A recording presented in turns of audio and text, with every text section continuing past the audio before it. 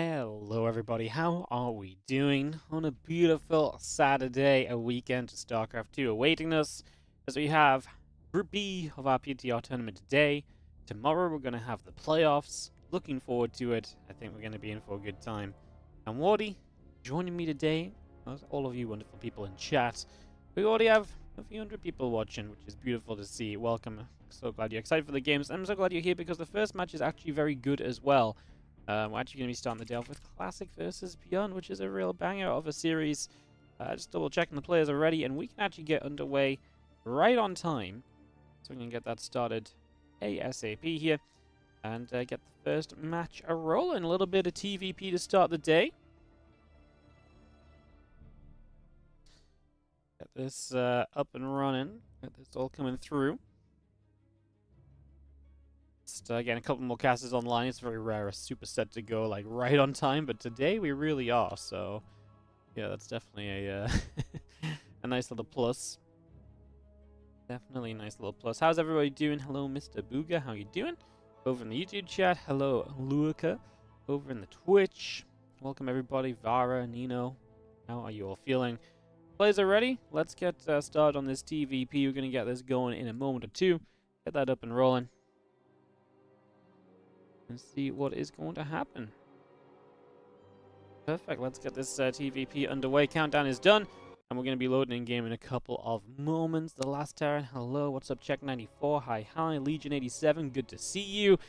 Beautiful day for some StarCraft. Had the day off yesterday. I went for a little walk in the woods. And, yeah, feeling recharged and ready to cast some games. Hopefully some good ones. I think it's going to be a really fun day of StarCraft. I really do. Just,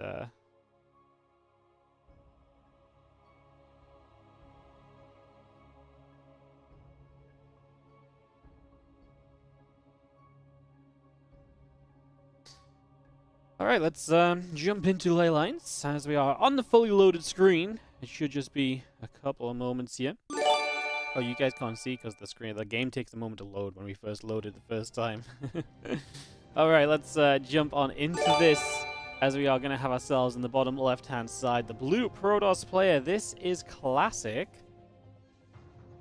He takes on the red Terran in the top right corner of the map. We have ByuN. Classic ByuN, game number 1. Ley lines is our battlefield to start off this series. This is such a good series to start the day. I hate starting with this one. Usually we start the day off with a mirror matchup. The order that I wanted to do the other matchups, the mirror match first just didn't work out. So I was like, fine, okay then. We'll do the, we'll do it like this. We'll start it with Classic ByuN. So great series to start the day. I really think this is an excellent one. I love that Classic has been so good lately. Well, maybe, he definitely has his surges of being great, and then otherwise he's, like, very good. I think ByuN Classic is a great matchup between two players that can absolutely beat the butt off of the other. So, we'll see what happens as we get into this. ByuN top right, Classic bottom left, start of the day. Looking beautiful. What's up, Corn76, coming in with a 14-month resub to start the day off over on Twitch. This is not StarCraft, it is WardiCraft, hell yeah. And we have ourselves Vet Honkin on the 2-month resub on the Prime. Going to be great casting as usual, I guess. And the Wardy hypers. Well, I hope so. Like I said, I'm feeling good today. I think we're going to have a really good day of StarCraft 2. Last couple of times I casted, I feel like I've been a little bit, I was kind of ready for like just a day off, a little bit of a break. Today, like I said, I'm feeling it. I'm excited to get some tournaments going next week as well. Get some qualifiers on the run and stuff. I think that's going to be a lot of fun too. So yeah, we're just looking towards having a very good time here in the world of the Wardy Kingdom. But yes, down to the StarCraft 2. Nexus coming in, Cybercore coming up, Reaper in the factory on the way, so not a super fast expansion from ByuN. Of course, this is PTR, so all the current patch changes, or the newest patch changes. We're currently playing on the one where the Ghost Nerf was announced and so on. I actually feel like this may be the one that kind of just ends up going through to live. I don't think people have really been complaining that much about this version of the patch, and I feel like if people aren't complaining, it's very likely these are just the changes that make it, unless maybe they tweak a couple of things. So yeah, I honestly feel like these are probably going to be the patch, or this is probably going to be very similar to the patch we end up playing on for the next little bit. Is the new patch coming out tomorrow? I've got no idea when the new patch is coming out. Do you think they tell me anything? I'm just a little StarCraft 2 caster running some tournaments every now and then, you know? They don't tell me important things like patch dates and stuff. I don't think anyone really knows. Someone that's just gonna come up on like the list of like a to-do list on someone that works at Blizzard. It's like, you know, clean out the closet. It's like, oh, make sure that the stairs have been, swept properly. Polish the windows. Put the StarCraft 2 patch alive. Let's vacuum the floor. Oh, and don't forget, we also got a Warcraft patch to put in. So there's just a list, something along those lines, most likely, that someone's going to pick up, and, they'll get to it. I think it probably is going to be in the next week or so. It's a new season tomorrow. Oh, well, I don't know if that's meant anything lately, so... I mean, maybe, but, yeah, I'm not sure if new season really means anything at all. I'd be surprised if they put it in on a Sunday. I feel like they need someone to actually restart the servers, and that probably just doesn't happen on a Sunday, so... Maybe next week, though. That's just going to be seeing our Warp Gate and our Blink continue to come up and then getting online, so that is going to be, obviously, a couple of Reapers hopped in. They got 3 probes, so pretty successful first few moments here from ByuN. As Classic is going to be now up against the Widowvine drop, and ByuN going to go into the Tech Lab on the starport. We'll see if he wants to go Banshee for that damage and harass, or if he just wants to go for the Raven, which is also a very solid option early game in TVP. No choice made just yet, and there it is now, the Raven on the way. Like I said, it's a very solid TVP choice to just go into a Raven, build something which has so much harassing potential, so much ability to aid in the kind of longer terms of the game, or longer stage of the game as well. A couple of Widowmines into the main. Gonna come eating straight through as we get to unload. 1 mine burrows, 2 mine burrows. Probe pull away. Just gonna see the Widowmines unburrow and reburrow again. Widowmine loads back up, drops back down. Hallucination flying straight through. He's gonna get blasted as this Widowmine drops off once more. And that's gonna go toward the probes there. It's just gonna get the one in the corner. Cannot save either of these, so Classic is gonna get the full cleanup.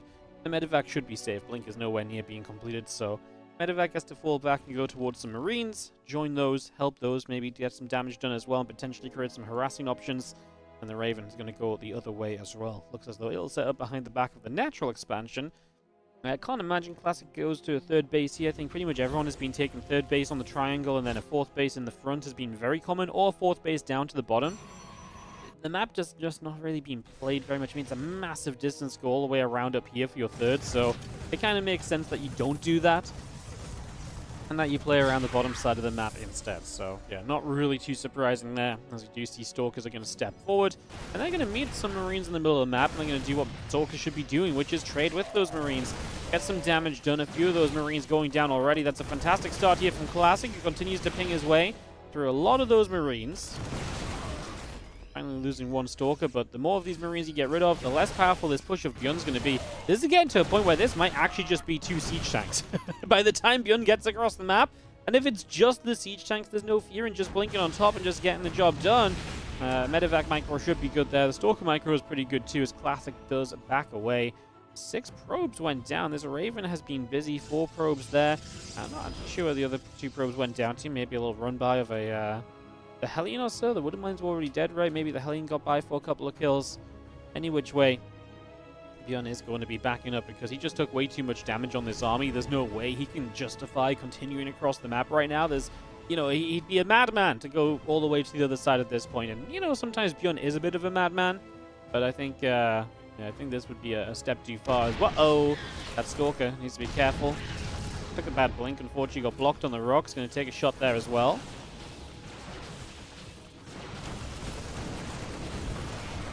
Nice cancel on the CC, though. Man, Classic is getting so much out of these Stalkers. The caster curse has been really strong lately. I feel like it's been really, really strong lately. Since Harstem had that clip of, like, slating Clem's micro, and then Clem just micros like a freaking king, I feel like the caster curse has been a very real thing. I've said a lot of things, and the opposite has happened moments later. Bio heading down. High Templar sitting there. Stalkers. Gonna get 1 Marine. Sentry goes down. Another group of Marines taking some shots. Couple of tanks firing. Obviously with Storm available, I don't really think this drop push should do anything, especially with how well Classic traded, but he's on only 31 army supply. The drop in the main base is going to be very difficult to handle because his High Templars are in the wrong place. I mean, he can warp in here. He's actually going to recall. That's probably the better call, actually, because he needs the Storm, I think, to fight the Bio. Loses 4 gateways as he has the powered on them. That was a horrible way of phrasing it, but the pylon powering them goes down, and 4 gateways get depowered there. Not a great couple of moments for Classic, who, like I say, I feel like had done so well with the Stalkers previously. Now I feel like we're in a bit of a funky spot. The Bio going to step up, as Zealot going down, the Immortal stepping back as well. Continue to chase through, another couple Stalkers going down. Storm onto the Widow Mines as the Immortal trying to get involved also. ByuN is still trying to step up into this. It's going to be seeing the +1 armor and the charge continuing by as well. One more Storm. And Nexus is going to fall. I mean, you just can't lose the Nexus here, right? So we're going to blink forwards. We're going to try and fight this. Zealots don't have charge because the Twilight's depowered. This is a sad ending for Classic. Is where did it all go wrong? Like this army, the army just didn't grow from this point here. That's crazy. Because I honestly felt as though the start was so good, no? I felt like the start was so good. The Stalkers were being so effective, trading so well. What a weird way for the game. Because it then just felt ByuN's push came out of kind of nowhere. I mean, not exactly nowhere, but it came out of like a, hey, I'm just going to kill a couple of Stalkers, then I'm on the other side of the map. And like I say, Classic just was not growing his army in that moment. Maybe a bit too much investment in infrastructure. Maybe a missed supply block or so.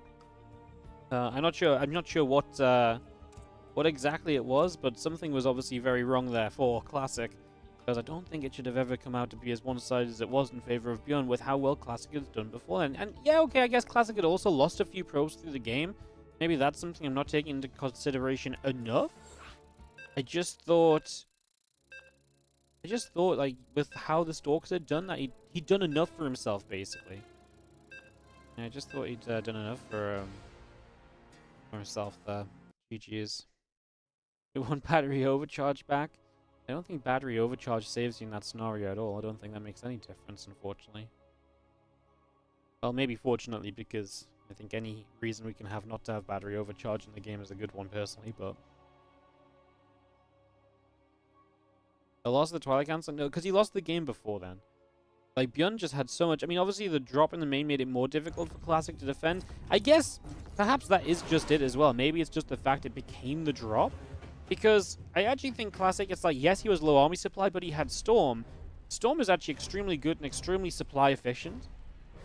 But obviously, you need to be able to cast those Storms. Then you had to recall in the main before you could deal with that. During that process, he lost power to the gateways and a Twilight, and so... And maybe that just had that knock-on effect. He didn't have... I mean, like I say, his army supply was low, but maybe it's just the fact that he was playing Storm and then got out positioned with the drop into that main base. Maybe that is, you know, part of what... Probably just a few different things overall.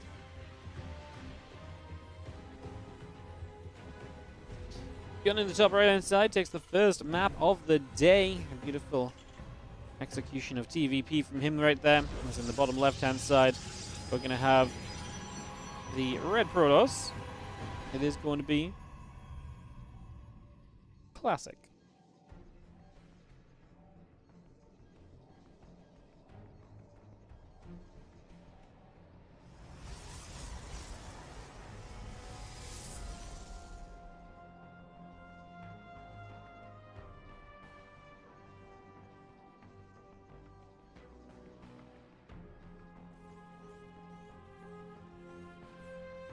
Okay, coming up, we get settled in for just a couple moments. Proby's on the journey. Before coming about.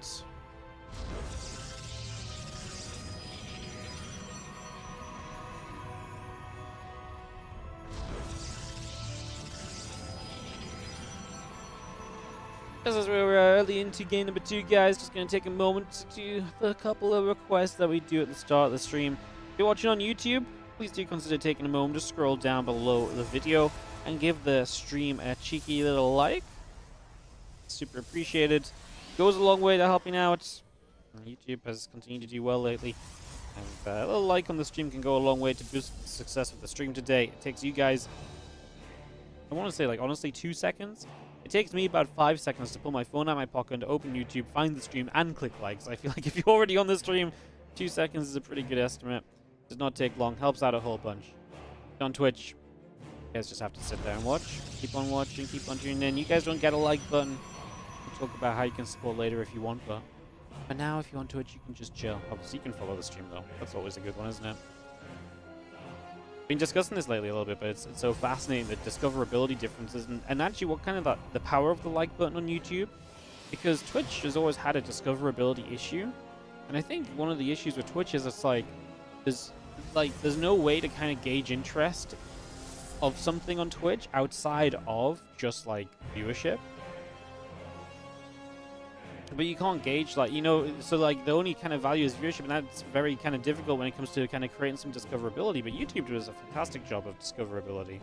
And I think a lot of it is down to the like button and getting people to interact and engage, and so they can actually see how, you know, what percentage of people are engaging. And so if it's a high percentage, it's probably worth showing to more people, even if the viewership's not there.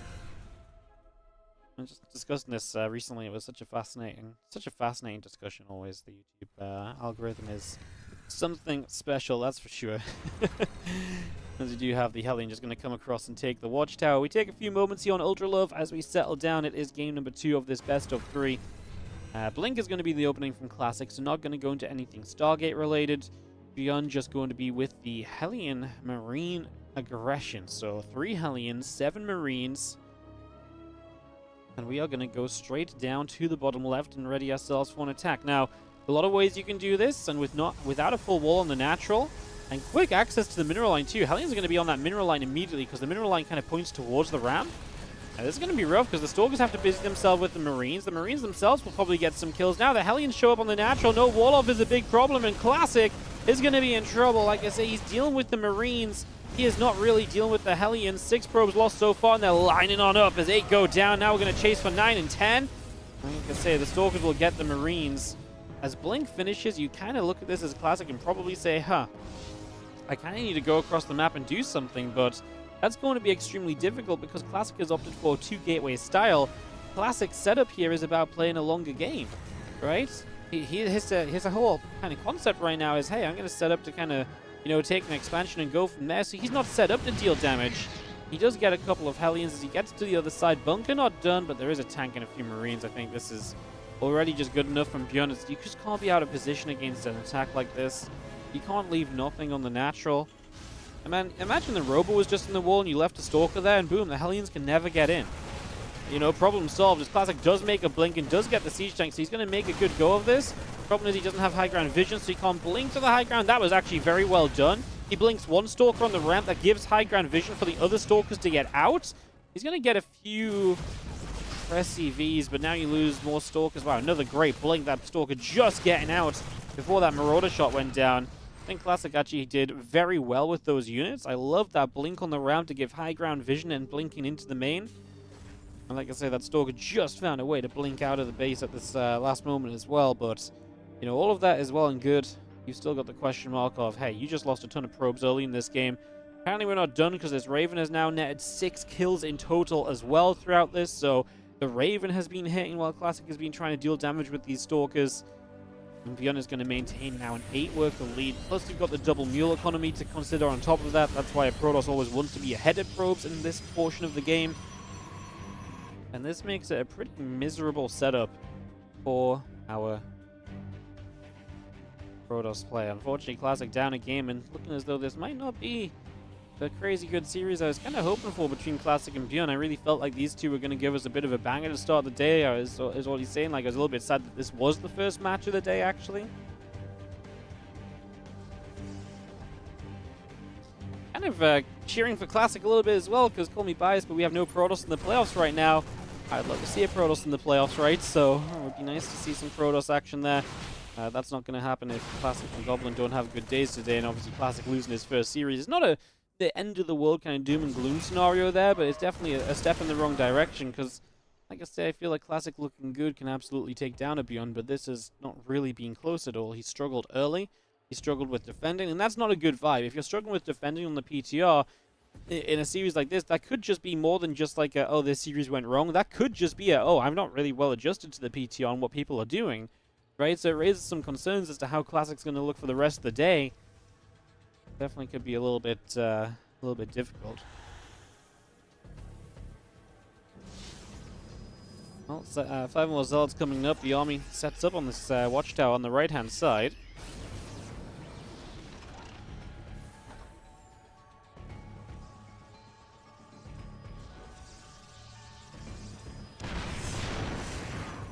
Plus shots coming out. Zealots taking hits. The units pull back. The Nexus comes down. We do have a couple of High Templar. If there's going to be a turnaround in this game, Storm is likely going to be a pretty large main character in that comeback. Storm's available. We have hidden the Prism off to the side, so maybe we can bring that in. There's a little bit of a surprise factor. A couple of Zealots open. You have the Medivacs coming around the top. First Storm goes down. Just going to be seeing the siege tanks getting jumped on. On Stalkers continue to come about. The Bio army escaping away as well. Medivac's are on the left side. Just going to be seeing the Zealot Stalker Archon gathering together. The High Templars joining through. These Medivacs ready to jump into the main base. Next moment or so, in we go. Bio will begin to unload here. Ready to dive into that main mineral line. Well, Stalkers getting warped in. A couple of them going to wander over on their own accord. Do you get the Zealots charging over here as well? Is just going to be seeing the Stalkers. Going to start blinking back. Bioforce going to trade well here so far. The other Stalkers show up. They're going to get the emptier Medivac. There's one single unit inside there. Get the full one, and maybe Classic gets a little bit of momentum back in his favor. He's still going to be behind 30 supply even if he got the full Medivac, but it would be something. I mean, we're talking about a situation here where Classic has been kind of doomed from the start. 48 probes only on 3 bases. That just ain't cutting it. 21 probes dead in the game. Hasn't even lost many units. It's really been an economic game where ByuN did damage to the economy early, and I mean, that's just going to hamstring you for the rest of this game, and it really has done. Classic has barely been able to get moving.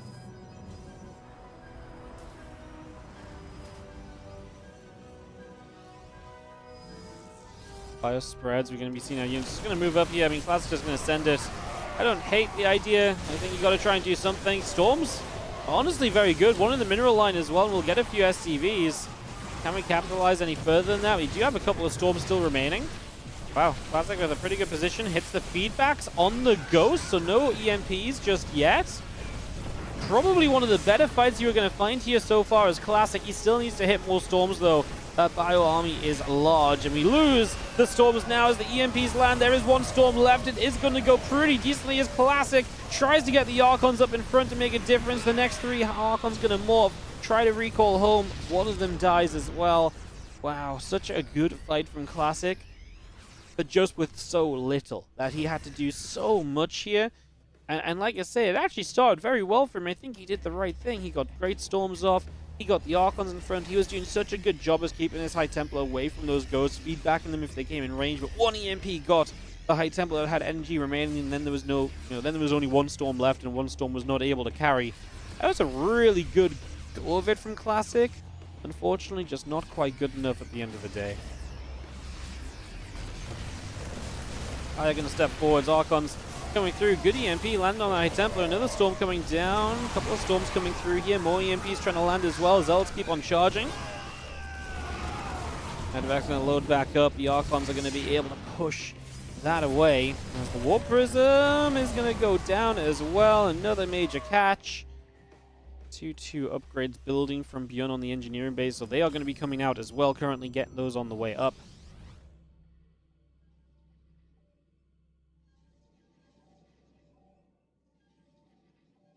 Couple of Vikings building outwards. We do have our 2-2 still on the way.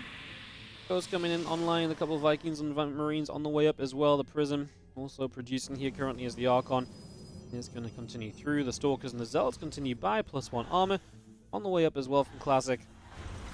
This army continues to move out toward the center of the map. Wouldn't mind firing. A couple of Zealots going down.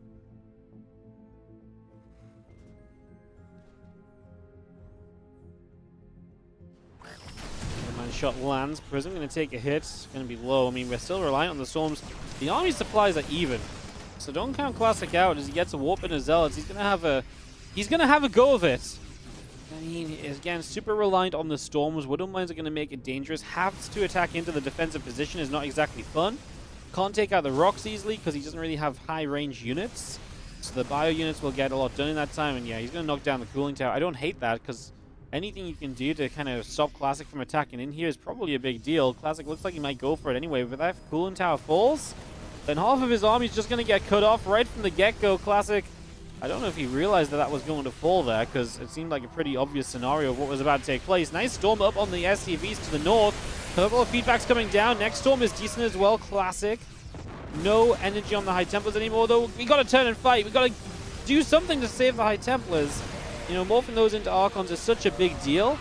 Gonna lose the Prism. Zeld's gonna get in the front. I was gonna say, I felt like this wasn't an army we could kind of turn onto as well as Classic. Here we go. SCVs have to pull in. Are we actually winning this fight? Is that a thing? Zelds and Archons continue through the rocks down, but now Classic has made his way around. Gonna get depots, force the third base away. 7 new High Templar warping in. I guess my current concern is the complete lack of Storm. Without Storm, it feels very difficult to stay in this game. And that's why we're going to need the... Yeah, that's why we're going to need the rest of the Storm to come through, right?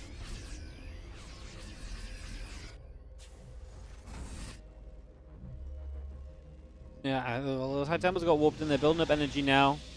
Got a couple in the Prism already, and +2 attack on the way as well, as Classic's been fighting this down to 1-1 upgrades against the 2-2.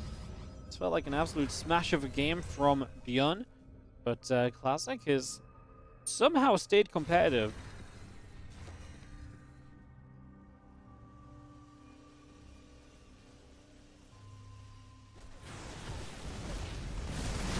Storm comes in. Obviously, EMP is so good when there's High Templar in clumps, and Classic, when he's forced to attack in, he doesn't necessarily always have the time to go hunting around. Apparently the Prism went down as well. Oh, I missed that because I stopped to read chat stupidly at a bad time, I guess. SCV is going to start dropping here. I just don't think Classic's army is good enough right now. No Storms available. Kind of putting himself in a very weird place where he's being chased.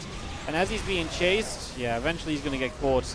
And ByuN is going to take game number 2 and this series 2-0. But man, like I say, this was obviously a pretty crazy way for things to go initially.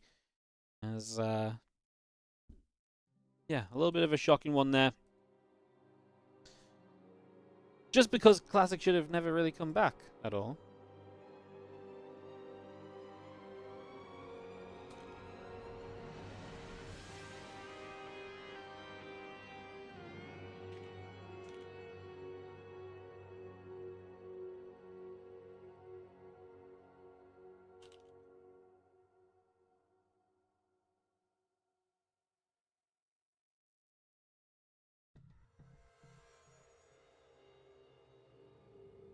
Alright, we're going to get into our next matchup, which is going to be Classic versus Goblin.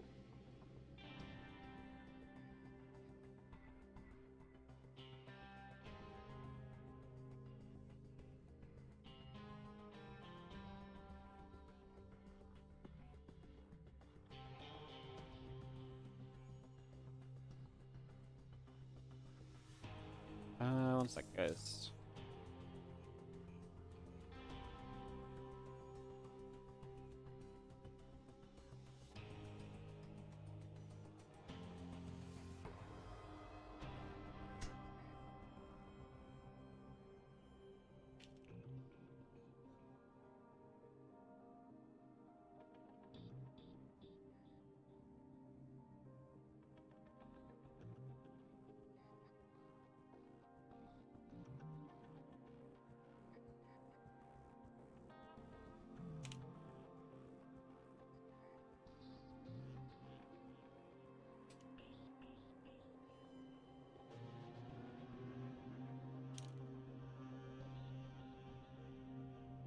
I guess, sorry, yeah, just sorting a couple things out. We are going to be heading into our next match. Will be Classic versus Goblin. Get that going in a couple of moments.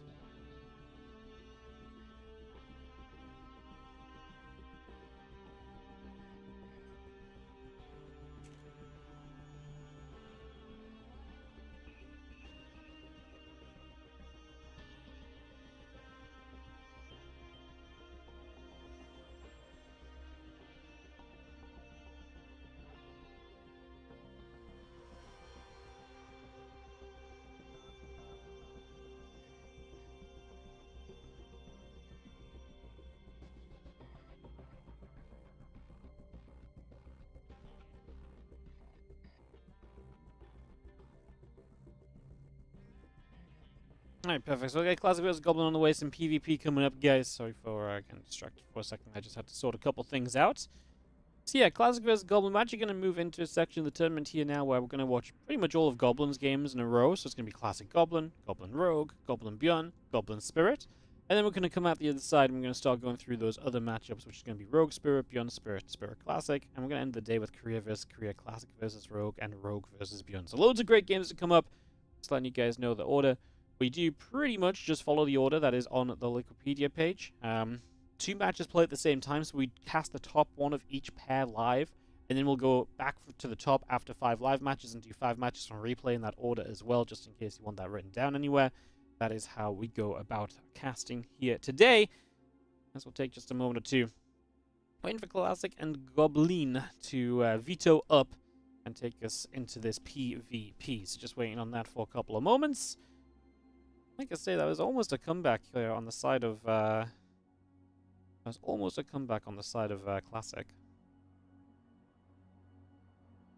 It's gonna be Ultra Love for map number 1.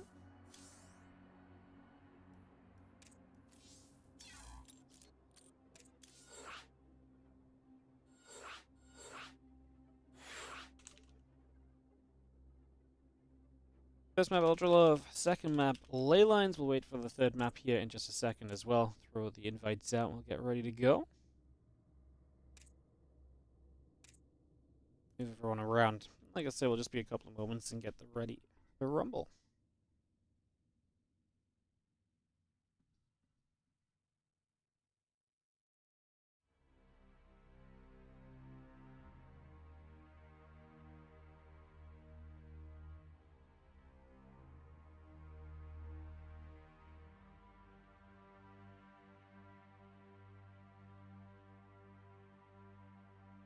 Alright, everyone has joined us here. Like I say, it's going to be a bit of PvP right here.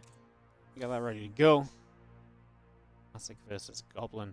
We already had Clem, Shin, and Gumiho advancing to the playoffs, by the way, so we'll be seeing those guys playing tomorrow. That's what everyone today is fighting to join in on as well, so we'll see how that all ends up. Hoping for some good matchups.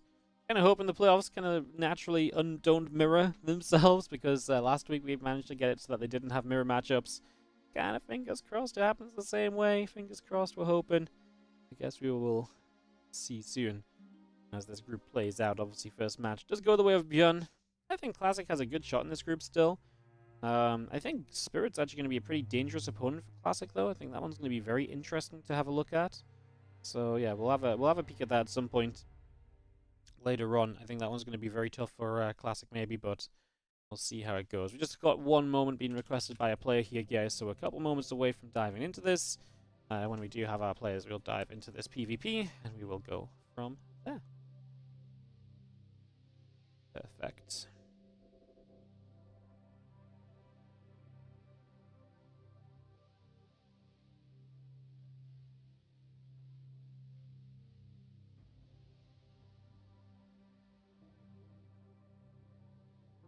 Alright, players are ready. Let's jump into this PvP as we go into Ultra Love to start things off. Get this underway.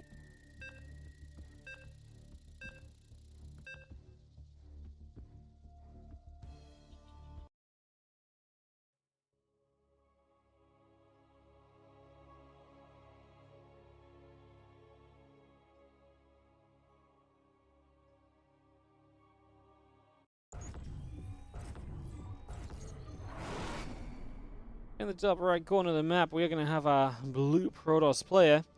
This is Goblin. First match from him today. Like I say, we're going to be enjoying some Goblin games for the near future because we're going to watch a bunch of him in a row. And he got through into this based on some good PvP results. It wasn't. Was it Classic that he beat, or was it Zound that Goblin beat in our qualifier the other day? Let me just remind myself very quickly. Yeah, Goblin beat Zound 2-1. Nah, that was the one that beat Classic. PvP is obviously kind of up in the air right now. A lot of aggressive stuff is like, you know, figuring out how to deal with that without battery overcharge, for example. Classic in the bottom left, as he is going to go straight away and say, hey, look, this is a map of the ramp, so I'm just going to put my gateway on the low ground. And he's going to see if he can defend some kind of low ground expansion early. Goblin is not the kind of player to back away from, aggression. If he feels as though he's going to be able to kind of just show up and, if he feels as though he's just going to be able to show up and kind of, kill his opponent, he will do so. So Goblin may have that option open to him with that faster expansion of Classic getting going, and Goblin playing the double gateway opening. Of course, Goblin hasn't scouted yet. He doesn't need to see anything going on super early. Once he sees the fact that it's a low ground gateway and hence most likely an expansion, that's when he can make the call as to whether or not he's going to go for it in terms of trying to bust his opponent down. And, his Cybercore is only just starting, so he doesn't have to make any decisions from now, before he gets the scout. The Cybercore is going to come down anyways. It's 2 gates. 2 gates can turn into an expansion play as well if you want or needed to. As the probe moves up, going to nibble at the other probe. Again, Cybercore coming up on both sides. The gateway continue to build, and Nexus coming over.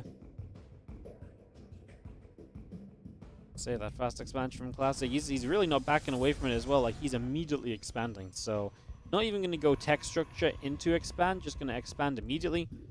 Those couple of probes nibble at each other once again.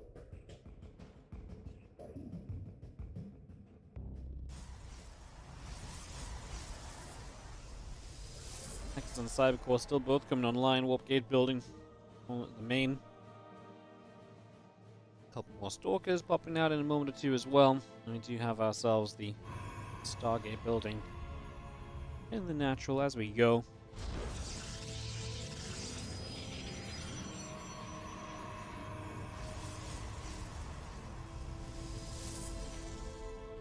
Nexus finishes. As these 2 Stalkers of Goblin are going to move out, and yeah, he built a Stargate, so he chose to go for that. It's going to be an expansion Stargate versus currently a non-expand Stargate.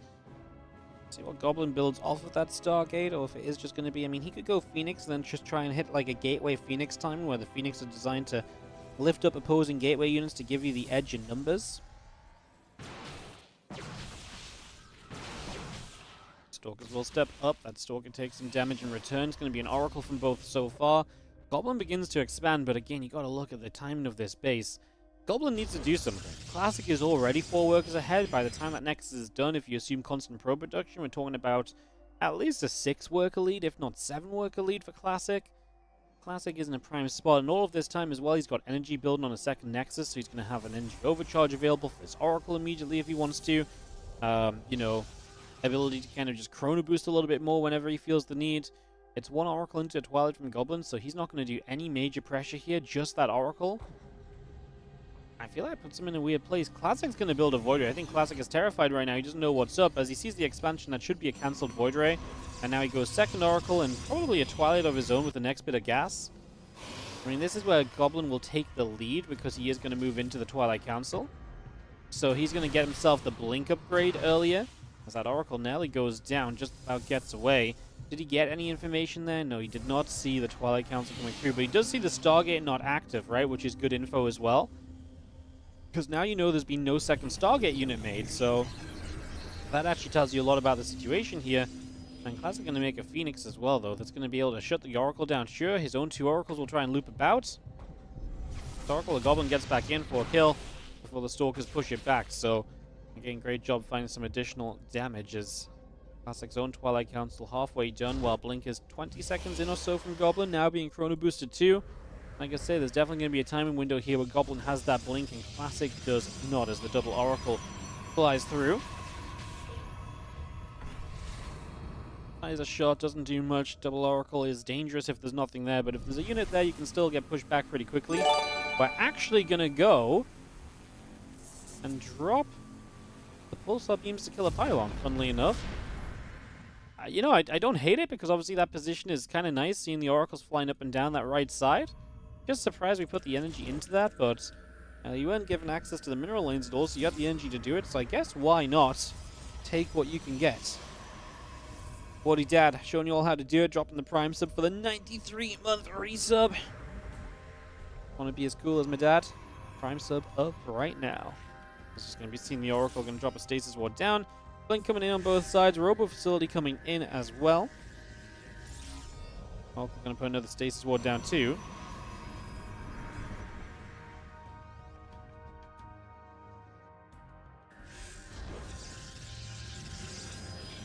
Stasis over to the sides. Just going to be having the Blink coming up, the Forge and the Nexus coming through, Robo Facility building from Classic.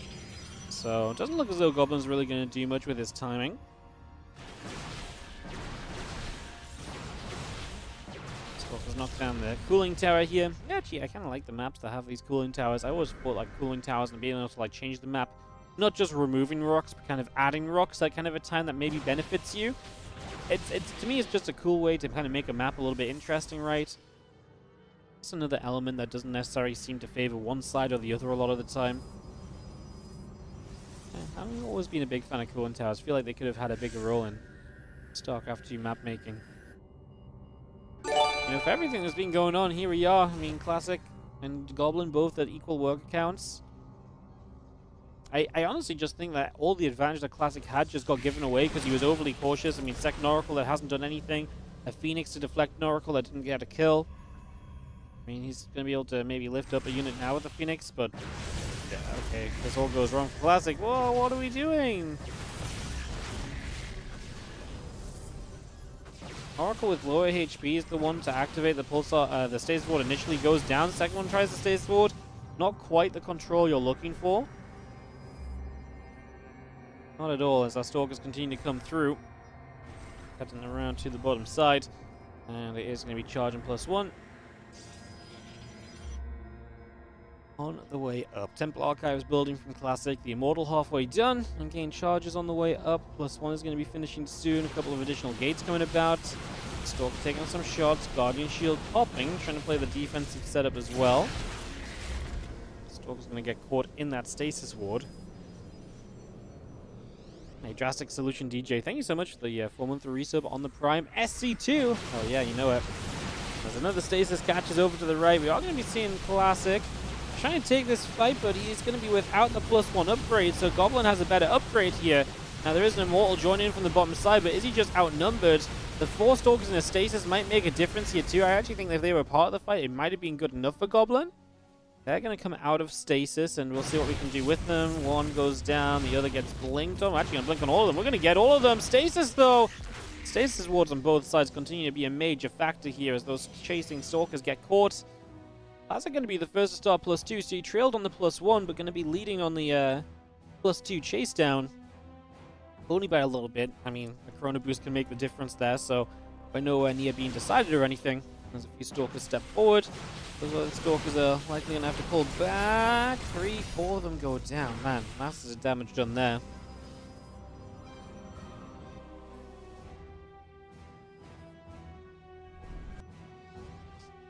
Well, so far, the PvP has been pretty darn exciting. As we do see some Stalkers going to move back up into the main base. Oracle still active.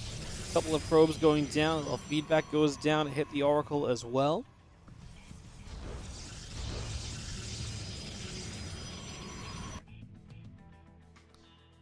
Bay building, the additional Stalkers coming by also, all of that coming through currently.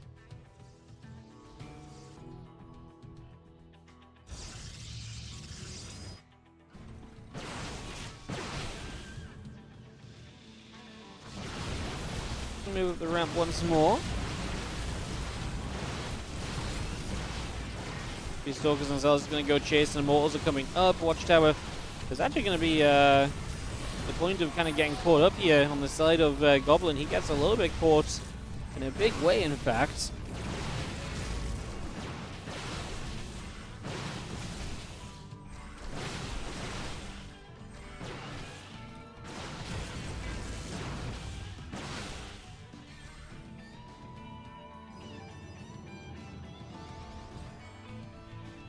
To attack finishing on both sides. Supplies are still very close together. This is a competitive game as the Oracle shows back up, trying to get some pulls up. Being good pull away from the probes. Yeah, just have to keep pulling them though. It's lost mining time that Oracle can create, and doing pretty darn well there.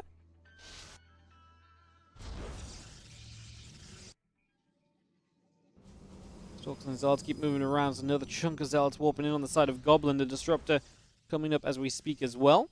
That Disruptor coming through, 2 more Archons, Cannons, and the Immortal in production, +3 attack on the Forge, also in production currently.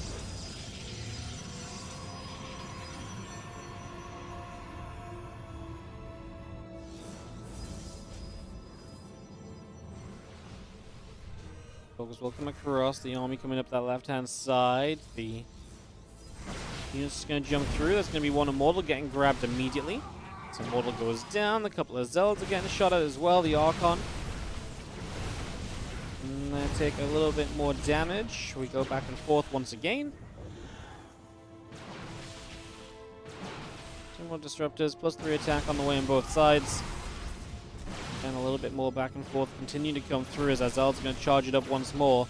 Stalkers and a Disruptor, and the Immortal pull back a little further.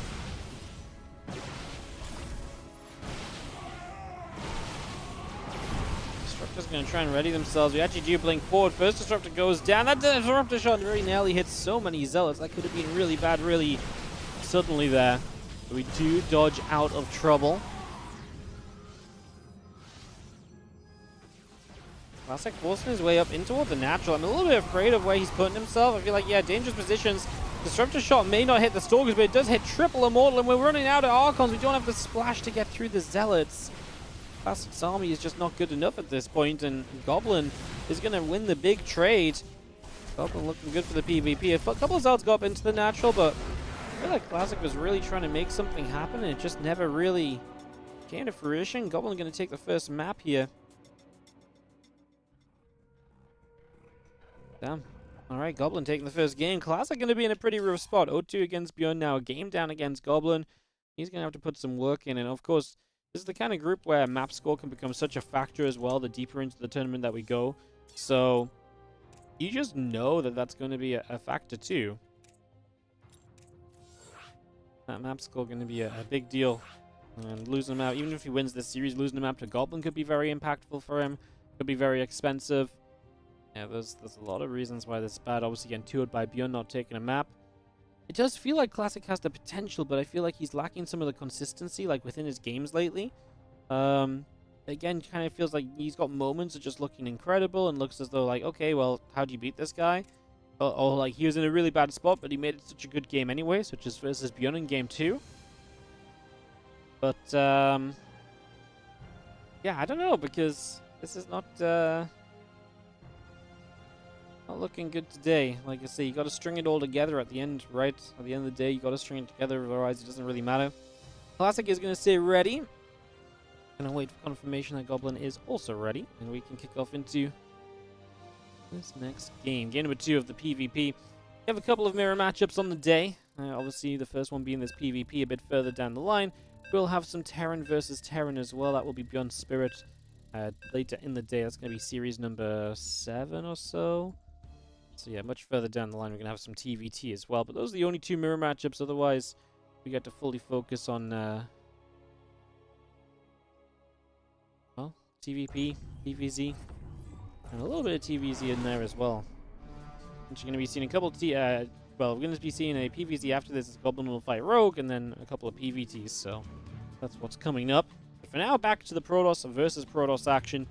As we have got in the bottom left-hand corner, the blue Protoss player down a game in this best of 3. Can he turn this around? Let's find out. It is going to be Classic. Takes on the red Protoss in the top right corner of the map. We have Goblin. Around the BAM. Thank you so much for the generosity of 5 gifted subs. Just going to go out there to Yags, Razorback OTP, Hot 386, Brackval GG, and Ace of 313. Let's see some Wardy Hypers, some Wardy Hearts, and all the rest of it in the chat for Around the BAM. Thank you so much for the gift subs. I double checked your name this time before I said Barn. It did come into my mind. I was like, it's Around the Barn. I was like, no, we did this last time, didn't we? I'm pretty sure I did. Look at me actually reading usernames properly before doing the shoutouts. 2 gateways each. Obviously, I really felt like last game Classic got away with so much. He went into, you know, he got away with the faster nexus and all sorts, and he just didn't utilize it well because he played so afraid from there. You know, he was initially starting to Void Ray defensively, and then he cancelled that, built a second Oracle. And I think that was fine, but then he built a Phoenix to deal with his opponent's Oracle, and Goblin just did none of that. He built 1 Oracle, went straight to the Twilight, And Classic's Oracles did less than Goblin, so he made double the investment on the Oracle plus a Phoenix to defend, and he still took more damage. I think that undid a lot of what Classic got away with in terms of the speed of the expansion, because it should be noted that the build order was better for Classic overall. Just the execution of the units and the harassment obviously went pretty badly wrong.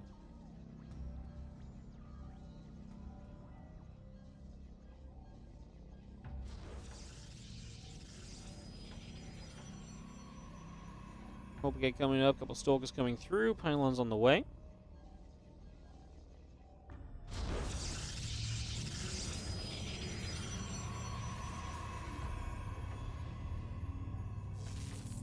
Probe's gonna nibble. Probe taking some damage. Stalker gonna get there. Probe will go down. A couple more Stalkers coming through the Warp Gate building. Stargate coming up from Goblin as well as the probe comes about. Gonna move around. Classic is on the map with a couple Stalkers of his own. That Stargate on the way from Goblin as well, so bringing that through for now.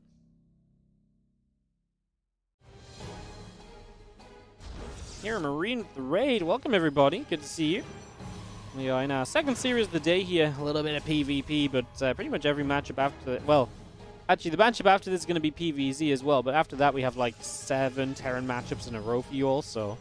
Welcome everyone. Hope you're doing great. If you want to hold out with us for 30-40 minutes while we get through a couple of gate matches, we'll have some Terran games coming up. It's going to be Goblin versus Rogue after this, and then we also have Spirit and ByuN in this group. Everybody plays everyone. The only match we've had so far is ByuN beating Classic 2-0. And now Classic trails Goblin a game in this best of 3 as we work our way through. And this is all in the new patch on the PTR as well. So, yeah, welcome everybody. Good to see you. That's where we're at in case you're just joining up with us. We have a couple Stalkers going to go back and forth. A little bit of damage here and there to start things out.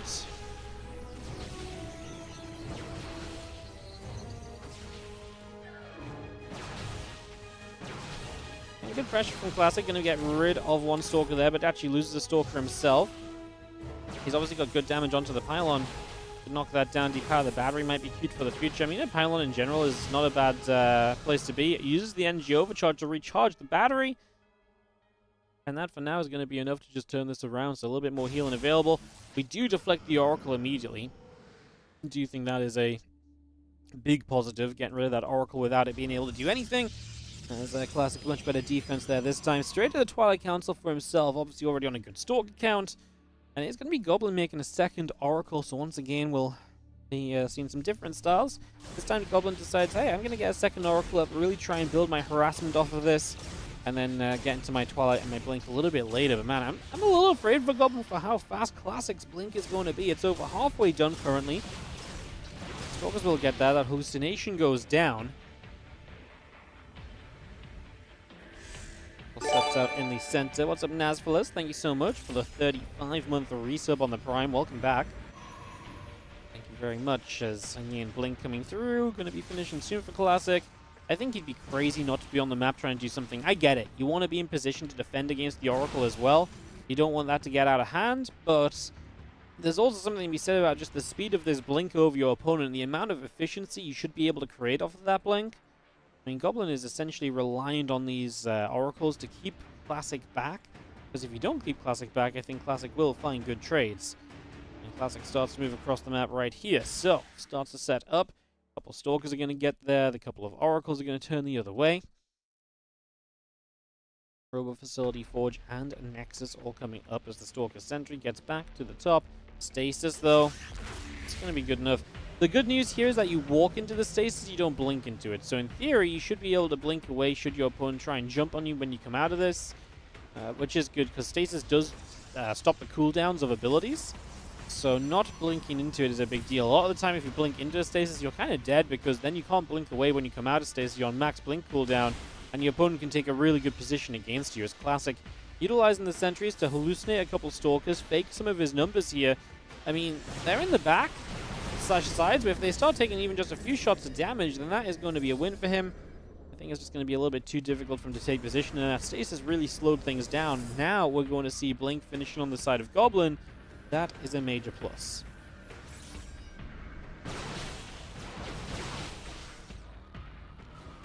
Getting ready for the Blink Wars. This +1 attack builds from Goblin, +1 attack builds from Classic. Charge halfway done. The additional gateways all coming in.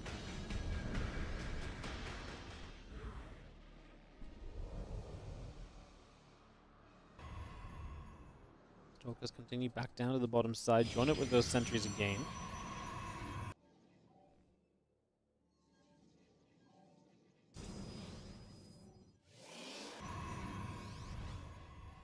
Six more gateways coming online. Nexus, Prism, Charge and +1. Continuing through as well. Double Oracle to the bottom.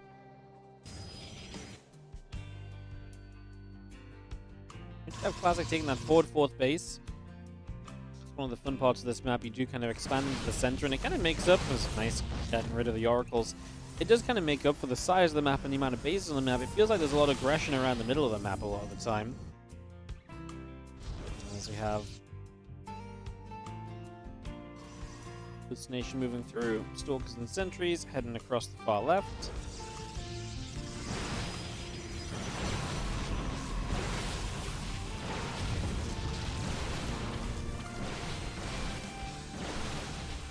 Sending back around. A few Zel's going to get down that ramp. A couple of force fields come down again. Shooting. Goblin actually blinking forward. The force field's holding back so many Classics units. He needs those Zelts to get here. He's losing the Stalker War, so you absolutely need the Zelts to be tanking. Chasing down now. The last sentry of Goblin goes. Obviously, the Stalkers, if they kite, can do very well, and that's where Goblin's going to find a lot of his numbers. We blink forwards here as Classic to at least start getting some more guaranteed damage out. He has a Prism to reinforce, but I think he actually might need to stop and reinforce. He's also building +2 attack as well currently.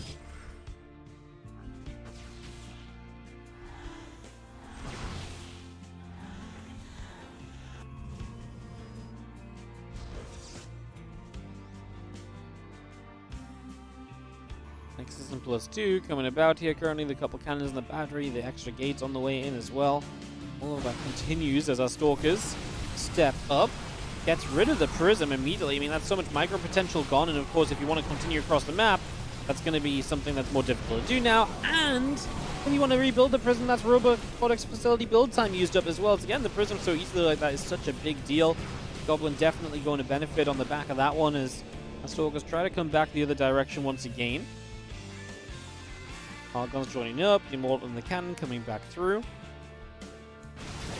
Step forward again here. Stalker's trying to get the Archon, not quite going to get there.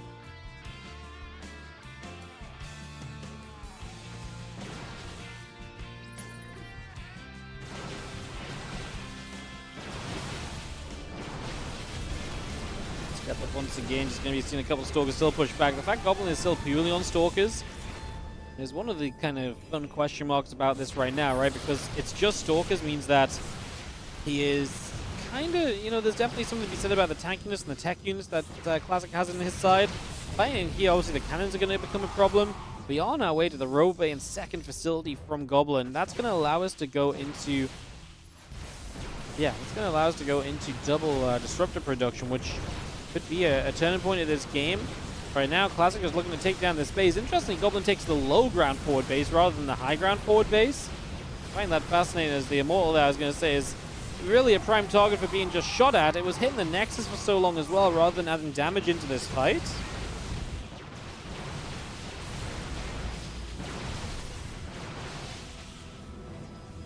Stalkers regather, +2 attack, about to finish your blink forward again. Still got one Immortal and one Archon. It's not a lot of tech units from Classic though, and look at the supplies. Classic bleeding out a little bit here. He'll get a warp in to help those numbers go in his favor again. He starts +3. I think it's close enough, but a few probes down, and I think here just a lot of time spent again damaging the wrong thing, hitting the Nexus but not getting close to killing it. You know, letting the cannon and the batteries put in so much work as well. You're letting the investments of your opponent play out, where your own investments don't get to do as much.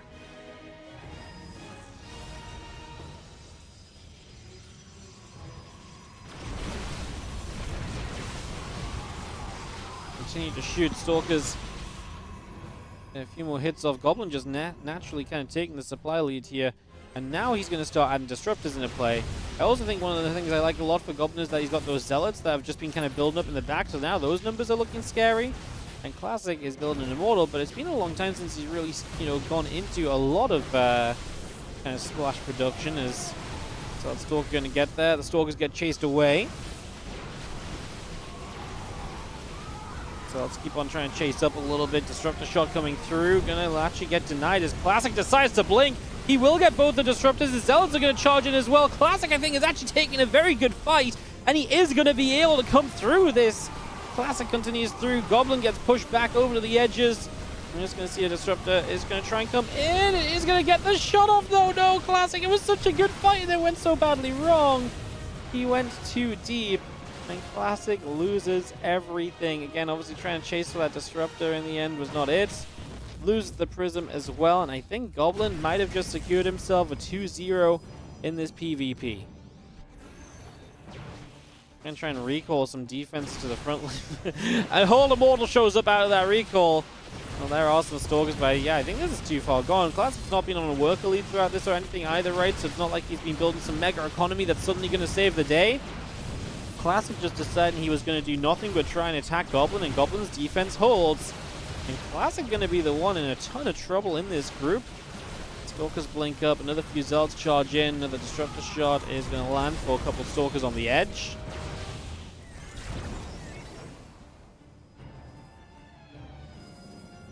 Disruptor still in production here. Prism on the way through, +3 attack finishes. That would have been so nice for Classic so long ago as well. Now when you're down in numbers, the upgrade is going to mean that much less, especially against Disruptors as well. Being behind or ahead an upgrade is going to have less of an impact. Disruptor shot, and at this point Classic is just playing with the worst army in size and in quality. The only thing it has in favor, like I say, is the upgrade. And that will stick. Goblin does not have a +3 upgrade on the way for himself, but has the economy to boom through. 5th base from him is already operational. There's a couple of Zealots ready to run onto the 5th. The Classic should have come up, or if he wants to... I don't know if he's probably just not paying attention right now, but maybe, obviously, if the probes get there, we'd be able to send 2 Zealots there rather than just onto a building nexus. Stalkers start to get in toward that mineral line. Couple of probes taking some shots.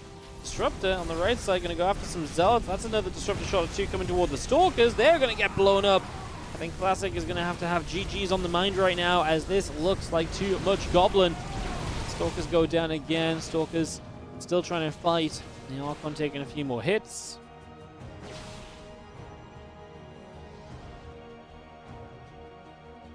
Nexus is about to complete. The Prism coming online. I mean, Goblin can, in theory, I think, just push for this victory. I don't think this needs to be complicated.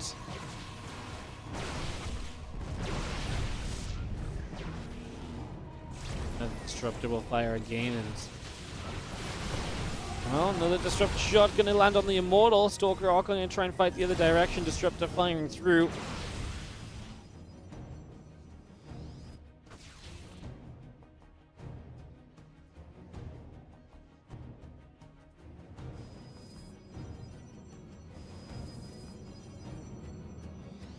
Problem with such a lead is still being very cautious about pushing in. I guess it is interesting. You're kind of, I mean, I guess now Goblin is on an army that would like to be pushed in too, but pushing into your opponent in PvP is tough, and obviously the Disruptors don't really like pushing into an opposition, so got to be somewhat careful, and that's going to allow Classic to stay alive at the very least. Stay in the game a bit longer. That Disruptor shot does land. Doesn't kill too much, but obviously softening things up, and now you get an Archon out of the next Disruptor shot. I mean, we're chasing the Disruptors a little bit, but you're still 30 army supply down. So again, to the point where Disruptor shots may not even matter. We might just be able to take a straight-up fight that favors Goblin here. So he does have to back away. He's going to get the Disruptor on a lot of the Zealots. That softens up the front line. It's going to give the Stalkers a much easier time, kind of just sticking around and fighting this rather than having to kite constantly. So it comes up this ram. Disruptor's landing.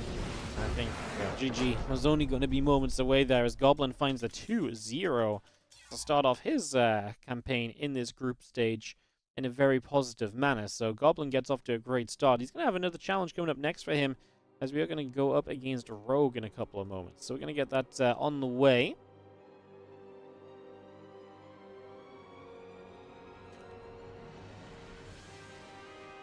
So we'll get that ready to rumble. Goblin versus Rogue coming through.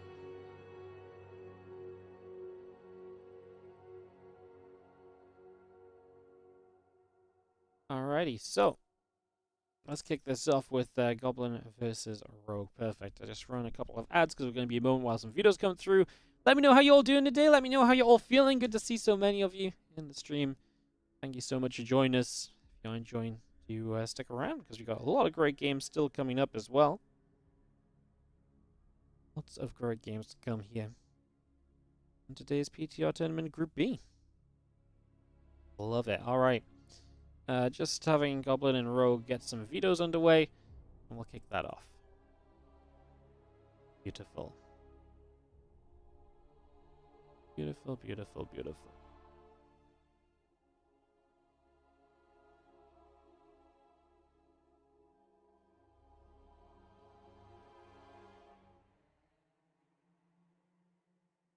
Alright, Goblin just needs a couple minutes as well, so we'll let that figure it out. Does Wardy exploit quantum physics to cast simultaneous games? We don't need to just cast simultaneous games, we just made a beautiful system that allows us to cast multiple things across the board. Always fun.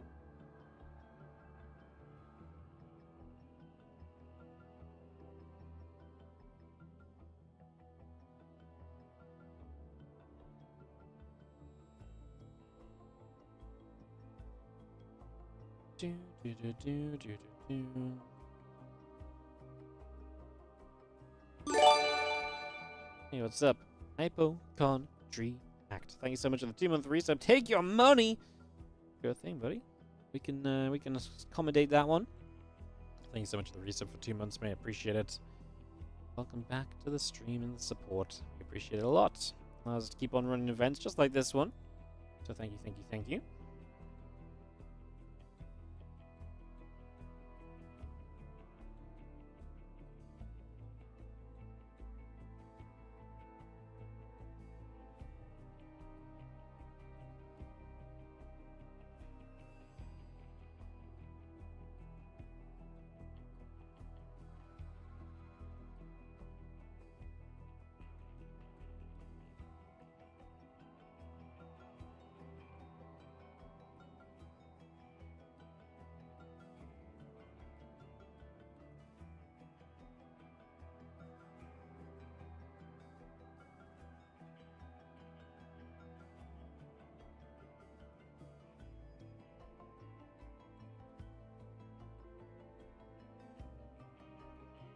Alright guys, like I said, I was waiting for videos. I was just checking where we're at in terms of the overall, any issues and so on.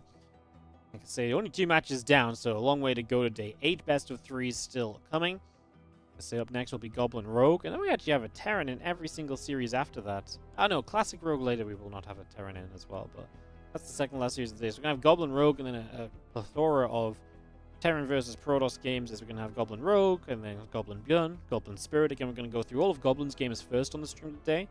And then once those are wrapped up, we'll head into Rogue versus Spirit. And actually, it's going to be all the Spirit games basically afterwards. So we're going to do all the Goblin games, then all the Spirit games, and then we're going to finish up with the Korean versus Korean matches to see where this group stands and to see what our playoffs is looking like.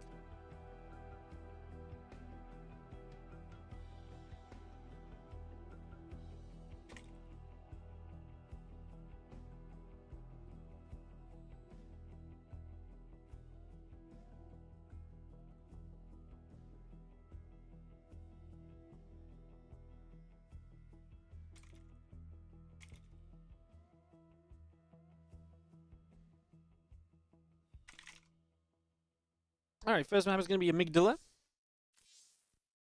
Get this hosted.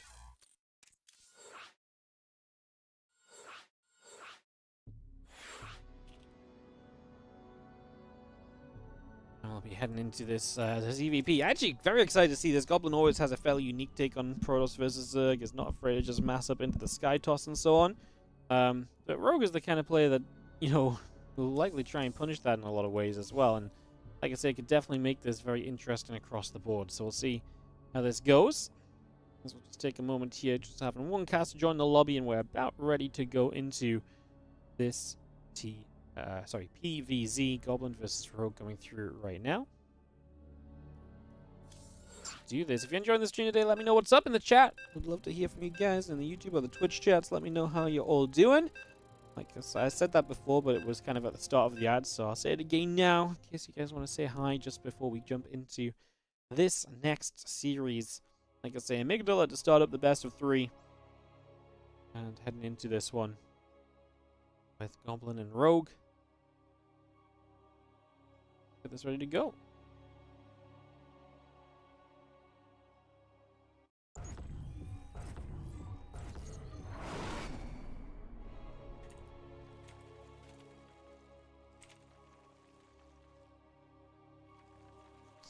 Alright, let's jump into the bottom left corner. It is going to be the blue Zerg player. It is going to be Rogue. He takes on the top right red Protoss. It is Goblin.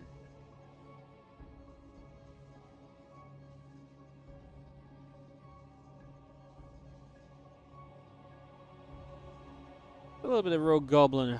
EVZZVP. Excited to see what we get from this as we have a gateway going down.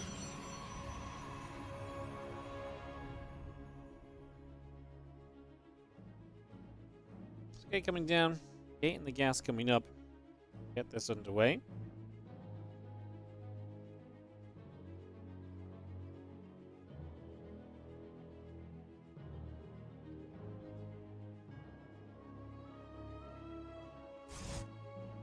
Hatch coming through. Extractor on the way out. Just gonna see that gate still building here for a couple of moments as we do have the probe. Just gonna come across 1 moment or so. Just gonna move into this main base. Spawn pool still coming online. Nexus building on the side of Goblin. Gateway about to complete.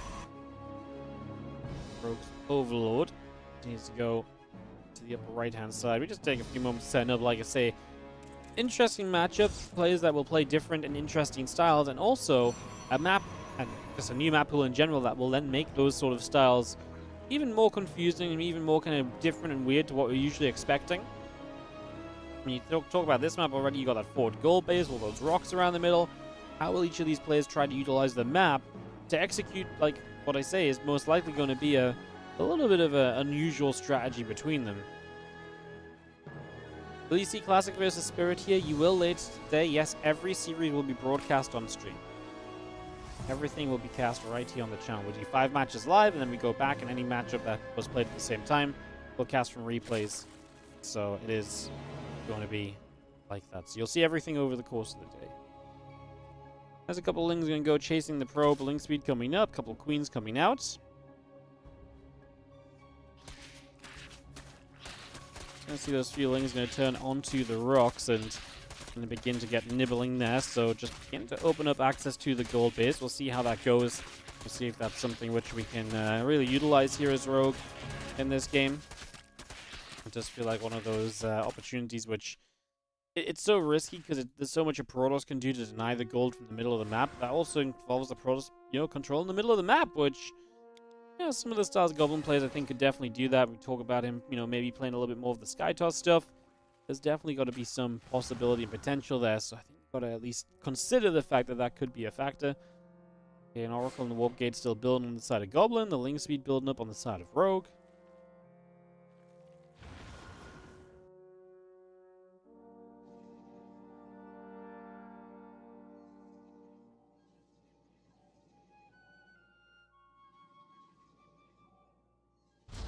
Gateway drops in, but Pylon next to it, so double support on that wall off.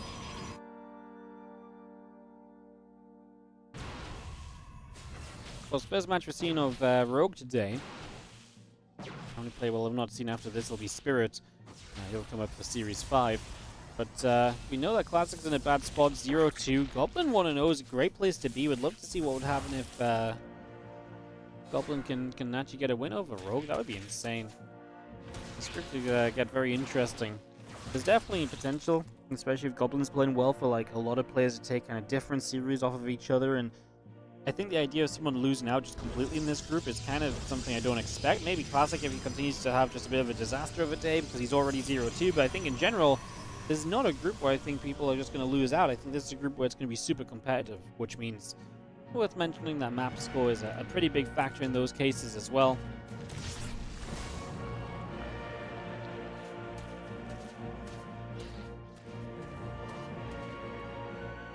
just keep that in mind. Map's will be influential as the Oracle activates, drone goes down, Spore finishing up. Oracle will actually come over here and grab a couple of lings, trying to clean up the rocks to just open up some space there as well. Still got the lag coming through, additional drones in the way. Oracles will join up in the middle of the map. 4 additional gateways still on the way out, plus 1 attack coming through on the Forge. Goblin has the triple Oracle active and will continue to utilize that as best he can as he moves about, tries to see where he can get to.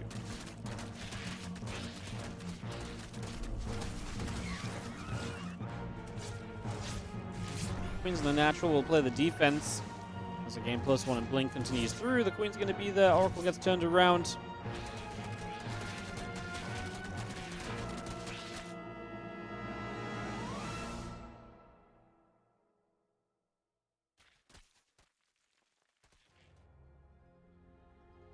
And lab building, +1 missiles coming through. A couple of overlords coming about as well as our Queen's going to shoot those Oracles.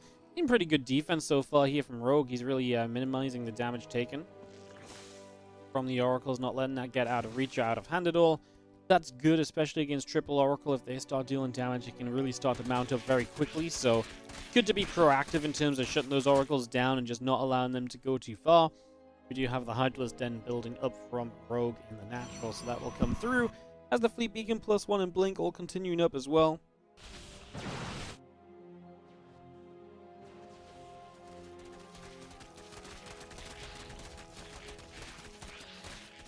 Things will nibble on the rocks. Again, +1 and Blink finishing soon. Halfway through on the Fleet Beacon.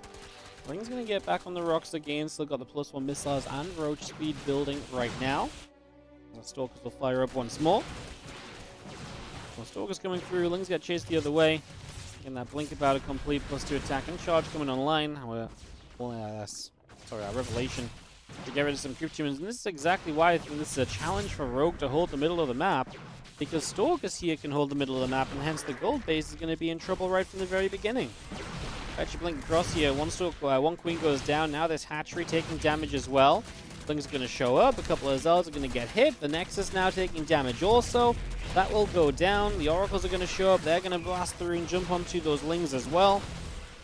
And yeah, we just lost the 4th hatchery. So major denial already from Goblin. Love what he does here. Going into a mothership as well. That new mothership, people have been rushing it a little bit faster. Hero got it very quickly in some of his games. Goblin's been getting it quickly in some of these games as well. So, yeah, we've been seeing some quick setups in that regard.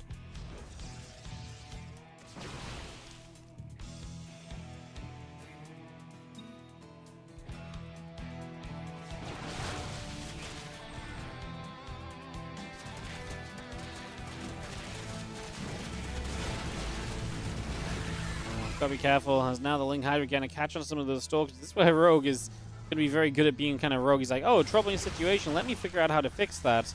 It's with a Ling Hydra attack here. Maybe not as many drones as, you know, Goblin expects him to be on. No Hydra speed yet. This makes it a more manageable situation as the Stalkers continue to warp in. The Oracles are there to maybe add in something as well. Can Rogue get a cancel on Goblin's 4th in revenge for his own cancelled? Cancelled a couple of times because he's on his way back to the gold base now. As Goblin is building Tempest. Again, that investment into the Mothership and investment into the Fleet Beacon tech. Something that we're not seeing benefit yet. Now as the Mothership shows up, maybe that will make a difference. First Stasis Ward catches just a single Roach. The Roaches are only, the Stasis Wards are only so far forward, so right now they're not helping out too much. The Mothership will tank a little bit. If that Mothership stays alive, I don't mind it, but you do not really want to lose the Mothership. It is going to pull away. Obviously, we activated the Cloaking, but we didn't really have... Well, we had detection, basically. There was an Overseer on the other side. Goblin's army supply is sitting nicely. The Stalkers are going to be able to survive as the Lings get caught in a stasis. We come moving forwards, and the Mothership really was the MVP. It tanked some of the damage, and it got away alive, and now still here. And the Mothership saves Goblin in this fight, I think. Because I think if it didn't tank all of that damage, Goblin would have been dead, dead, dead. Goblin looking good in this game one, as that attack of Rogue does not work currently. Love to see the Mothership showing up and actually having an impact. That's not something you usually assume to happen.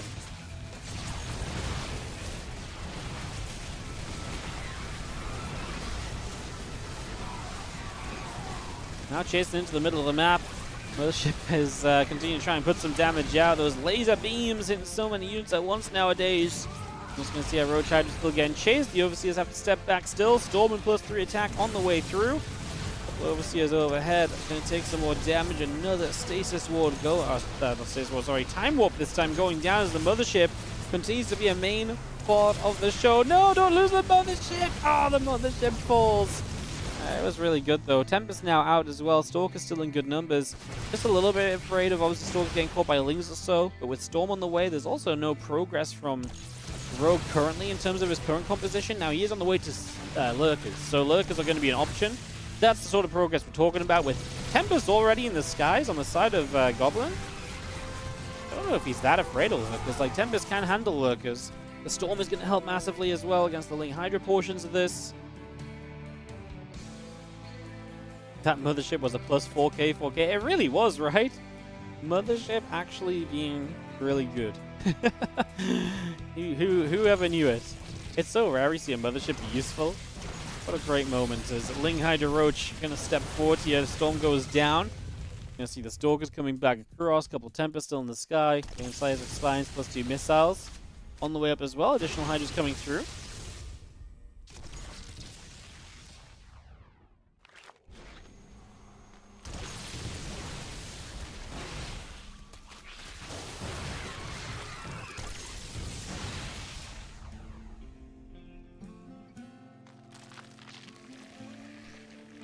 Hydras and Lurkers still setting back.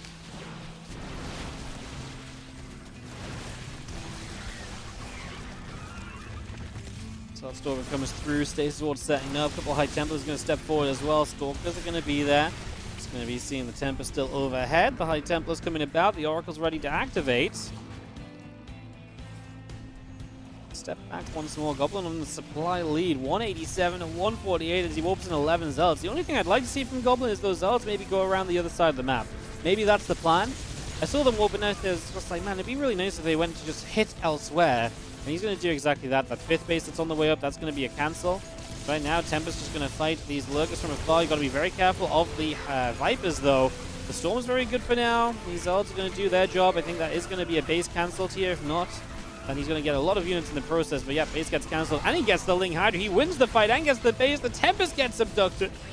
We're going to be able to kill that eventually. One High Templar wandered a bit too far forward as well. Remember, that Mothership is unyoinkable. Can't yoink Motherships on this patch. Zard's get into the back of this mineral line. The few Lings are going to show up. The Hydra's going to be there.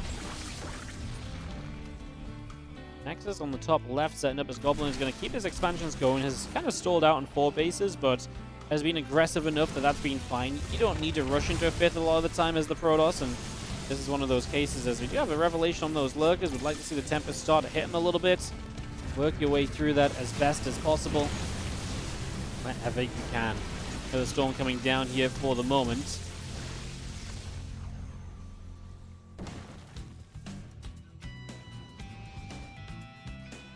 Let's see our plus Smelly upgrade coming in. The additional Hydra's coming up. And Mothership cloaking continues as the Hydra Lurker of Rogue goes to the upper right-hand side. Going to try and work it. I mean, basically now diving through the middle of the map as Goblin's been working around the side of the rocks. The Storm comes in. Good time warp once again. The Mothership paying for itself in this game. Star's going to get through on the other side. A couple more shots coming about. And Rogue is going to say GG as Goblin is good for game 1. Is Goblin our Protoss hope in this tournament? He might just be. That was a great game 1 from him. Fantastic stuff.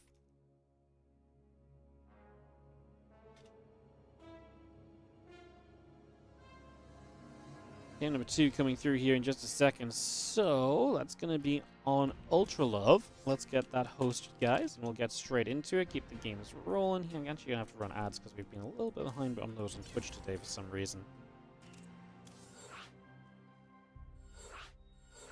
Williams Aviation, how you doing? You haven't played this game since your first PC. Game's still pretty awesome. It's very fun. The high level play is really as high as it's ever been, which is very fun to see as well. Welcome back. Good to see you. Yeah, definitely worth checking out if you enjoyed it in the past. StarCraft's in a pretty darn good place, I'd say. Rogue is ready immediately for game number 2. Waiting for this cheeky little Protoss guy called Goblin to join us to see if he can continue to contend. Oh man, what an interesting group this would be if Goblin starts coming out on top. I'm actually so happy now that we're going to see all of Goblin's gamers first. Can you imagine Goblin just goes like bam, bam, bam, bam, just like knocks out the Koreans and just says, oh yeah, I'm just going to follow this group and get first place? I would love that. Utter chaos, sure, but I think it'd be great. Love it. Goblin just needs a second, so we'll give him a moment and then we will get back into this, guys. Thank you for joining us. Again, good to see you all. Thank you so much for being here today. It's great to be bringing you guys some games. Great to be bringing you guys some games. Say thank you so much for coming in and joining the fun.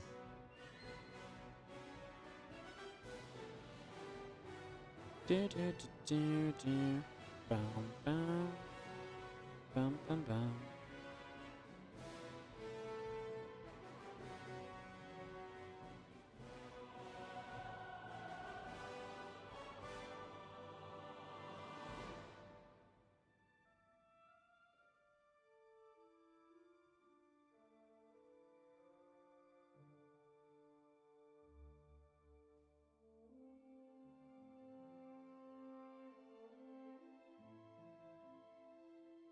Alright, Goblin's ready. Let's kick off into Rogue Goblin Game 2 here, guys. Get that underway.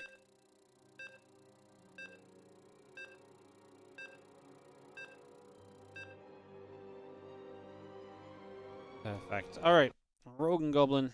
Second map. Goblin leads by a game already.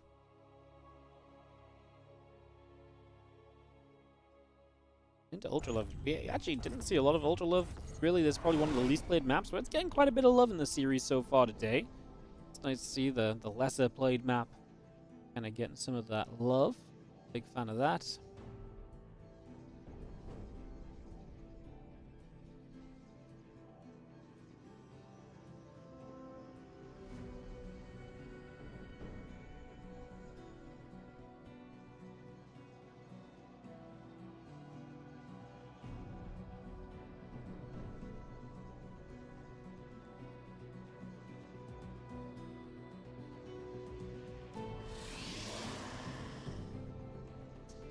Goblin in the top right hand side, Rogue in the bottom left. What will Ultra Love give us? I actually think this map is maybe just a little bit more standard. That cooling tower is interesting, but I think the way that the map works on Amygdala really kind of gives you interest from the start. The cooling tower kind of makes for a couple of interesting plays. I don't know if this map dictates as much kind of how the overall game plays out. It feels fairly standard. There's a couple of bases that can be quite far away from each other, maybe is worth taking note of, but yeah, outside of that, there are some sneaky little black holes on the map as well. You got to be careful of. You don't want to, go slipping into those. Always, good to note. This is PTR. Yep, newest version of the PTR as well. Pretty much everything we cast from now on, guys, is going to be the newest version of the PTR. The only thing that's not going to be true for is our WardiTV Mondays. We're still partnered with OSC. They are providing prize money. And as long as OSC are a partner, we can't run it on the PTR. So Mondays will not be PTR, but all of our other events will be. And we're going to start running a larger event next week as well. It's going to be exciting. Who is Gobbo? Gobbo is Goblin. Croatian Protoss player. Has been around a long time. Has definitely had moments where he peaks and looks extremely good. And today seems to be one of those days. So excited to see if he can keep this up. I mean, he can take a 2-0 over Rogue, and then he's beating Classic and Rogue to start the group then. Well, then you just gotta hope his PVT is looking good. Because at the moment, I'm definitely cheering for, I'm definitely cheering for Goblin to get out of this, group right now. He's playing great. Super awesome to see him.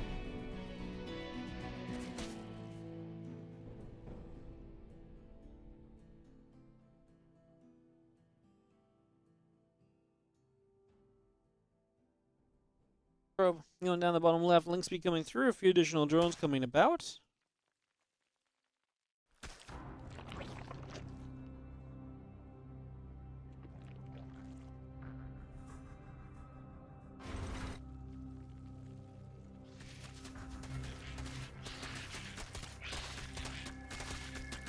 feeling he's going to nibble onto the rocks. As you have the Warp Gate, the Stalker coming through.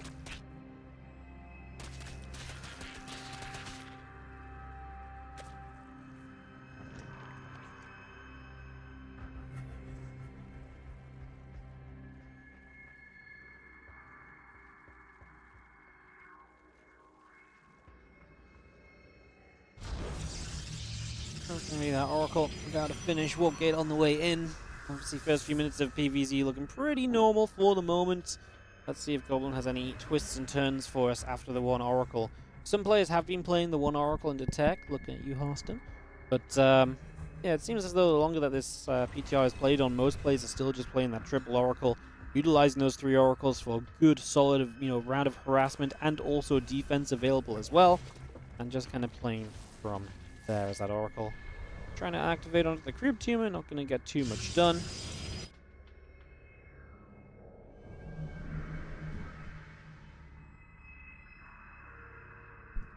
This Oracle continues to step up a little bit. A couple Queens and a few drones continue to come out.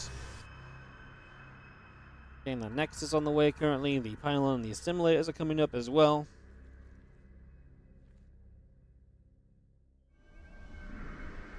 Oracles just going to come over to that left-hand side. We are going to see the Queens, Overlords, Lings. Drones as well, continuing through. The Spore Crawler stepping up. Obviously, with these Oracles looking for some harassment, they will dive this first natural mineral line. Just gets one drone. Ooh, nice Queen position, though. It's going to kind of trap the Oracles in the back of the base. It's going to be near another Spore Crawler as well. There is dead airspace for these Oracles to sit in and regen shields. They went through, essentially kind of committed some health to get one extra drone kill already.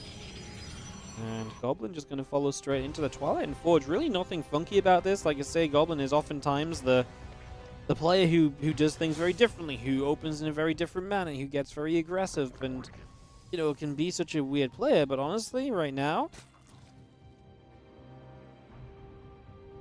Yeah, honestly, right now, he is a...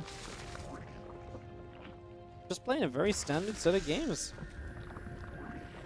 Don't think there ain't nothing wrong with that, as Queens are going to be there. Stasis Ward does go down.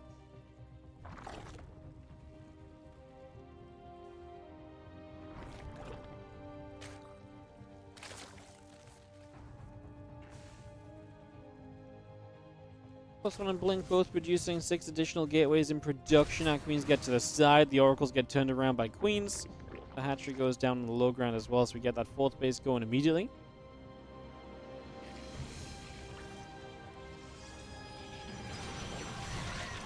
Stalker's going to shoot a couple Lings already dropping. +1 missiles, the Oversteer and Roach Roaring building on the side of Rogue, so all of that's still coming through. The Creep Teamers are coming out.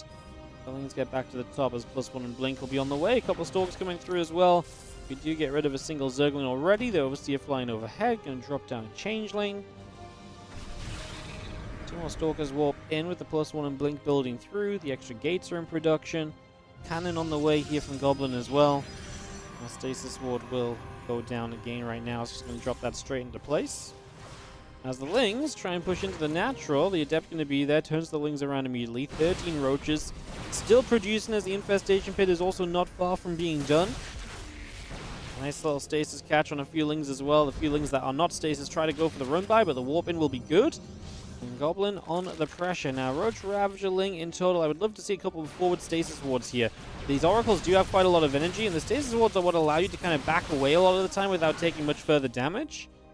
So yeah, I would have maybe liked to have seen just a couple more stasis wards go down. The Oracles activate here to push the Lings away, as the forward gateway is going to be what allows us some quick warp-ins in the near future. That Overseer goes down as well. Not going to see any saving Mama Ship this time around. Rogue supply blocked actually from losing the Overseer. Not a great time for that, as that stasis already catches a bunch of Lings. That's going to force field essentially the Roaches on the right side. Rogue backs away. Yeah, those Roaches would not have been able to move through there easily. That's the problem with stasis wards. They kind of act as a force field, and that typically helps the Protoss creating choke points. The Zerg's the one that wants to push in to where those units get stasis, so yeah, essentially a force field coming into play there usually helps. And as now these Lings come out of stasis, they run straight into these Stalkers. It's a good catch from Goblin. He's traded very well so far, and this is looking very good for him as he pushes onto this hatchery. 4th base is very close to going down. Couple transfusions. He's not going to get greedy and go for it right here. He backs up a second or two instead. He's going to let this fight play out. There's a stasis ward right there, and Rogue walks into it. Now we can go forwards and just trade. Jump on all of those units. The Ravagers are exposed. The Queens are going to be on their own. They get blinked upon as Goblin capitalizes on the stasis ward. And he is going to come through and kill the 4th base. What a massive stasis. Rogue just stopped respecting the idea of a stasis ward, it seems like. Now we're going to see this Roach Ravager is going to come back into this fight. Stalkers, do we hate that? Do we love that? I think it's fun. He gets rid of the Ravager. Roach is still dropped. And remember now, Rogue is not on a 4th base. We see some units peeled to the bottom right side. We'll check in on those harassing in a few moments. It's Stalkers behind the mineral line as Goblin goes for the 2-0. Whoa, whoa, whoa. Goblin 2-0 Rogue. What about that for a result?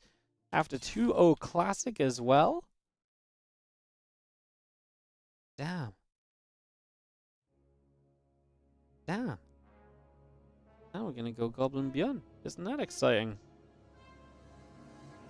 Isn't that exciting? Wow, that's actually sick. Goblin 2-0 Rogue. Alright, well, results are pouring in here. And Goblin gets an upset. And fun games as well. That Mothership in that game 1 was actually very cool. Yeah, like I say, Goblin versus ByuN going to be coming up, guys. We're going to get that going in a couple of moments. Get that started. And we'll see if Goblin can get a sweep against the Korean players in this group. That would be incredible. If he could sweep the Korean players in this group, that would be nutty.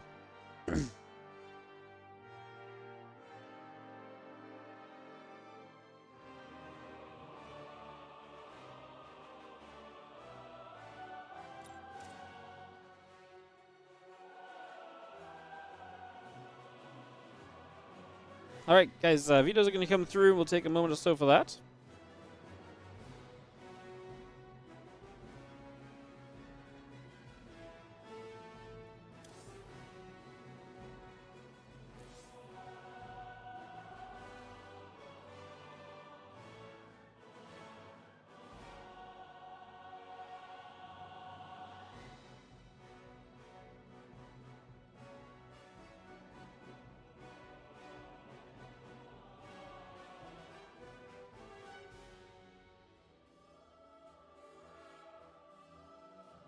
Alright, play's just going to take a couple moments again. Absolutely no issue with that. We're running some ads as well, so it gives us a moment or two before we have to come jumping back in. Goblin going for the triple kill. I'm actually super impressed. Goblin's sick, man. Playing great today. The thing is, these were very solid games. 2-0, 2-0. Amazing. Amazing.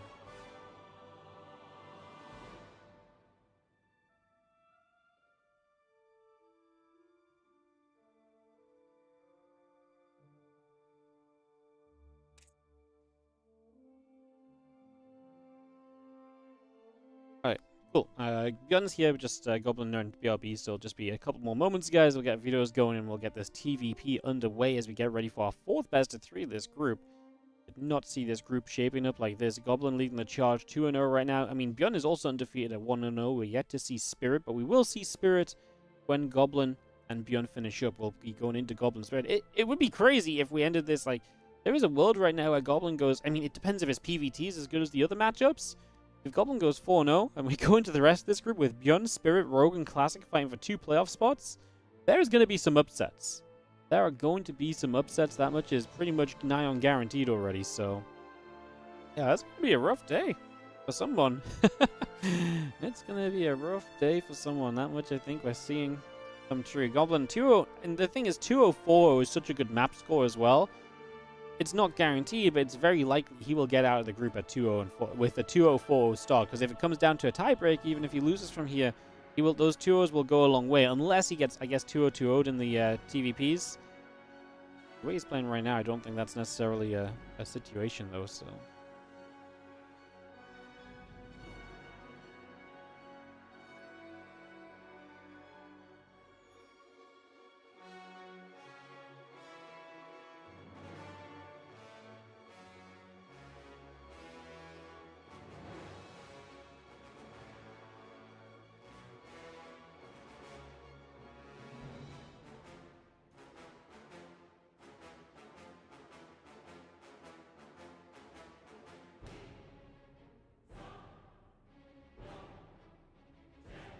Sorry guys, just checking up and catching up on chat a little bit while we wait for, like I say, our players to be ready. Just a couple of moments, kick this off.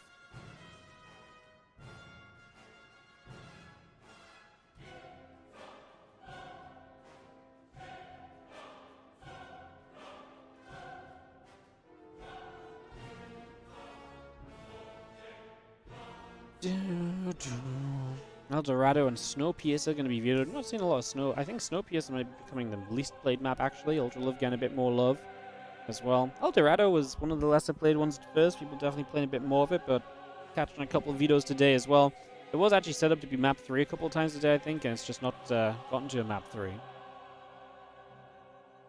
So that's a little bit of a factor as well.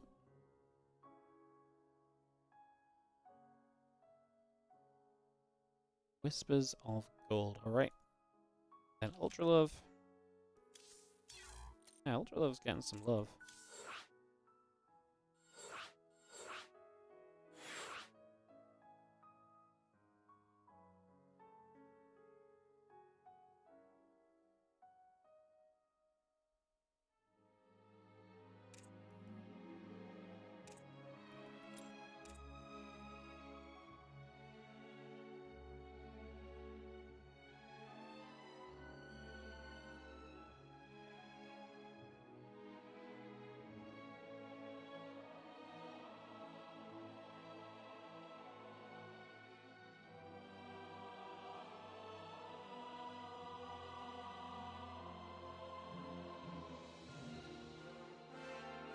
Hey guys, give me 1 second, just sorting a couple things out, get ready to go again.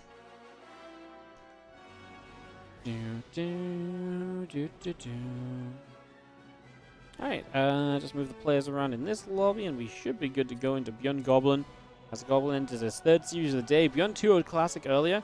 Did get very ahead early in those games, and I think that might be a problem for Goblin too. I think he has to be very, very good against the early openings of ByuN. If you let ByuN get ahead, it's going to be difficult for him. I think if Goblin does see the early stages of the game move through without too many issues, then I think we're going to be kind of alright for him, though. I think then it's going to be a fun series, so let's see what happens.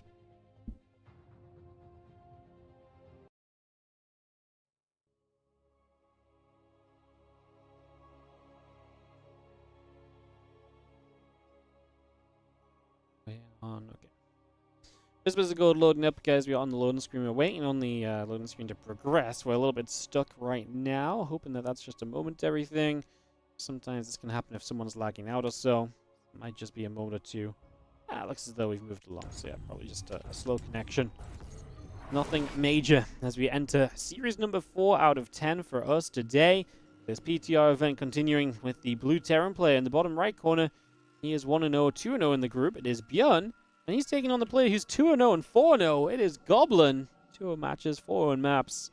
Beating Classic and Rogue so far. His 3rd Korean opponent of the day. Can he continue to bring the magic? Let's find out. We'll just take a quick moment to say, if you guys are enjoying the stream, do consider supporting. If you're on the Twitch channel, you can follow the channel to see when we're live in the future. If you're on YouTube, you can like the stream. Just scroll below, give it a quick little like. Goes a long way to helping. You can also subscribe to the YouTube channel as well. Helps us out a whole bunch.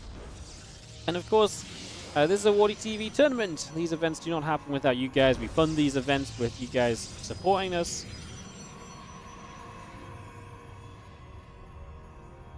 So if you guys are really enjoying this event and you would like to see more of the same, do consider subscribing to the channels with your primes and so on, and just, you check out the YouTube options for supporting. And most importantly, just a quick mention to the Patreon page, patreon.com/WardiTV.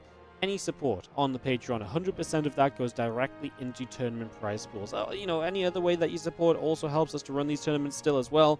If you want to guarantee that the money you send us goes into the prize pool 100%, Patreon is a great place for that. I know that's a popular option amongst a bunch of people. So do check that out. And thank you for supporting us and being here today as we work our way through Group B of this PTR event. As do have Cybercore and Nexus coming through. We're getting to the point where calling something a PTR event probably doesn't matter. We're pretty close to probably this seeing the live service, so next week I think we're going to start running a bit of a bigger tournament and just kind of, we will host on the PTR if the PTR is still up, but at the moment that this goes live, we're just going to continue with it being live as well. So that is the current plan as the Marine goes over and pushes that probe away.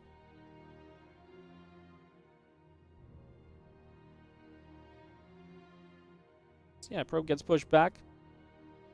As yo, I'm probably going to say your name wrong, but Sia or Saya, thank you so much for becoming a YouTube member. Hell yeah, thank you so much. We just updated the YouTube memberships actually, which we kind of reduced the baseline price. So if you just want to access the emote and support a little bit, you can do so at a little bit of a cheaper cost than before. We have some additional tiers based on how much you want to support all of it, helping us to run new stuff. Thank you so much for the new membership over on YouTube. Thank you. It's only like the second time I've ever seen that pop up in like a live stream, by the way, on YouTube. It's like a big green box. It says new member. It's very cool. Thank you so much. Appreciate it. As our adept. Going to be looking to create some initial issues here with the Marines. So trying to get through. The Marines step back. The adept will shade into a wall off. The bunker is on the way. I think the bunker will be up long before this becomes a problem. The Marine's going to aggressively step into the adept once again. As the Twilight Council is going to finish up in a moment from Goblin. That is his initial tech. Wondering what the choice will be. This feels like a very high gateway kind of pressure map, right? I mean, 4 gateways. At the very least, I'd say 3. Just for the blinking potential into this very big main base over here.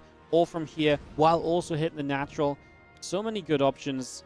I think this is not really, to me, like a 2-gate expanding map. Just because, like, obviously you can do that, but I feel like it's just so good for you to put some blink pressure on. I feel like you're almost always going to get some amount of value out of that. So I would love to see an extra gate here from Goblin. And yeah, there's 2 more gateways. They're going to go to 4-gate blink. That's exactly what I'm asking for. Gateways, pressure, put some damage out. I think that's an amazing way to get set up right now. As yo, Adele Chusakovsky, how you doing? Thank you so much for the 16-month resub. Welcome back. Appreciate it. Thank you, as always, for supporting. Fun to read your name once a month or so. Thank you very much. I appreciate the support. Thank you. I feel like it's not been that long since I read your name out.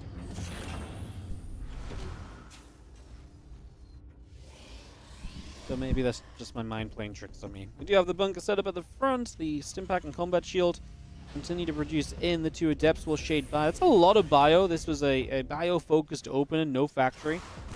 The issue with that for the Protoss is going to be obviously like the bio's going to get aggressive. I mean, let's see how this goes because these are going to be stimmed Marines, but they're going to be without a medevac. So any stim is pretty final in terms of like, you know, you got to go through and do something because that damage is going to be dealt. Stalkers are going to have blink soon, but not yet. Stim not yet available either, so the Stalkers will just try and get some kills as we start here. This is the correct idea. Shave off this army a little bit. Continue to move over the other side. Marines taking some hits still. Marauders trying to chase. A few more Stalkers coming about.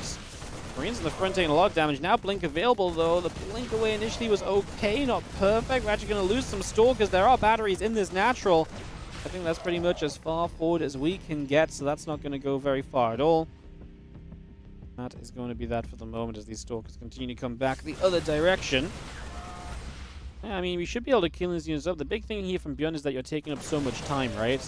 As you're taking up time right here, that's going to go a big way in your favor. These Stalkers are not going to be being aggressive on a map that really favors the Protoss aggression as well, so that's a big plus. I think that's a really big net positive at the moment.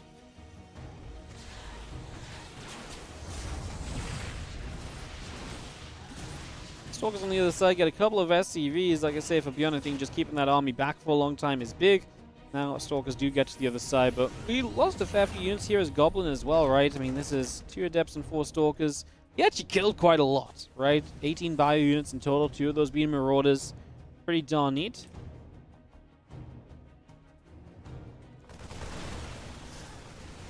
Stalker unloading again. A little bit of Marine Marauder coming over. That bunker will fall. A couple more Marines being shot down as... Yeah, I mean, the Stalker's just not in good enough numbers, I think, to really stick around here any longer. And that Concussive Shells is done, so the Stalkers have to be very careful. If they get caught, they could definitely end up in some trouble.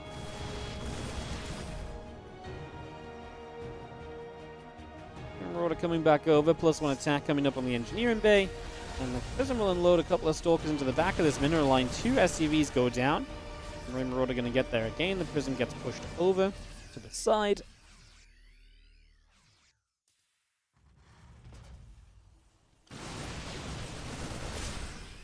couple more Stalkers taking a couple more shots. Still got that +1 attack upgrade coming through. The Observer gets scanned and killed, so that's going to be another win for ByuN. A little bit afraid that Goblin is bleeding out a lot of supply here, and if ByuN starts to get across the map, bleeding out supply in a, against a biocentric Terran, it's a very fast way to lose a game. That much is for sure, right? Yeah, and these Stalkers just keep dying. Goblin really struggling to get these Stalkers to be effective. I will say, I think when Goblin kind of gets up to a good Stalker count, he's great. But like I said, I think these early stages of the game are going to be the big problem for him. And I do think as well, maybe Goblin, if he recognizes that that's a problem, maybe we go into something like a Phoenix opener and then play like Phoenix Colossus or so. That may not be a terrible kind of route to kind of take this. This is actually not going to be terrible for Goblin either, though. Look at those medevacs out of energy, so that bio stimming so often has now actually caused them to have some issues. Stalker should be able to blink after one more time for a couple more kills there. The Prism trying to stay active towards the main base. A couple Vikings showing up. I mean, that's dead supply in some regard. It will zone out the Prism, but it does mean that you've made Vikings against, someone who is, not really going to need, you're not going to need those. More medevacs would have been nice, especially when some of your medevacs are already low. We're going to have the drop in the natural Goblin. However, that means that there's just not a lot of units over here. Marauders only remain. The Colossus popped out, but it's going to die as Goblin's not paying enough attention. Widowmine's there as well. Going to be crazy as Goblin now has to deal with this attack on one side while dealing damage on the other. I feel like he's just got to keep going right now as he doesn't really have much at home. He's going to warp in a big group of Stalkers there. We're going to fight over here. A lot of SCVs going down. He already lost a ton of probes. A chaotic situation. 16 probes, 14 SCVs killed so far. He's going to start targeting the natural. These two medevacs get away. They'll just go sit in the corner. Will we actually lose this orbital? Surely not. Sentry doesn't have energy to do anything impactful. We'll knock down one more medevac, though. We're actually killing a few of those Marauders. That's a step in the right direction. A freebie of a Viking gets gifted there as well. A couple more Stalkers getting shots on the Marauders. SCVs will have to repair the orbital. As Goblin, has he done enough? He's got a lot of units at home, but he has to defend those medevacs. He can't let those continue to do too much else, right? You gotta keep those under wraps. Don't let them do any more right now. 47 and 43 workers. As we actually set off those Widow Mines, this is where you gotta be really careful because those Stalkers have just blinked and those Marauders have concussive shells. He decides to end up just fighting and trading. It's a lot of Stalkers going down. Don't get me wrong, he got some kills. Was that overall worthwhile? Well, that's a big question mark. Like I said, that Colossus was such a big factor. I really felt like that Colossus could have been saved as well. I think he's just obviously he's so busy in this game. As now he actually goes for another warping across the map. I feel like if you're doing this, bring that first round of Zealots backwards. Let all of these units fight in open space. Now you've warped in. Now you're not doing much else.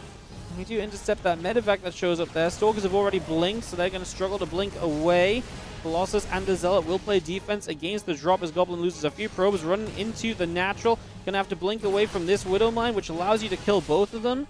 Although he only gets one. Doesn't stick around long enough for the other. Stalker's actually going to try and get on top of the medevac here this time around. Oh, he actually turns it back around. He will lose the medevac. I mean, the Marauders will go for a couple more kills, including a probe. At the same time, we're still pushing at the natural. These two testing each other to the maximum right now. One Stalker goes down. The Stalkers continue to back away. We step up once again. The Widow Mine just going to go off, but we blink away from it. Those mines have been annoying because they've been forcing the blinks. And just forcing the blink is a big factor, right? Because the moment you force the blink is the moment where you then have blink on cooldown, so you can't then trade as easily against the bio units from that point onwards. Overall, Goblin still on 3 bases and now taking a 4th, and I think that tells you where we're at. I mean, Goblin's going to try and move forward to his 3rd CC. It is available, it's just not in position. But Goblin's showing up with his main army, and this main army showing up is going to be an issue for ByuN. Stalkers and a lot of Zealots. Medevacs that are really just low on energy, not a lot of healing available. Every stim you're forcing is really serious damage to this Terran army. The medevacs cannot just heal up out of nowhere. You're going to have a Colossus showing up soon, as well as the Vikings. Looks like they got rid of the Prism, but the Zealots are still going to go for a pretty huge amount of damage. SCVs are dropping in the main base. At the same time, we're jumping on this army in the front. Goblin target firing medevacs as he goes. He's going to run out of Zealots. That's the point where you probably do just want to turn around. He goes for another medevac, gets it. Reinforcing Zealots showing up, and we're going to see a Guardian Shield here as well to help the one Colossus with some splash damage to provide. That Terran army already hurting again. Every stim is going to hurt right now. Would have loved to force field off that sentry before we had to turn away. Marauder heavy army going to be very good as we chase down Goblin's army. Goblin tries to target fire Marines down with this Colossus. So many low HP Marauders. The Zealots will try and chase the Marauders, get the cleanup ByuN. I mean, he just doesn't have much to go across the map with, and Goblin should, in theory, be able to rebuild much more easily. He's got a better economy coming out of this.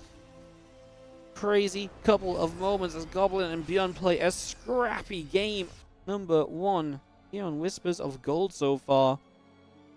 And scrappy really is the name and the aim of it. As we have the bio gathering back up. Couple of Widowmine's going to go join up with that bio as well. The +1 armor finishing. As ByuN will take 1-1 to a +2 attack upgrade from Goblin.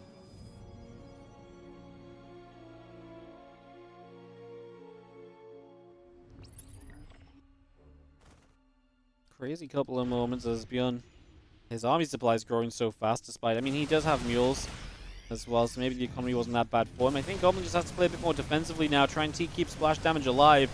And he is on 4 bases. He should not be in much of a rush to kind of take a fight. Sit back and let ByuN come to you. Like, use the Stalkers a little bit, sure. Again, the Medivacs are definitely in a little bit of trouble. There's only 2 of them. Goblin did a great job of shutting down Medivacs throughout this game. His target fire on those throughout has been very consistently good.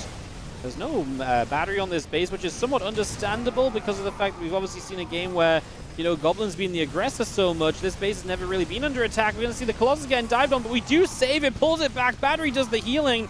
I believe it's a Prism coming down the other side. I was going to say the Widowmines did great already on that first round as well. Another Widowmine there helping to soften up. As we see the Stalkers hunting to try and find the Medivacs, which are just getting out to the left. Is there anything in the main base? A few Stalkers, yes, so we are in position. The low HP Medivac has a full cargo. And Goblin, he does get an eye on it, and ByuN turns around. He respects that. He is not going to try and dive into the main base. But now Goblin may be able to jump on that group of units. The units have unloaded again. We're going to blink forward, chasing for the Medivac. Another one goes to half HP. Goblin doing a great job of controlling this for the moment. 60 probes from Goblin, but he is mined out, and he's only on 4 gases. So, I say mined out. He's mined out from his main base is what I mean. So, I actually don't think 60 probes is all that terrible, considering. You can see he's starting to oversaturate on this right side, not for long as this little bit of bio gets around him.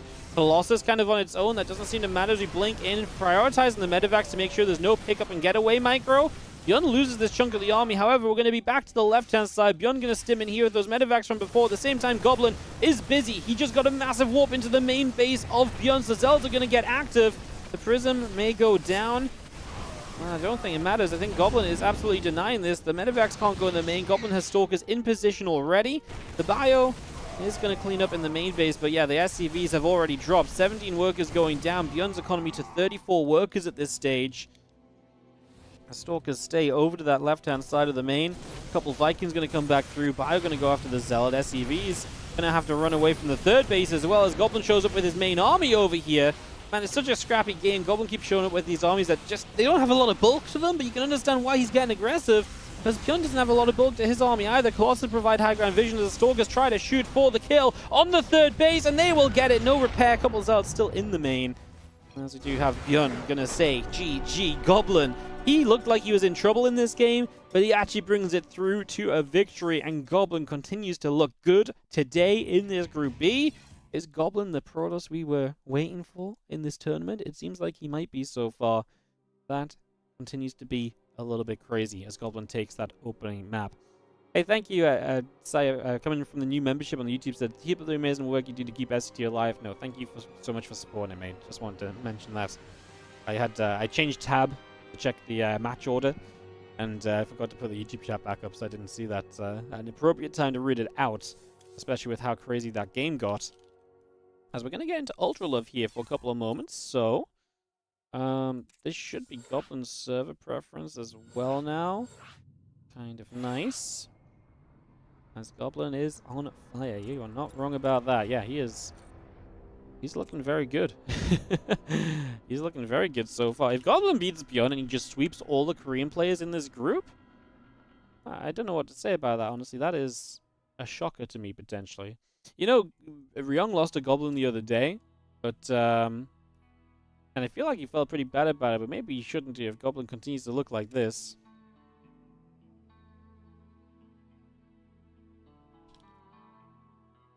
Trying for Goblin to say that he is ready. We can kick off into Game 2. Get this underway.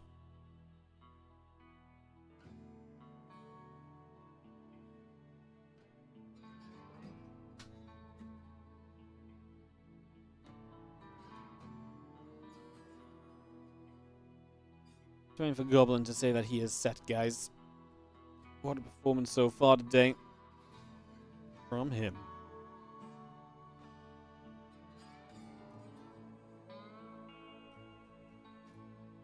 To evaluate balance, it should play a best of 3 on the PTR, then a best of 3 on the live servers. I kind of like that idea. That's funny.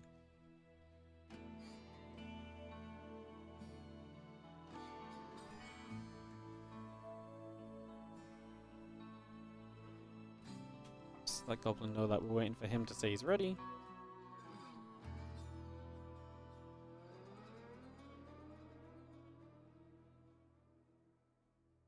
Perfect. A couple moments, guys.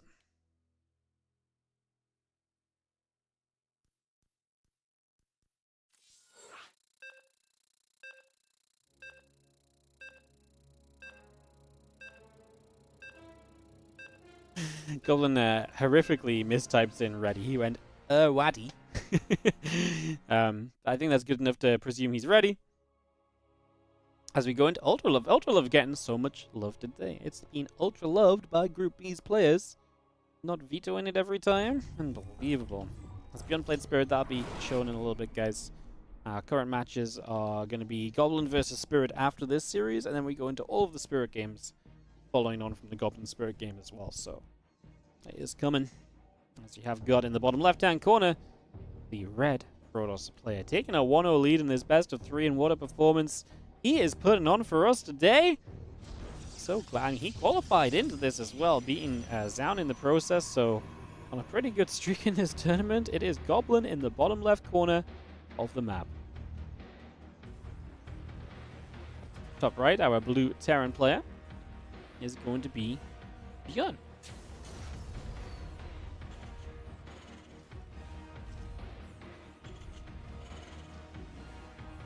I really feel like ByuN was doing enough early.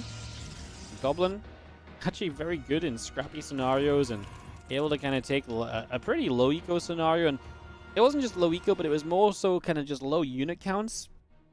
He was able to make it work well. And you know what he was so good at? He really did a great job defending against all the possibilities that ByuN came with for trying to dive into the main base of Goblin. You know, trying to hit the main base with the dropships and so on. Goblin just had Stalkers in position. He had Stalkers ready to go, and I think that was such a big deal. I think that was so important. I think if he didn't have those units in position, he would have been having a bad time. So, yeah, I actually think that was a very important note. Goblin didn't get carried away with, oh my goodness, I think this is his last attack, let's try and hold, and put everything on the low ground. Like, he had units prepped in the main base, and I think that was such a big factor.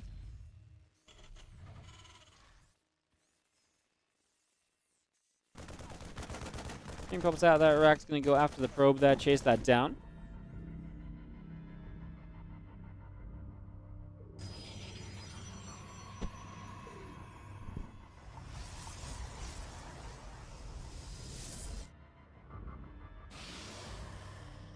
And someone else who is not Clem plays Terran, they seem balanced again. Clem is like is a little bit of a, I mean, he's very good right now. I'm not wrong. That Halston clip of him kind of mentioning Clem's micro hasn't been up to scratch today, then Clem micro is like a god against the units. The units around, man. I made that into a YouTube short, and that's popping off. And then they got a ton of views as a Twitch clip as well. Crazy. Hey guys, I actually have a little request from you guys. If you guys see an awesome play, or if you see something that you think's been really cool in the day, I'd love for you guys to clip it if you're watching on Twitch. I don't think that really exists on YouTube, but if you mention it in the chat as well, if you think something was like a really specifically sick play, I'd love to hear from you guys. I'm doing a bit of an effort to kind of collect notes of cool moments and stuff to maybe make into like shorts on YouTube and stuff, and some ideas there.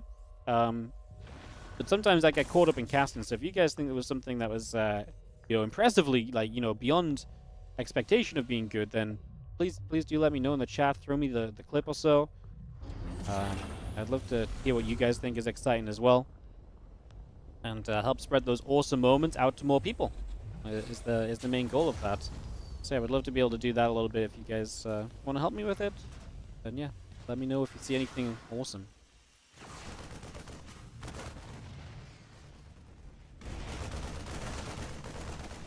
He's gonna fight. Just gonna be seeing the adept. getting taken out.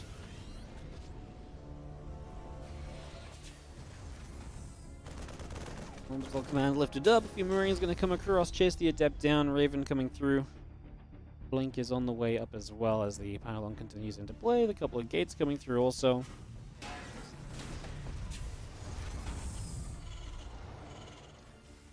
Again, Goblin playing that Blink. Now, obviously, last game he tried to play a 4-gate Blink, and he also played against a non-factory opening. So this game is extremely different, as this is a good deal so far, I think, actually, from... Yeah, I was going to say this is good for ByuN because it looked like he was going to save a Widowmine. He does save one, and the Medivac stays alive while getting one worker each.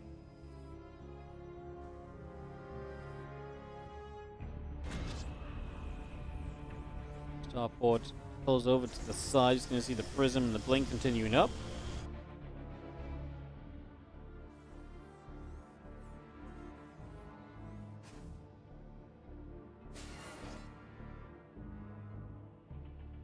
So this is going to chase up. Marine's actually going to get caught out of position here. They don't have stim or anything, so that's going to be a little bit of a concern in those early stages. Coming across and actually going to be seeing those Stalkers able to get into this mineral line, so they're going to go for some SCVs. Actually only got the one before he gets kind of cornered in by the Marines.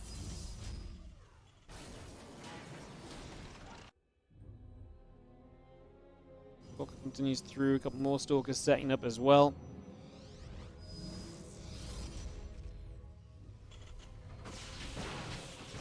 Actually step up there and that bunker gets cancelled. Stalkers doing a good job of applying pressure. What I was trying to say before action kind of kicked off is that I actually thought this was going to be a very different game because I thought Goblin was only playing 3 gates, but he's actually playing 4. Obviously, it's still very different because ByuN's playing the factory style, so he's not going to be able to be as aggressive with the bio, which kind of set that last game off into a very interesting situation very quickly. He's going to shoot. Stalkers getting shot at. SCVs going down. More Stalkers lifting back up as well.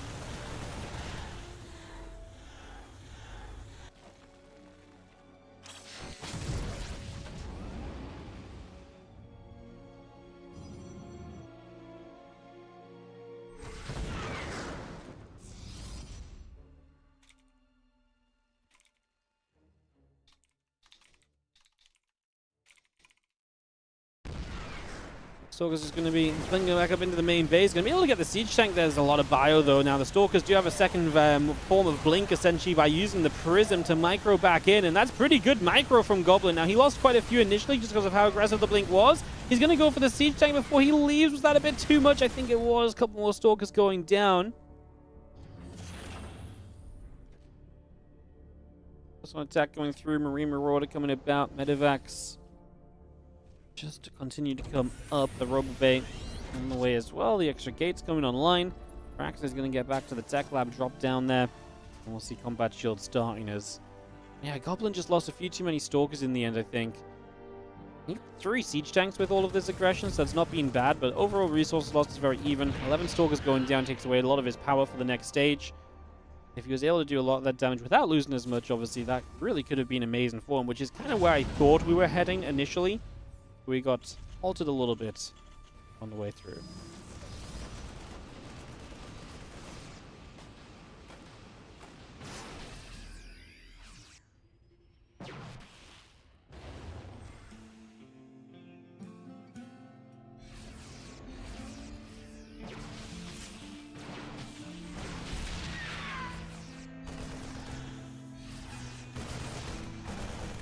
He's going to chase the Prism around. We do have our bio just going to jump through. The Adept falls. Combat Shield +1 still coming up as well. Rest the bio going to come joining out into the center. Prism gets around the back, ready to unload into that natural mineral line. We will see the few Stalkers unloading there and a couple of SCVs. Going to continue to come through. Widowmine.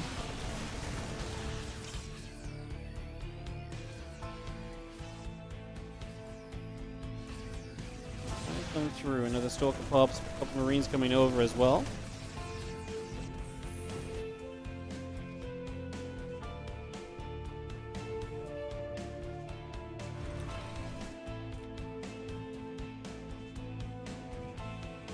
Let's get across to the left side from Goblin. The Medivacs coming over. Ghost Academy coming through. The extra Vikings in production.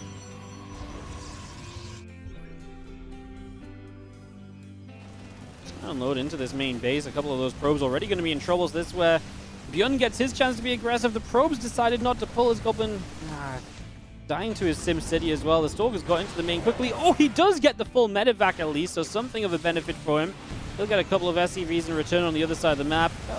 He's not paying attention though, and the prism will go down, so all those units will die. For 2 SCVs, that honestly just was not good enough, right? A little bit of a shame right there, as now we have Goblin. His army otherwise looking good, but yeah, that was a lot of worker damage taken. 46 probes for him currently, as he will chase down this drop. Doesn't get the medevac, but I got everything else. Might get the medevac now, as it turned for a second. Yeah, he will get rid of it. Goblin's army supply is good. I think he's just sending it. Obviously, no probes in reproduction or anything along those guys. Colossus firing through. The cooling tower taking damage, so ByuN can use that to block off in a moment's notice. I like that idea. Fire army coming across. Observer gets killed. A couple Widow Mines going to burrow as well. Oh, nice EMP. Goes, walks down the ramp, EMPs, runs to join the main army. I like that Goblin has the Zealots on the right side too, but attacking up a ramp into this is obviously going to be a little bit dangerous and a little bit difficult.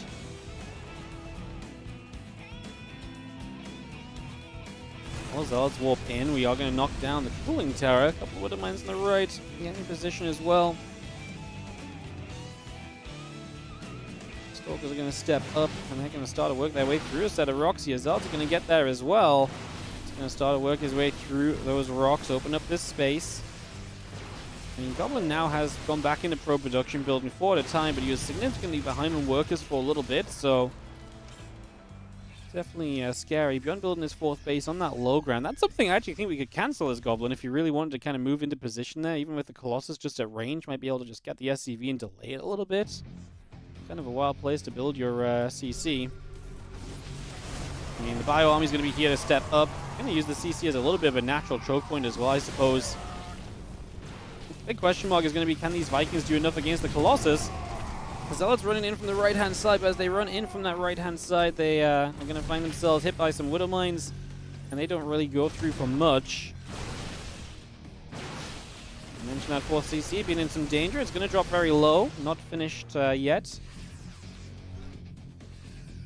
Yeah, just has to protect that a little bit as the Bio continuing to sit tight. Going to knock a set of rocks down on this area as well. Take those out.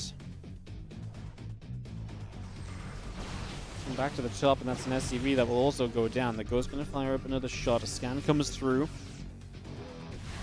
Vikings going to chase for the Colossus. Stalkers will blink to get some of the Vikings as they go after the Colossus there. Temple Archive is building. It's going to be a while until Storm is available, but you can maybe add some Archons on. Didn't realize it didn't have extended thermal lance, so missing that Colossus range, they've had to get so close to be impactful. That puts them in so much more danger. But that Colossus range probably might have had a bit of a better time here. 4th base did finish, and the Zealots are going to go over to say hello to that CC immediately.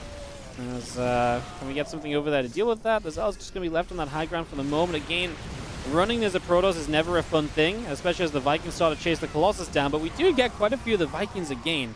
We've actually killed like 6 Vikings so far. Okay, 4 Vikings have died, and he's only killed 1 Colossus. It's a pretty good effort from Goblin. Yeah, pretty good effort to only lose 1 Colossus and to keep on getting so many of those Vikings.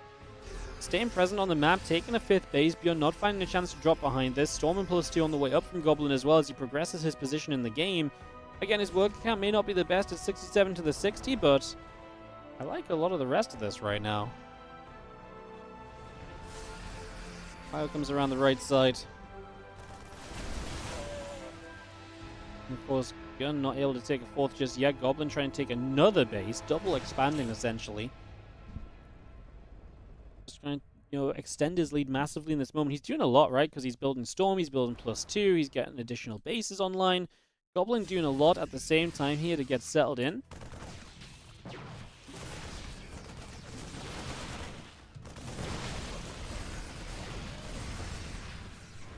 Now just backing it up as ByuN's army is pretty sizable too. This is where Goblin can maybe just allow himself to play more defensive. He's already done a lot in this game.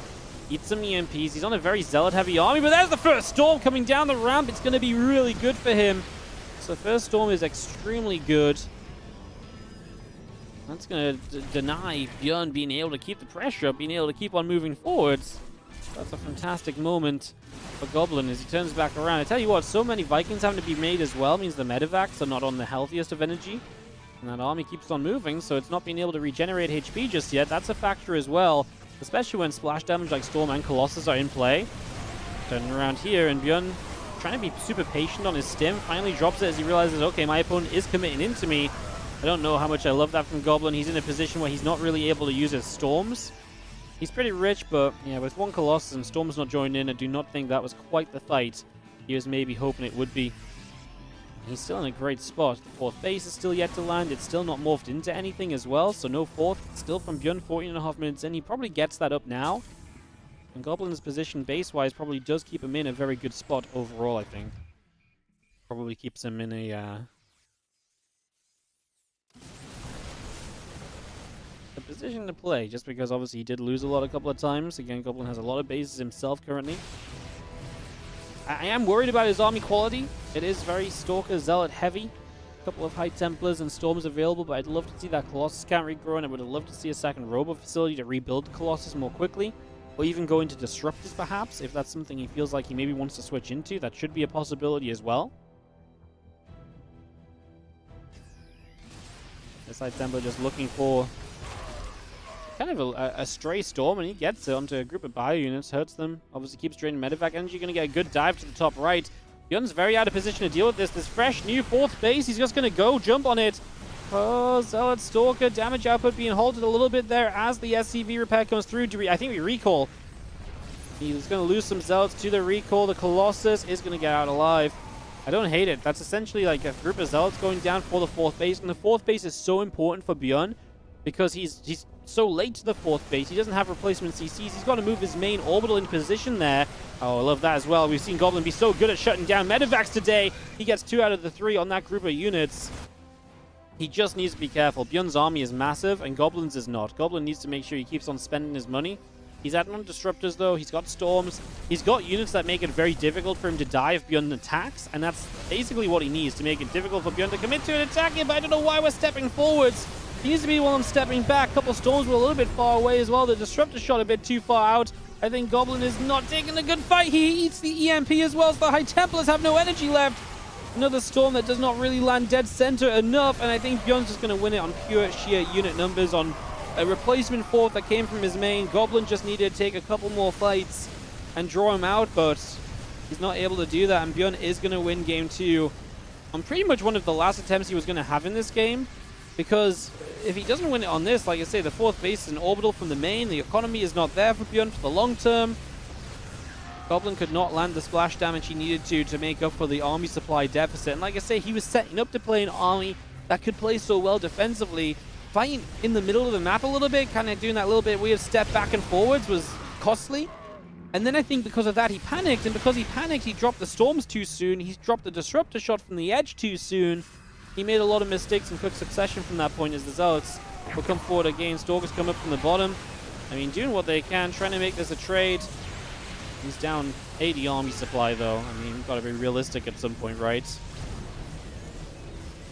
He's going to lose these bases. He's trying to expand in the bottom right as well, but yeah. His army was not made to take one big fight all at once. He needed the splash damage to hit and kind of slow it down.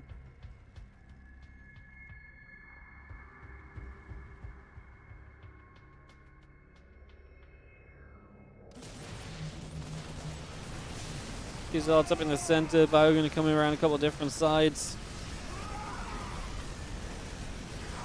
And keep on trading out, but Goblin's going to say GG's as ByuN is going to tie this up 1-1 in this best of 3. And we are going to go to a third and final game between these two. Goblin finally loses a map today, and even that I think was very close. I think he absolutely had the potential to win this one 2-0. This time the scrappiness does not quite go in his favor. We're going to play ley lines for map number 3 here, guys. Going to host this up. Excuse me while I just take a couple bites of my sandwich for lunch while we get this game started. In fact, I'm just going to post on the break screen while we get into game. I'll just be 2 seconds.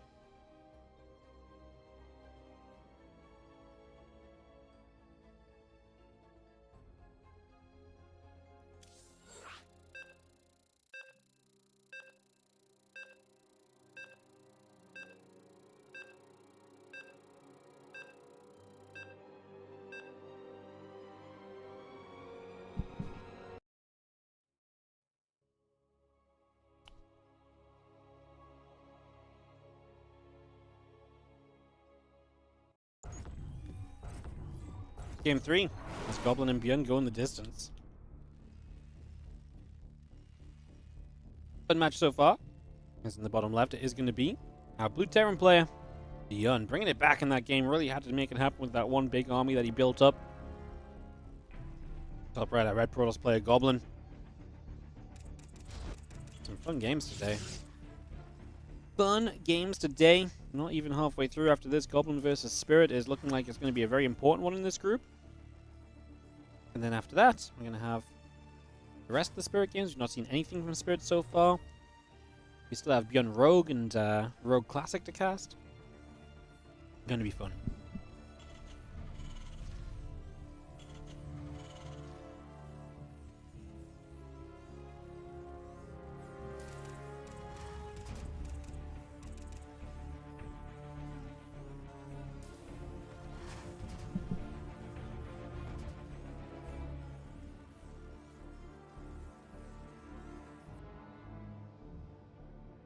Goblin will scout with his initial probe here, taking a step up.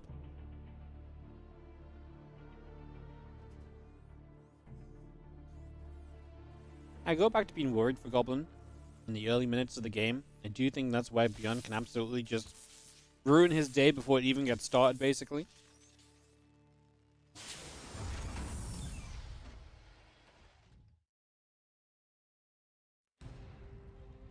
I mean, we saw in the first game and the second game as well. Honestly, both games, Goblin has not really been off to the best of starts. He's been able to bring it back with some scrappy and some cool plays.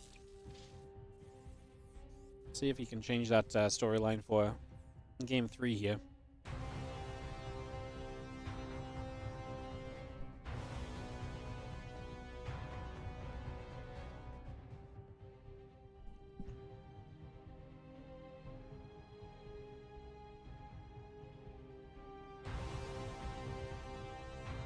Probe gets out to the upper right, getting back home.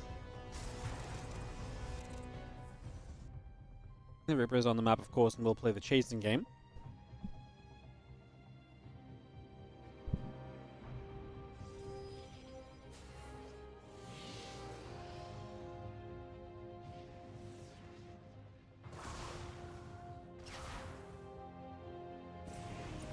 In-depth chases, Reaper taking some damage, Probe can take us a few shots.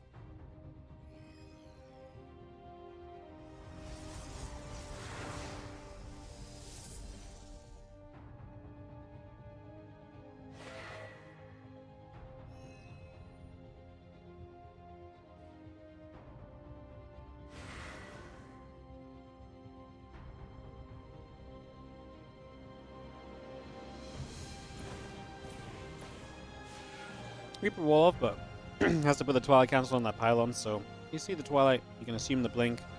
Goblin's gone for it twice in a row already, now a third time.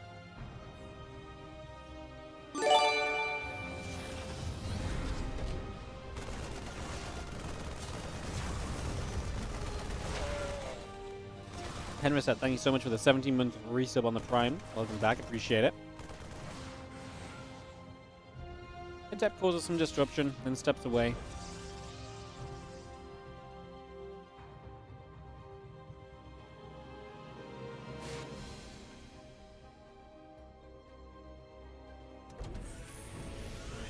Blink building from Goblin. Gonna go 4 gates again, wow.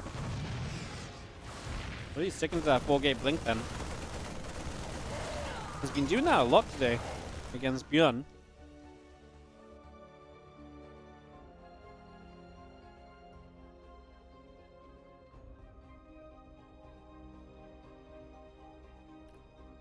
Going to be very interesting to see if Goblin plays very differently against Spirit, like if he continues to play 4-gate blink or what his plan will be in general.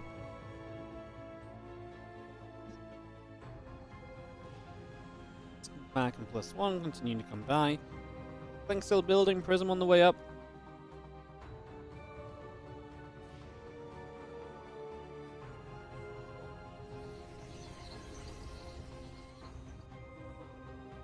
Stalkers get back together, hanging around.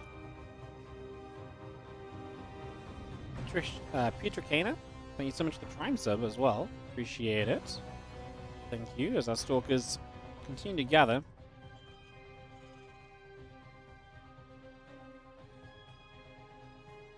the bunker building, the tech lab on the way from ByuN as well. Observer and a couple more probes on the way out.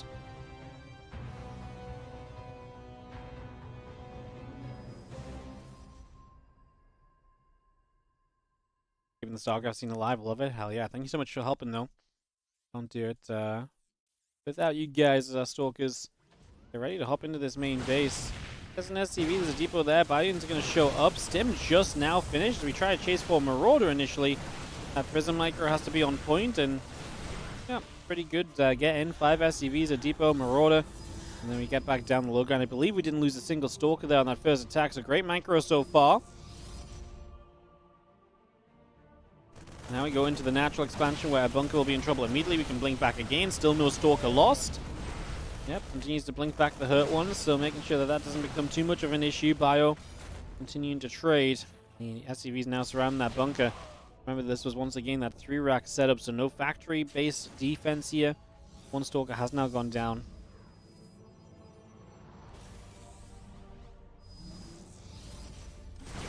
But the blink SCVs were not repairing immediately, which means I actually think we could have killed it.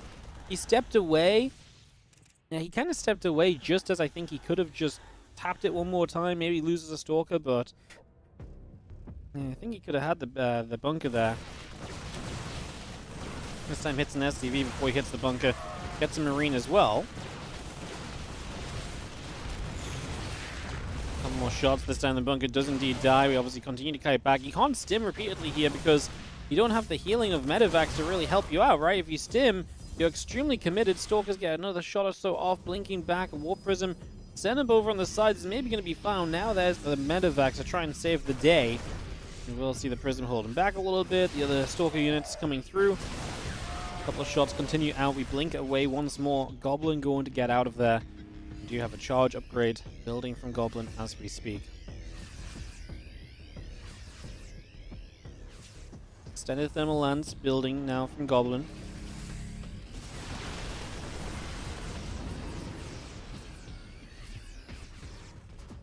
Into the main base, we're going to see a couple of Zealots begin to drop. A little bit of Bio gets there as well. Two more Vikings coming up. Combat shield and +1 armor. Stalker step through and a couple of Marines begin to take some damage. Another Bio shot or two coming out. Stalker's taking hits. Another Marine goes down. Come back out to the right-hand side. This army of Goblin continues to make moves. Continues to look for ways. Potentially deal damage. A 4th base from Goblin sets up in the center.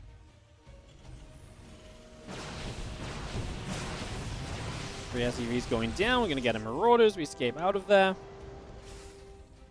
I do feel like this has been pretty good. We lose one more Stalker. The only issue I have is that Goblin is really not building many probes, but maybe that's okay because he's going to commit to an attack here. It's a lot of Zealots. Only one Colossus that doesn't have range as well. You have to be careful with that. ByuN will utilize the command center as a choke point here to minimize what the Zealots can do. Vikings already going after the Colossus. We do shoot 2 of those Vikings down. Get some medevac as well. I'll tell you what, Goblin's been really good target firing with the Stalkers all day today. He's been absolutely excellent. Should save that Colossus though. He saves it. And not just does he save it, but he's actually going to continue to chase this army down. I mean, the Colossus will work on SCVs. The Zealots on the Bio. Good mines do get burrowed. The Zealots will go down, but we can reinforce with a warp in the Zealots here. As Goblin continues to push out the front. The Colossus regenerating some shields. I mean, the Prism is right there for the warp-in as well. Reinforcement Colossus must have stayed at home. Or is it only just now popping out? No, there's 2 at home. So 2 Colossus back at home as well. As we do see the Bio continue to chase in. One Widow Mine goes down. The other Widow Mine will connect, but good split away on that Zell. We continue to chase the SCVs off of this base. Goblin leading by 20 supply at the moment. Knocked down so many of the tech units from his opponent. The Medevacs and Vikings all died. He's now bringing 2 Colossus across the map. He's winning this without his major tech unit reinforcements. Once they arrive, this might become unwinnable for ByuN. 3 Colossus, you've got 1 Viking in the sky. You do have Marauders, but 3 Colossus of firepower should be pretty good there. This Orbital taking a lot of hits. ByuN doesn't have a ton of money. Having to repair it consistently is costing him money to A, repair, and B, to obviously have the SCVs off the mineral line. They're the 2 new Colossus, and as they arrive, ByuN has no option but to say GG, and Goblin is going to improve to 3-0 on the day. Drops a map to ByuN, but he's going to be through this group. He's going to make the playoffs. The only question on our minds now is he going to go there 4-0? If he wins the group, he goes straight to the semi-finals. That's crazy. Goblin is potentially on the verge of just straight to the semis. I mean, what a ridiculous result that would be. ByuN was the only undefeated player in this so far. We've not seen anything from Spirit, and Spirit is now going to play Goblin, so we're going to get that underway.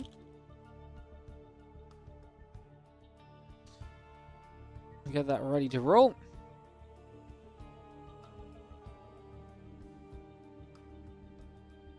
Perfect. Goblin going to be a couple of moments, guys.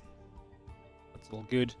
As he takes the win over ByuN. What an upset that will be for sure.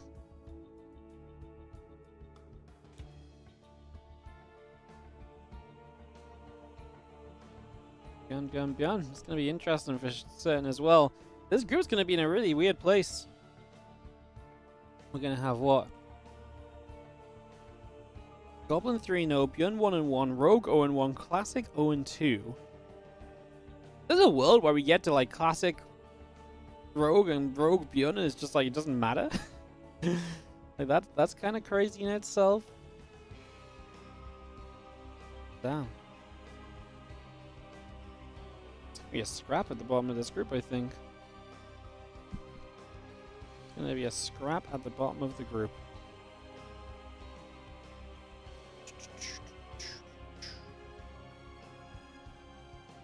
Alright, we're just getting a couple of moments, like I say. Goblin taking a moment here before we resume.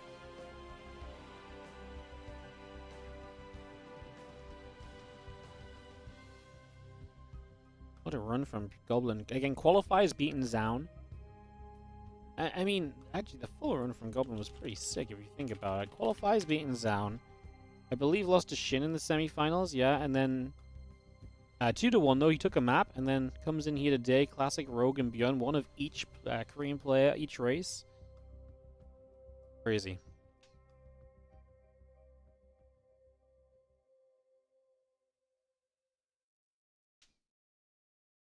Again, we will go into Goblin versus Spirit in a couple of moments, guys. So that Goblin Spirit series will be next.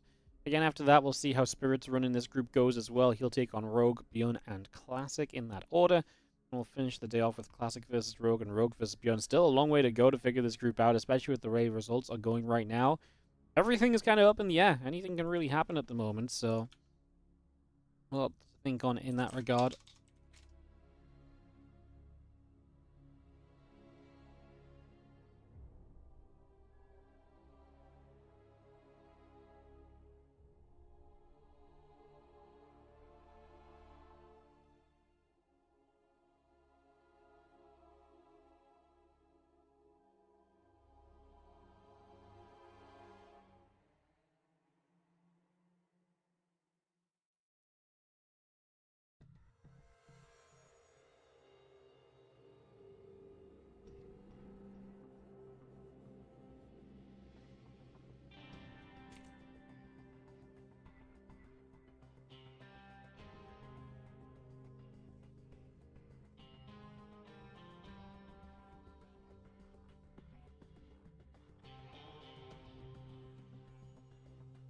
Eldorado and Whispers of Gold.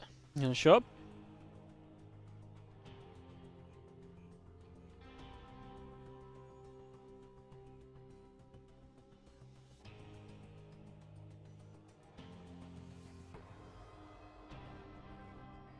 And then we just get a map pick from Goblin and we'll get this hosted up and get into game, guys. Couple of moments here to continue through this group.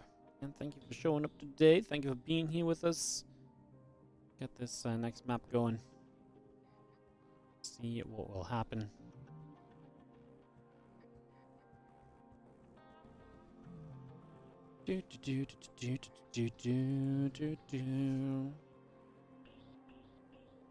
Some seriously sick blink micro. I thought so too, right? I think there's actually a lot of moments in this series where there was very good blink micro from Goblin. I think his blink micro has been really good all day, honestly. I think it's been genuinely very impressive.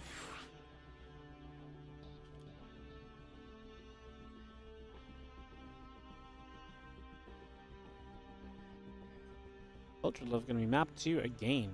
Everyone's suddenly turned into Ultra Love fans, apparently. This is great as long as ByuN doesn't fall into second place, because then it's double TVT in the playoffs. Yeah, I was thinking this. I'm kind of tempted.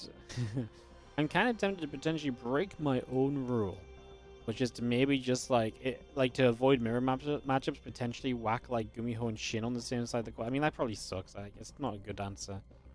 Yeah, I don't know. Yeah, I would like to kind of avoid the mirror matches, but sometimes it just can't be done. Sometimes the playoffs be like that. Campo Chess, thank you so much for the 100 bits, by the way. I think got everyone in here, just missing Goblin, apparently. Be able to go. And Madju coming in with the 5 gifted subs for a total of 10. I was about to say 10 because I read that part first, apparently. Thank you so much for the 5 gifted subs going out to Super Mogwai, Condor M, Has the Bez, Delapo, and Ortinko. Thank you so much, Matthew, for the 5 gifted subs. Really appreciate it. Thank you so much. Hell yeah. Our players are ready. We can kick off into Snowpiercer. This is going to be the final series for Goblin. It's the first one we're seeing as Spirit. As obviously we work our way through this group, get into that Spirit section of games. I think it's going to be very interesting because depending on how this these set of games from Spirit go, could really tell us a lot about how everything else then goes as well, right? So definitely some big moments in this one as we get set up to rumble.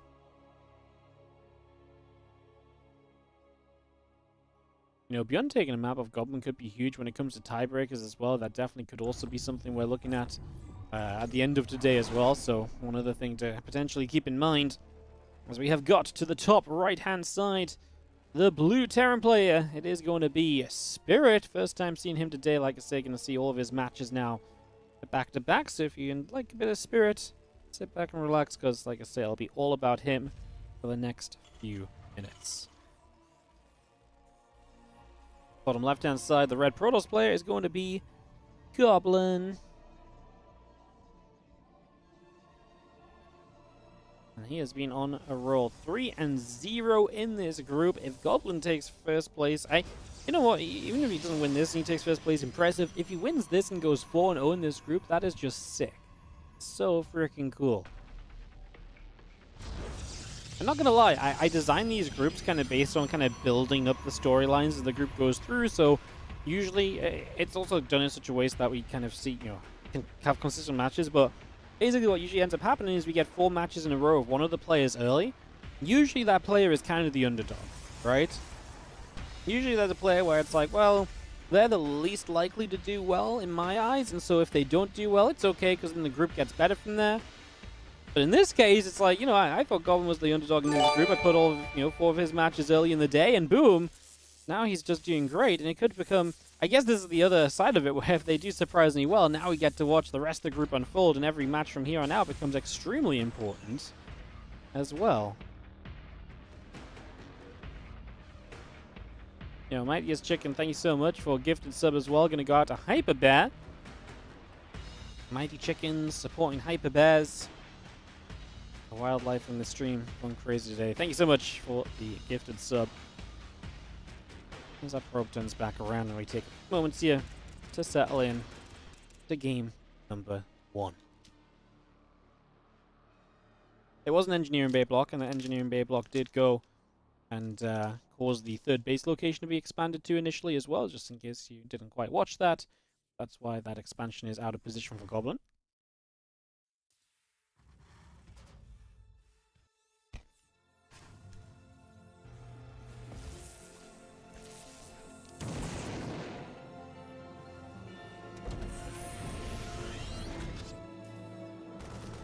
Nibble SCV goes down. Marine gonna get that. Chase down the probe.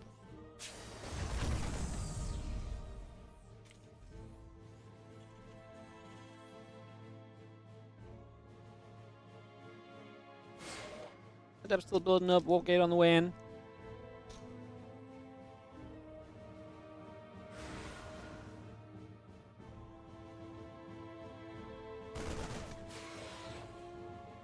That continues to shade as the Stalker and the Warp Gate build.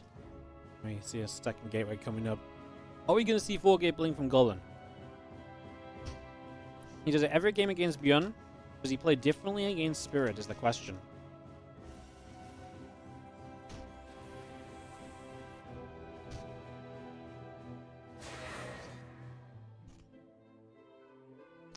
couple ways to look at it. A, Goblin feels very comfortable playing 4-gate Blink, so you just keep playing it. B, Spirit plays differently to ByuN, so maybe you don't think 4-gate Blink is as good, so you play differently, right? A couple options straight away there in terms of how things could potentially go instead. Let's see, hi Sanaima, man, how you doing? Good to see you, mate. Thank you so much for the 5 gifted subs to Heaven SE, I Am Balance, Spankinator, AG Dargo, and Kazu Bratton. Thank you so much, man. Good to see you. Thanks for supporting. Scorpion SC3 gonna give us about a Psycho3213. Thank you so much for the generosity, guys. Appreciate it. Thank you so much. There's a couple of devs will step forward, but too far forward. They will die. It's the Marines and the Cyclone with their lock-on and firepower combined.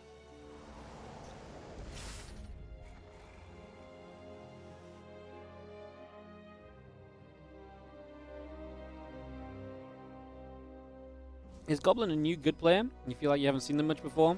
Goblin's been like at the higher end of the European scene for quite a long time. Couple of DreamHack regional kind of playoff performances. So yeah, sometimes kind of springing into top 16 in Europe. I'd say mostly kind of staying top 24 in Europe pretty consistently. Like I say, definitely one of those players that has spurts of being extremely good and then a little while where he's maybe not quite the hottest thing on the block anymore, but yeah, very consistently top 24, sometimes breaking into top 16, playing a day like a top 8 European player, quite frankly. So yeah, he's been around, just doesn't play in everything. Not a player we always kind of jump into the games of as well, right? When, you know, we're kind of going through these events and so on. It's not always a case of, you know, someone we necessarily follow because we never know really quite what to expect from him. The way he's played today, I'm going to be joining some of his games the next few days, I can tell you that much. After killing a Cyclone, Goblin steps forward. Can't do much there. Is once again just on that 4-gate Blink, and we'll be looking to do damage with it right now. Potentially come across the side towards the main as well.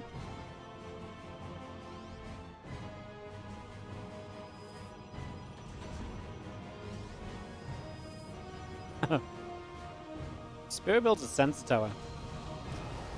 That's so unusual for this stage of the game.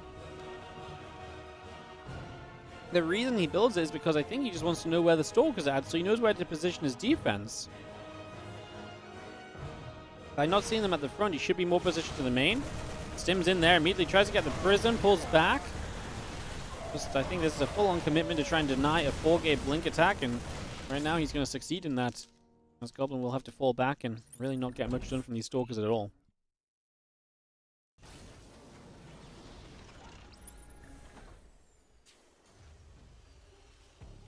It's so funny. If you guys don't know this story, this is a good one. Back in the day, there was an era of StarCraft 2 when Blink, Stalker, harassment, and all-ins were super difficult for Terrans to deal with. Mostly because the maps were badly designed for dealing with Blink as well as just Blink being good in the era. And there's a very infamous comment on a balance. There was kind of like a balance post on Reddit, basically complaining that Blink's impossible. And someone in the comments says, "Why don't Terrans just build a Sensor Tower to see where the Stalkers go to?" This guy gets heavily downvoted. We're talking like minus 800 downvotes or something. Everyone's flaming him, like, "Don't come in here with your Bronze League opinion. You're so stupid." Like, wow, way to show you don't understand how the game works. You can't just build a Sensor Tower. That doesn't change anything. 2 days later in Pro League, I think it was TY, builds a Sensor Tower against a Blink all-in. And that was the day that man's Reddit look turned around. Suddenly it was like plus 1,000. Everyone loved this comment. This comment went kind of, you know, became a little bit famous for the week or so. Because like it was heavily downvoted and like joked upon. Just build a Sensor Tower. Scoffed all the, you know, high-end Terran players who think they're kings on the ladder. And turns out the professional Korean player thought it was a great idea, did it, won the game. I bet that that poster who made that suggestion felt so very vindicated. I love that story. I think it's so funny. A great example as why maybe you don't have to be, you know, a top level guy to suggest something, you know? So funny.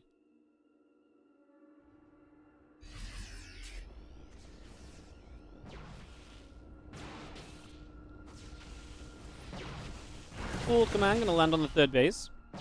These Stalkers are gonna shoot to get rid of a Widow Mine.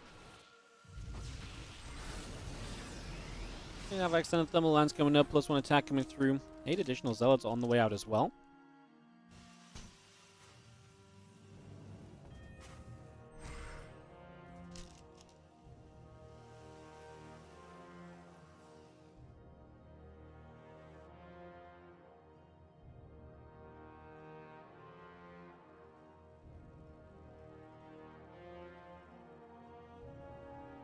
Spirit now moves the Sense Tower over to this left side. Did we... can someone remind me, do Sense Towers still... Can they still be salvaged? They can, right? Is that what he did? He salvaged the Sense Tower, then remade it over here? What did they change on the salvage? They got rid of salvage on something, right? They can, yeah? I just can't really... The patch changed some things after, you know when the patch changes one thing and then it goes back on some things but not others? Not turrets. Okay, it was the missile turret that couldn't salvage anymore. But Sense Towers can. That's so fun. Okay, so they got rid of turret salvage, but you can salvage the Sense Tower, and that's exactly what he's done. He salvaged the Sense Tower on the natural, and he's made it on the third. That's actually genuinely a cool playing the new patch play. That is genuinely something that is patch-specific right there. Turret salvage was ridiculous. Yeah, I think that's a little bit OP. I think Sense Tower salvage is very cute for moments like this. I think that's one of those things where I actually think Sense Tower salvage is like a very neat minor buff for moments like this. It doesn't really have too much of an impact in the rest of the game. Sometimes maybe super late game you can salvage some Sense Towers, but I think in the grand scheme of things, I kind of like that change. Yeah, I think that's pretty reasonable. It's the sort of thing that you don't master. The money you get back is usually fairly negligible, but yeah, why not? Fun addition. Fun little switch up is this Prism actually gets killed. Great catch from Spirit, finding the Prism out to that right-hand side.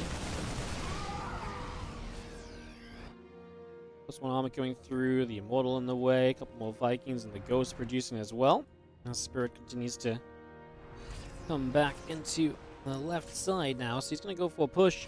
I don't think he's going to let Goblin get away with that attempted expansion top left. That's on its way up right now, or he might just want to try and dive into the fourth.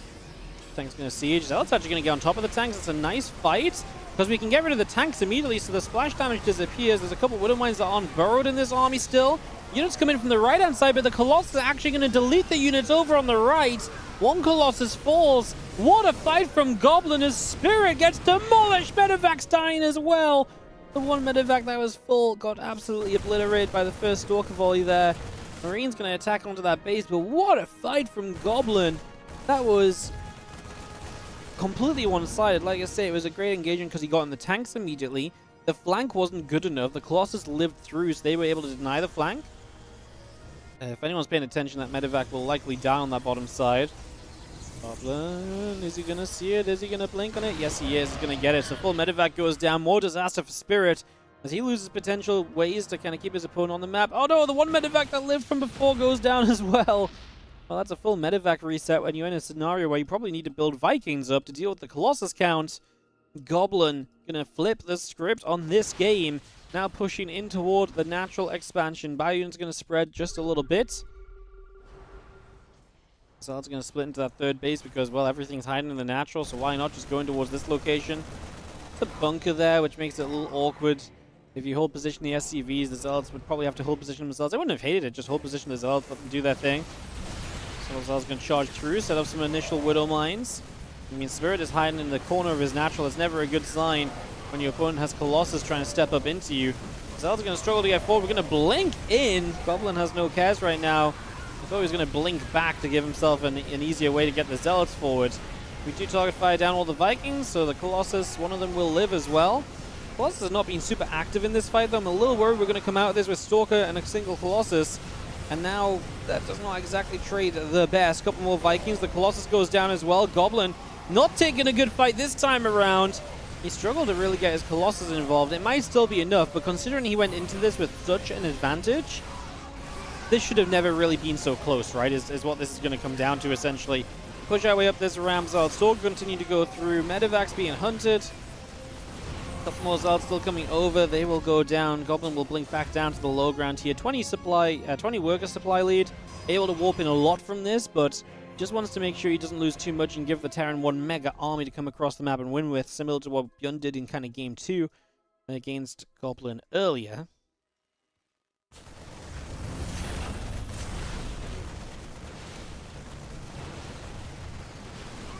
Stalker's going to shoot. A few Zelds continue in. That bunker is going to go down. Or at least I thought it was going to go down. It does not go down. Oh my god, we spent so much time hitting the bunker. Zelds are going to chase the army to the upper left-hand side. Goblin is intercepting some reinforcements. I can't believe that bunker lives. Zelds now going to get to the natural. This orbital command has to lift in the skies as well. Goblin has taken the map during this, by the way. We've obviously just been watching Goblin attacking, but he's not been, you know, lacking back at home. Nexus on the 12 o'clock, Nexus on the 6 o'clock. Just taking every base. If you kill one of them, you're going to have multiple more ready to go.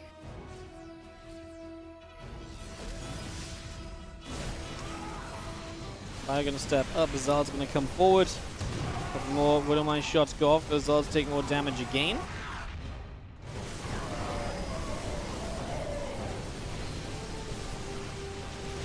We are going to be able to push this back again. Marauder goes down. The Widowmine gets killed.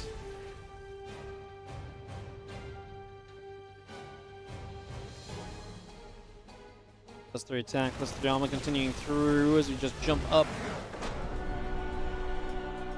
Goblin is going to take game number 1. Man, what a turnaround. That fight for him was so good on that left-hand side. Getting on top of the siege tanks immediately, able to come through just like that. That was a beautiful fight. It really was. Very well done. Man, the Goblin is making a highlight reel today. Like, there's so many moments in these games where I'm like, man, Goblin just looked good. You know, great fights, great engagements, great micro. You could honestly make a Goblin highlight reel with what's happening in these matches. This Goblin is a map away from 4-0ing this group, and, well, did not see that coming. Did not see that coming in the slightest. Let's be straight up simple and honest about it. That is ridiculous.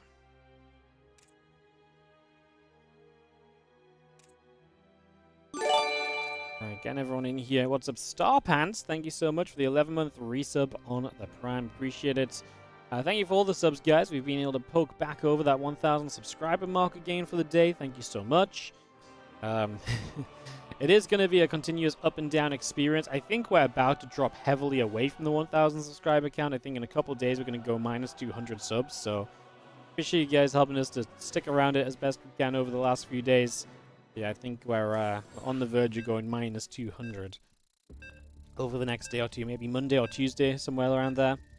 And yeah, we'll drop off a bunch then. But been a great run. It's been very fun to have the sub count peaking over 1K for a little bit. We are going to Ultra Love here for game number 2 of this best of 3. Goblin is, like I say, on the verge of 4-0ing. I mean, even taking a map here might just be good enough to more or less guarantee first place. He will have the series advantage over anybody else apart from Spirit. His map score is very good. I think it'd be very difficult for Goblin not to be first place. It's not impossible. You know, if Spirit wins this and 2-0s everybody, he would have a better map score. I think the most likely scenario is that Goblin is first place pretty much whatever happens, though. Yeah. Most, you know, situations, probably like something like 95% of the time, Goblin finishes this group in first place from this position. Hey, the GWA, thank you so much for the $5 on YouTube. Always love to see your face. Means we get good SE2 games. Hell yeah, I love that. Where am I from? I'm from the northeast of England. Here, Newcastle. Some crazy people can still hear the Newcastle accent in me.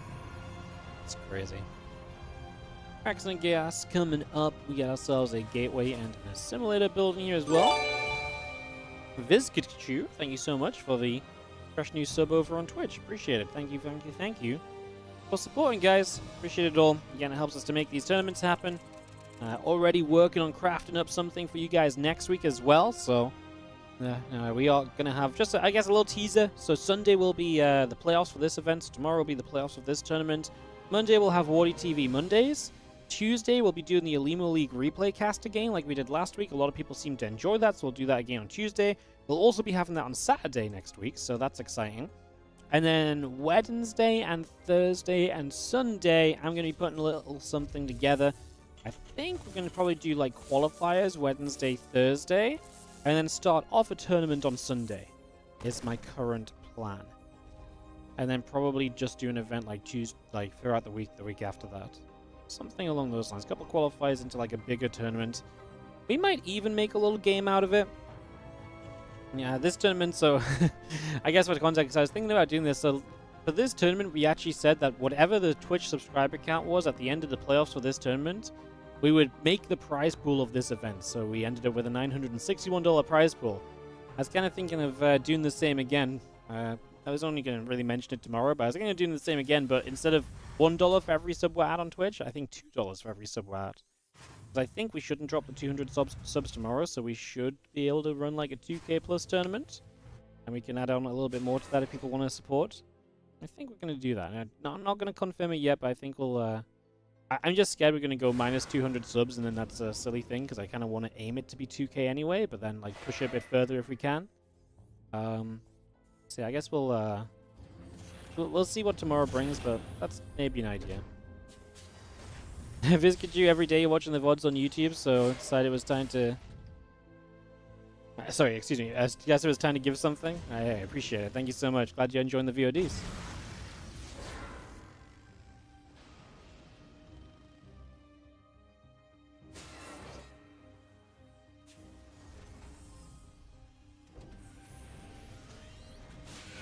Let me throw you on Indy's cam for a second here, guys. I just need to quickly sort something on the other screen. Apologies. A little distraction.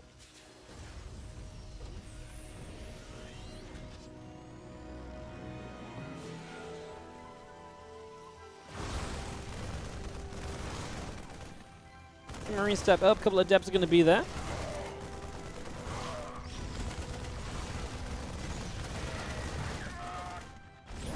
So we see the Hellion coming back over. The depth fight is back the other direction.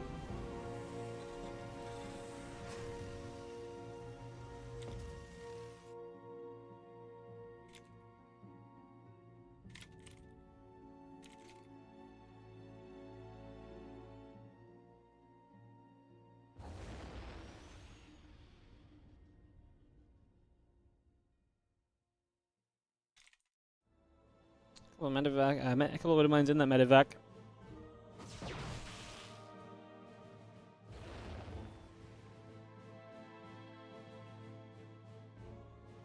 So the medevac coming back around to the bottom side.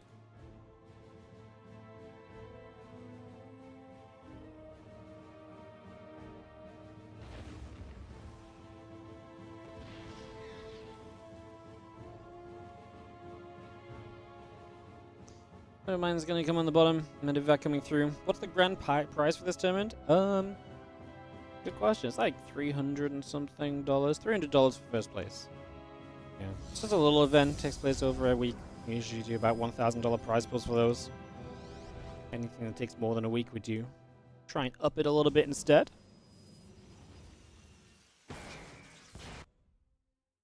These stalkers gather together, Prism overhead. We're just going to be seeing the Marine Marauder still coming out. Stimpak on the way up as well.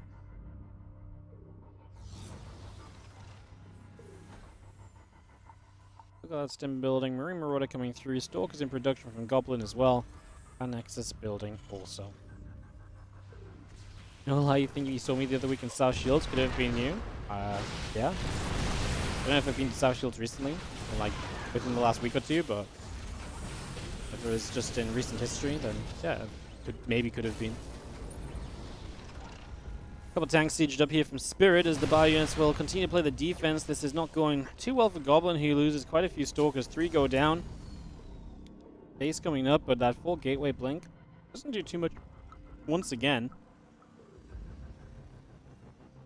Okay, another SCV comes down the low ground as Stimpak and Combat Shield coming up. Marine Marauder still producing. Reactor. Command center. We'll continue to come around. Tank gets down to the low ground missile turret. We'll just drop on the natural as well. A few stalkers going to come blink across. And an Immortal and a couple of gateways coming through. The few probes going about as well. A simulator building on the side of Goblin.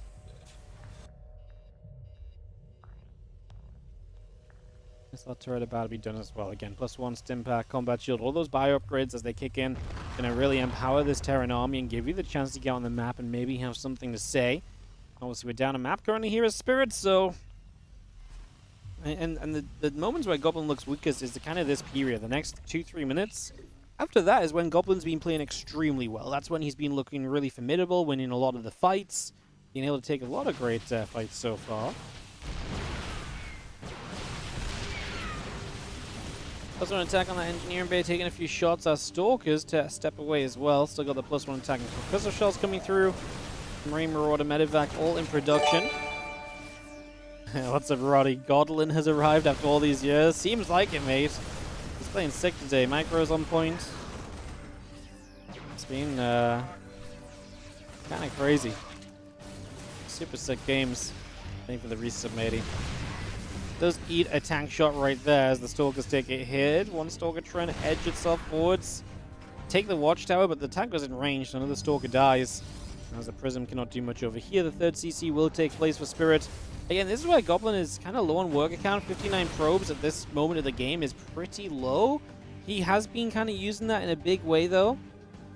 59 probes has been kind of allowing him to set up in pretty nice positions as those few Zealots are looking for a chance to charge forward. A couple Widow Mines get burrowed as well. Battery going to take a little bit more damage. Just going to step away from the couple of Zealots that are coming through also. The Mines will burrow, Siege Tanks will siege. A couple of Stalkers going down. We do have ourselves a Marine Marauder Medivac still coming about. The Ghost Academy coming up as well. Additional Zealots warp in on the front of that third base. Good position for Spirit, and this is where I think Goblin might be in some trouble. He's got to A, break out of this army effectively, and he's not doing it off of a great economy either, which makes it just that much tougher. I think the position he's setting up for in the fight is good, with the Zealots potentially able to flank the Siege Tanks. A couple of Zealots over here, but yeah, we actually dove the Colossus, and the Colossus went down, so I couldn't get my observing going fast enough there, as the Observer was more interested in those Zealots, and the fact that Colossus was getting dove on. Now going to be seeing that this is just going to be Spirit, though, on way too much supply, and Goblin will die on this one. Yeah, I mean, this time the 4-gate blink gets shut down very convincingly, and with the convincing shutdown, Spirit just comes across the map and kind of wins out from there, does a very good job of continuing to fight, and that is going to be it for a game number 2, and we get to go to a game 3 between these guys. Leylines going to be our deciding map. I feel like we've seen Leylines, Ultra Love map 2, Leylines map 3 so much today. It's been kind of just a continuous factor. Let's jump into this in a couple of moments. Yeah, that was not quite it. You want to be obviously in those kind of overwhelming armies in those scenarios, right? And that was not quite the overwhelming army that you were looking for. In fact, there's nothing really overwhelming about it at all.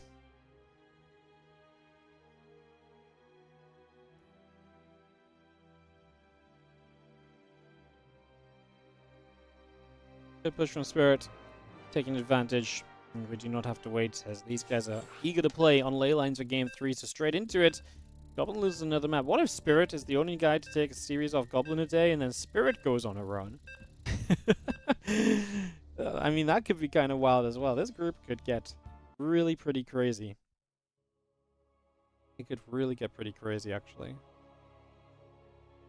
Damn. Alright, let's see what happens. This game has a lot of impact on this group. As we have in the bottom left, the red Terran player. He was able to strike before his opponent got set up.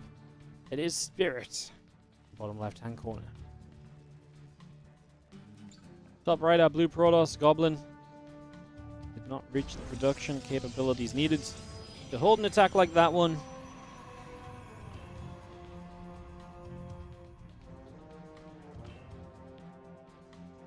Gets set into Game 3. On Leylines, final map of this series. Final map for Goblin today. It's been an absolute wild ride. We'll be seeing him in the playoffs tomorrow. That much is guaranteed. The question mark is just what position of the playoffs is he going to be starting in that round of 6, or is he going to be starting in the round of 4? I think there's a very good chance he starts in the round of 4 unless Spirit goes for an incredible run himself. I think Spirit is the only guy that could stop Goblin being first place in the group, so I guess eyes on Spirit to see if he can do that or not.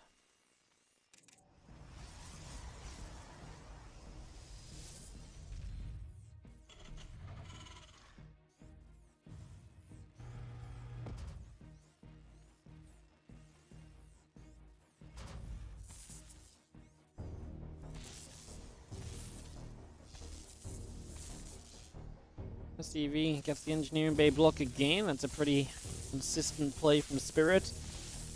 Didn't stop Goblin 4-gating in that first game. Got that Nexus out of position, 4-gated. the 4-gate portion of the game is not going badly for Spirit. I actually wonder if it's worth Goblin stepping away from the 4-gate blink and kind of just, he's dealing with some of that aggression pretty well, to be honest.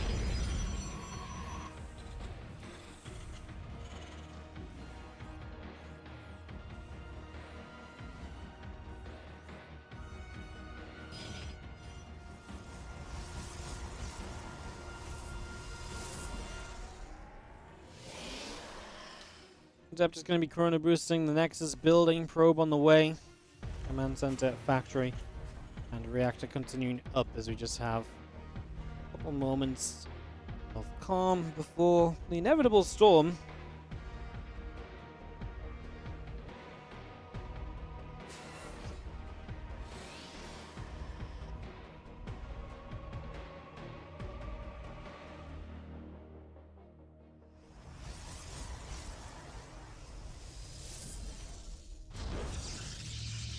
Well, there we go. We talked about Goblin maybe switching it up. It's going to do it in an aggressive way. Second gateway on the map now, proxied. This is a world, a third gateway as well. This is a world where Stalkers do build 3 seconds sooner. Does that have a major impact? Yeah, maybe. If you start building some Stalkers out those gates and you try and get them to the front quickly, I could definitely have, I could see it having some impact, right? Could definitely make something of a difference.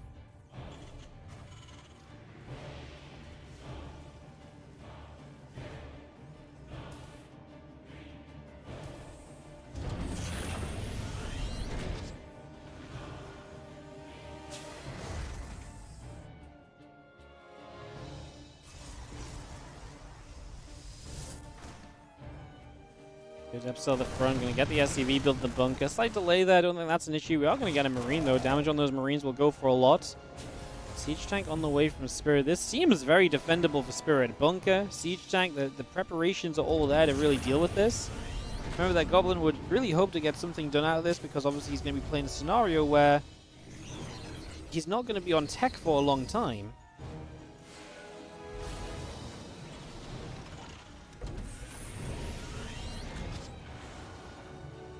Let's come back over. Tank still building. Well, Depth is going to shade. The Marines are going to be there. We step up. Tank shot is going to be good onto those couple of Adepts. They get pushed away. Stalker's getting pulled back.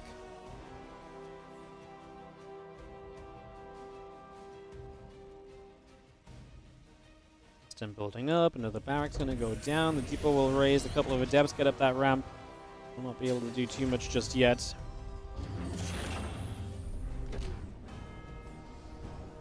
Lift out that factory, drop the reactor, and just see that charge building on the side of Goblin. So Gobble on the follow-up here is going to be playing that charge quickly, getting into that immediately right now.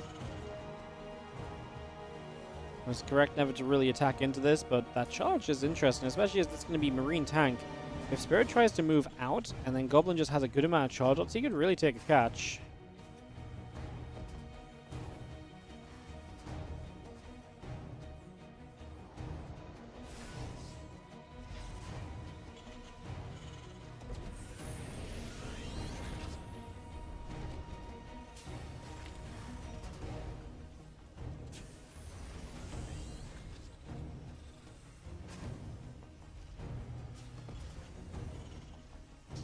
Extra gates coming up, Temple Archives on the way through, and charges building as our Stimpack Combat and +1 all building here. Stalkers and Zealots gathering together. Our Marines gonna get an Adept.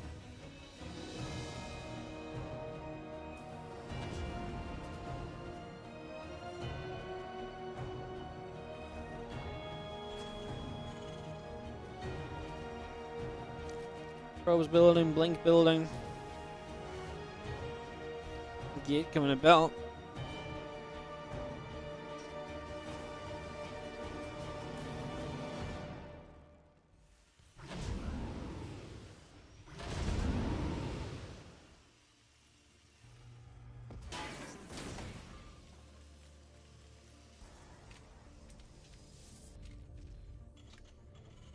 Team and Medivacs go up that left-hand side. We will see Combat Shield, Concussive Shells, and +1 attack continuing to produce. The two Medivacs and Widow Mines are building from Spirit as well.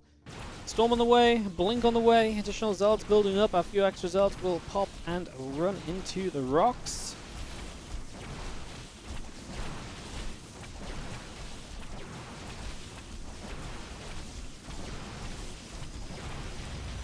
Those rocks will go down. Again, Storm's still building. The blink is still halfway done. The two medevacs are going to drop into the main base next couple of moments. So let's see what Spirit can do.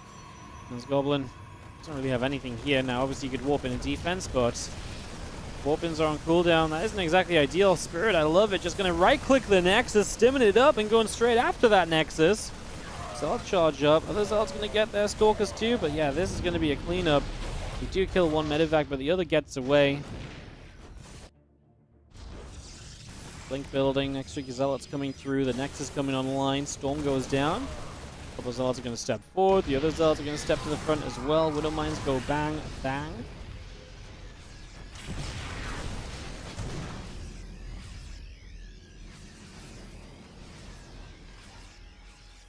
Five more Zealots going to come charging straight through here. Widow Mine shot's going to go off. This is going to be a pretty easy cleanup in the end from Goblin. I think that's the strength of those charge lots, but I mean, losing the main Nexus is brutal. You're going to lose so much there. Another Storm comes down. Good lift is going to make some of the Zealots take damage instead.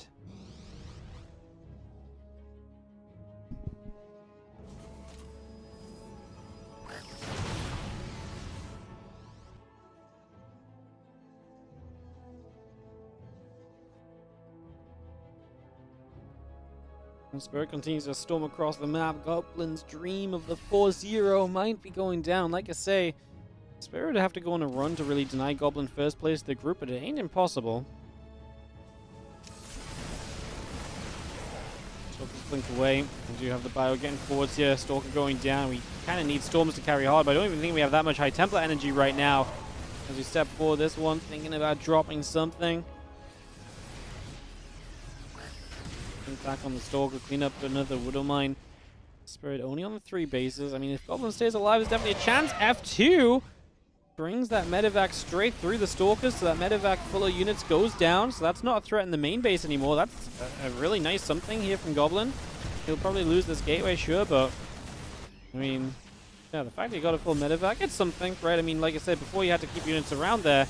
Now you can kind of just bring those with the rest of the army onto the map, and Spirit has no counterattacking potential currently.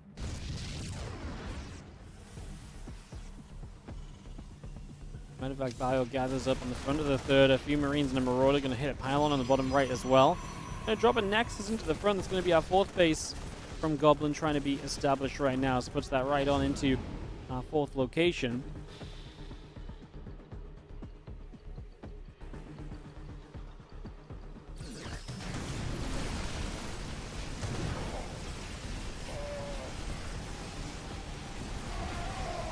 Stepping through here, Stalkers and Archons going to try and get involved. Couple High Templars still nearby. Goblin's supply is he's just not able to rebuild very easily. Like I say, obviously that main base going down really hampered his economy, and yeah, numbers are just not good enough for him just yet.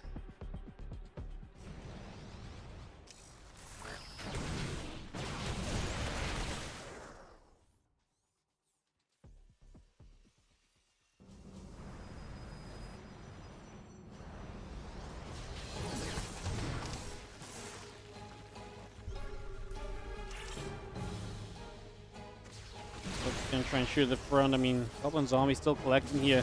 Needs to hope to catch a really good Storm, as he does deflect the drop for the moment at the very least.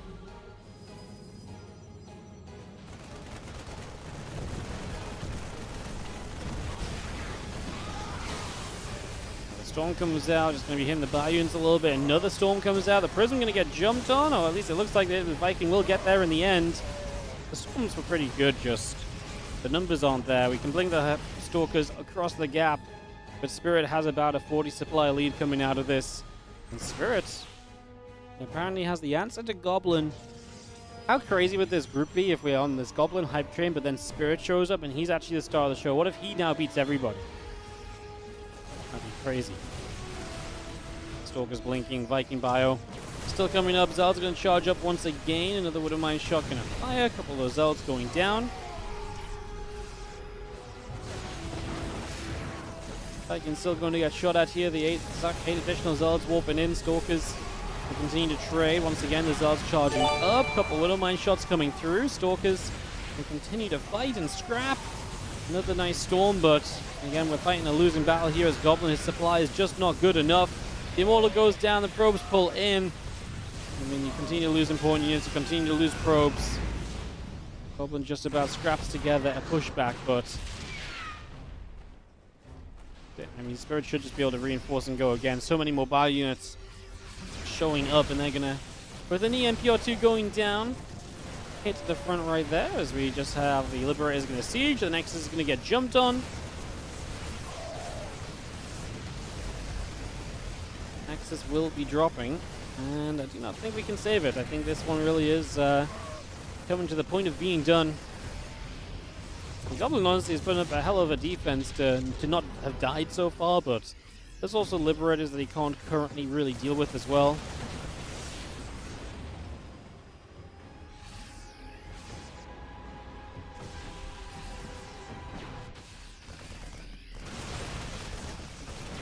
Stalker's going bang bang, Marine's taking hits, again the +2 attack coming up, the extra ghost on the way.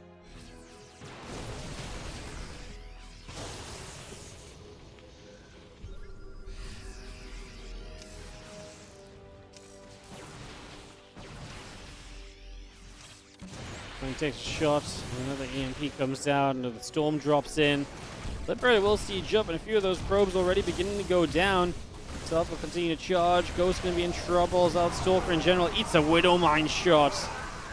And the Spirit does have to go kiting back, but again, it should just be a matter of reinforcing to seal the deal. If even needing the reinforcements, it looks like we'll actually just turn and fight.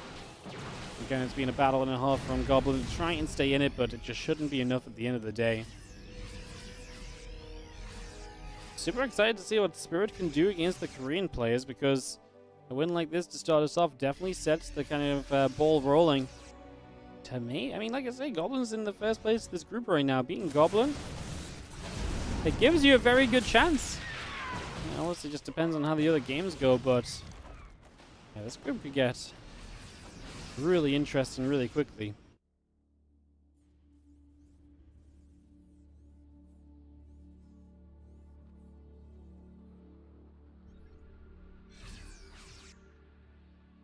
Goblin will wait until Spirit absolutely just kills him here, playing to his final moments. He's had some pretty ridiculously good fights today. I don't blame him for giving it a go. This one goes down. EMP tries to reach. A couple of Zards charge up. Kabang on one of those Zards. The other Zard's going down as well.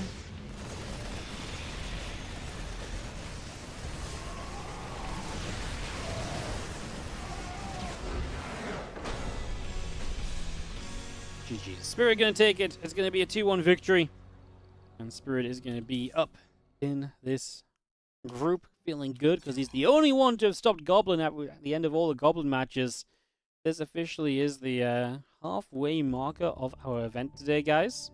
So we're officially at the halfway point. And Spirit's going to be 1-0. Rogue 0-1. Classic 0-2. ByuN 1-1. Goblin 3-0. We actually have Rogue versus Spirit up next. So we'll see if Spirit can keep the momentum rolling, is the question. So we'll be figuring that out.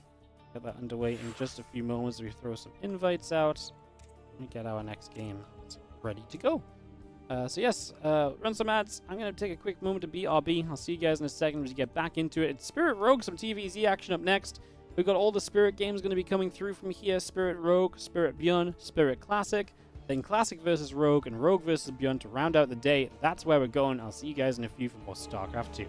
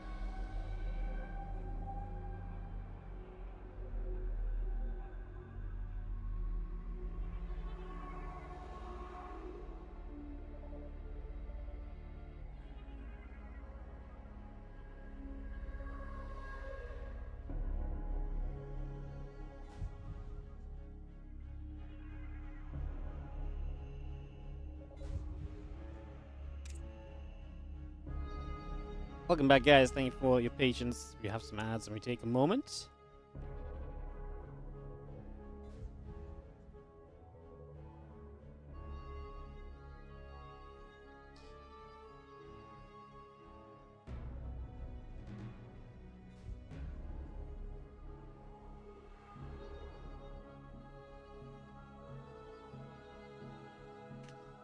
Let's jump into this Rogue vs. Spirit series. So, get this underway and get this started.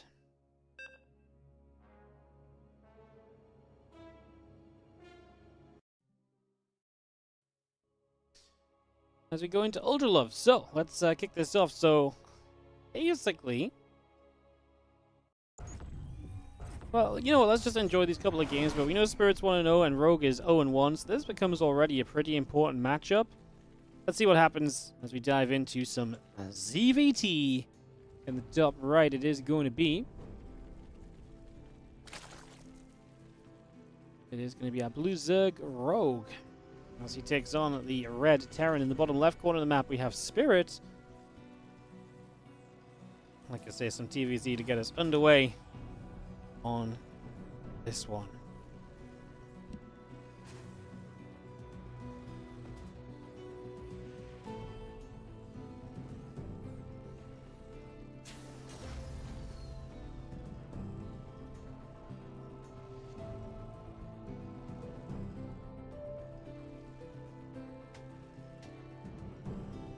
So, Ultra Love gonna be our map. And we look to see what exactly we'll get up to across the course of this best of 3. Like I say, Spirit and Rogue. Spirit showing us some good games against Goblin. Can he show up in the TVZ? We saw Spirit the other day playing some TVZ, if I'm not mistaken. He was very, very aggressive, 8 racks pushing and just kind of, you know, really rallying units a lot of the time, really trying to end the game before it got late. Definitely seems like a bit of a response to the idea of that later game, you know, nerf for ZVT with the Ghost being more supply now, so you can't have as many in your army at any point. Maybe just feels more comfortable trying to end games early than letting it get to that stage and figuring that out for the moment, but that's why this matchup could be interesting, because Spirit is the player who will usually go to the late game, so we'll get a good indicator of maybe what the Ghosts are like in that late game based on how these games go right now.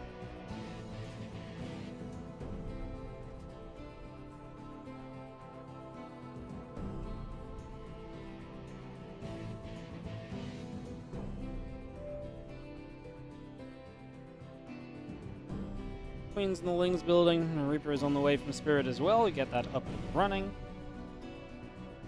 Bringing that through as the Overlord gets to the middle of the map.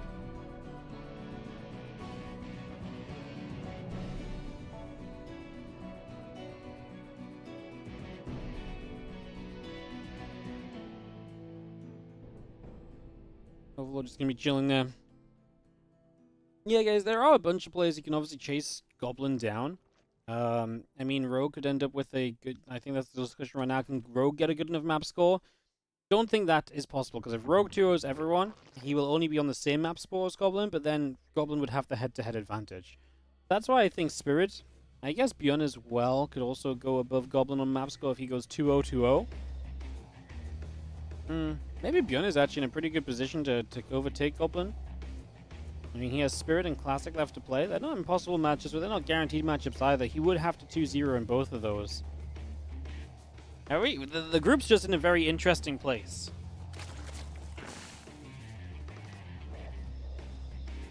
The group is just in a very, very interesting place right now as we do see our Ling speed coming up. Couple Queens coming in. Drones producing. And you have a few Lings going to go down to the low ground and nibble some rocks.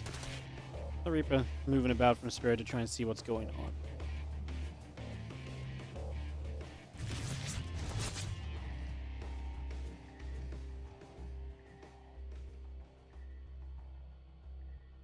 And Starport about to finish. Hellions are producing. The command center building up. SCVs on the way as well.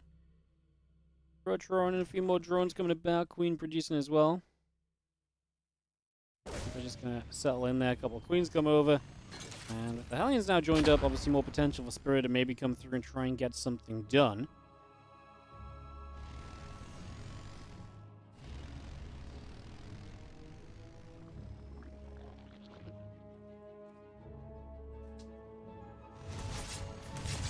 Queens get there, and the Reaper gets pushed back.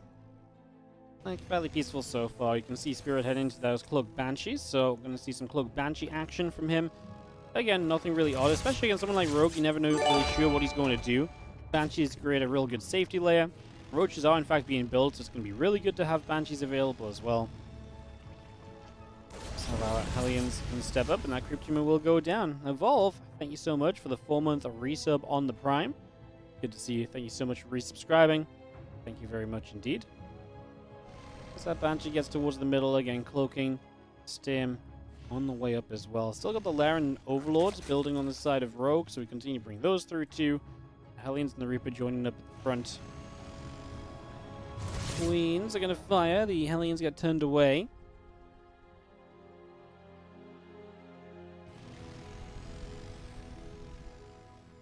But, I mean, you're still holding map control here as Spirit, so it's not the end of the world. Elsewhere, not really too much going on. 8 drones coming up, the Stim Pack building. Engineering base popping shortly. Look at that, 5 barracks being added on at once right now. What a surge of barracks. So that's just going from 1 to 6. Usually you go from 1 to 3 to 5. He's kind of skipping, and then he's skipping a beat and then adding 1 extra as well. Maybe just a little bit mess up on the build order, so maybe had some excess minerals from somewhere. Obviously the next step after 5 is typically 8.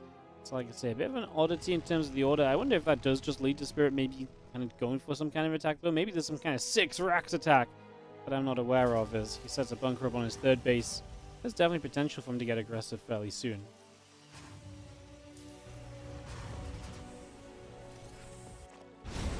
Roach speed coming up. The Hellions going to get turned away by the Roaches. Ling's chasing as well.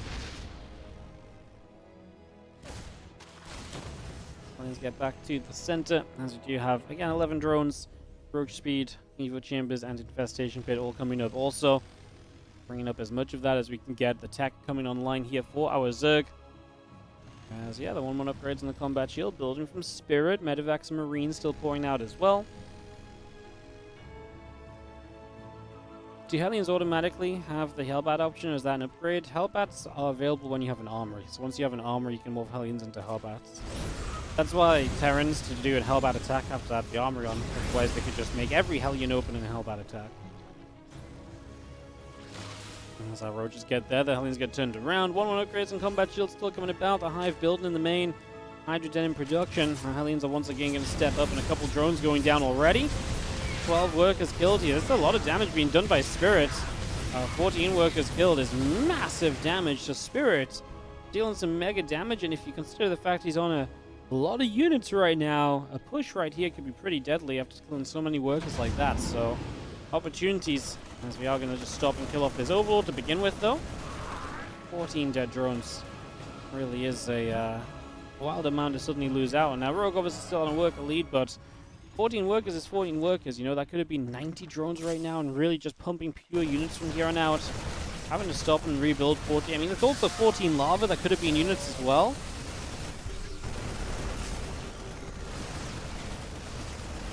He's going to get the Overseer. Just going to have our Roach Ravager and the Queen still stepping up. Medivacs get pushed back over to the bottom left side. The Banshee gets into the center. And then she go after those Ravagers. Some more shots continue to come through. Gonna get rid of one of them. The rest of the army showing up. The Queens, the Roaches, the Ravagers in the center. We're just gonna bully our way through the middle of the map. Corrosive Vials are good to kill off a Medivac. Roach is still dropping. Gonna continue through the bio, getting there. Wow, Spirit just completely runs Rogue over, which I guess is not too surprising because take a bunch of drone damage, and if you're trying to replace that and recover from that while also teching the Hive before your Hive tech is there, this all adds up in Spirit's favor. The timing was good. The damage he just dealt was good. It all leads to just a beautiful little moment where he comes through and boom, just like that. Spirit is on a 1-0 lead against Rogue. Okay, we're going to go to ley lines for map number 2 of this best of 3, so let's get this one started up. And just take a moment to invite everyone in, guys. Just takes a second. There's a few different people to throw invites out to.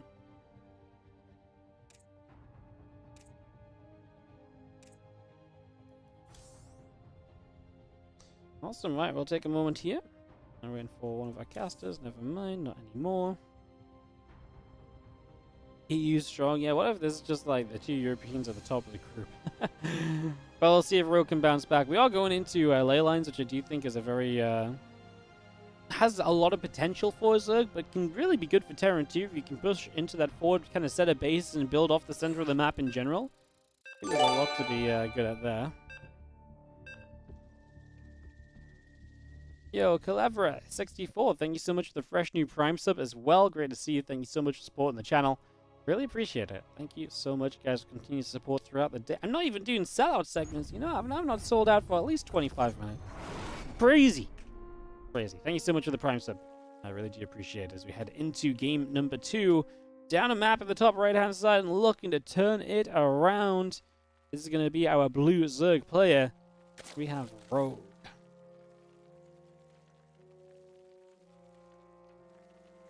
In the bottom left, our red Terran is going to be Spirit.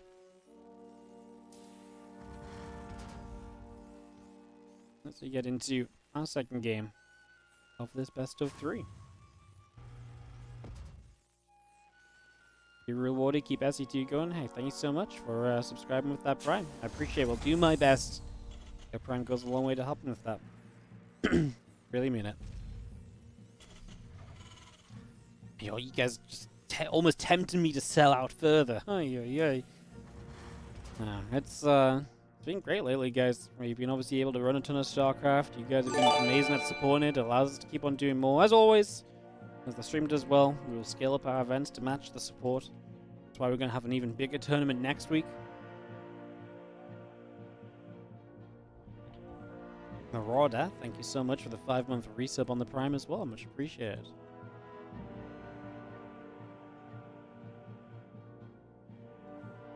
Don't know how many people total are watching right now between all platforms. Not including the foreign language streams. But probably a guesstimate about 3K across all language streams. I'm not sure a couple of the we have 1.5K Twitch, 300 YouTube, 300 on the Polish stream, 250 on some others. There's about 2.1, 2.4. A little bit on the French stream. Well, another couple streams I don't know about. Yeah, probably like 2.5 to 3K views. Couple Queens and Lings coming out. Watching an Overlord because I'm fascinated by early game Overlord movement. That's why we always follow the Overlord guys. People are always like, why are we just following an Overlord that's doing nothing? Well, not doing nothing. It's moving. It's positioning itself for the future of this game. Sorry, excuse me. Throat's a little rough today for some reason. As our Lings are going to show up and they're going to go after the Reaper. So the Reaper will take a few shots. We go back and forth. We dance around. Obviously, pretty typical couple of moments here from the Reaper just trying to poke about for something. Spots the third hatchery coming in. We see the third CC coming down from Spirit. He'll be able to go there comfortably right now because there should be nothing to really stop him.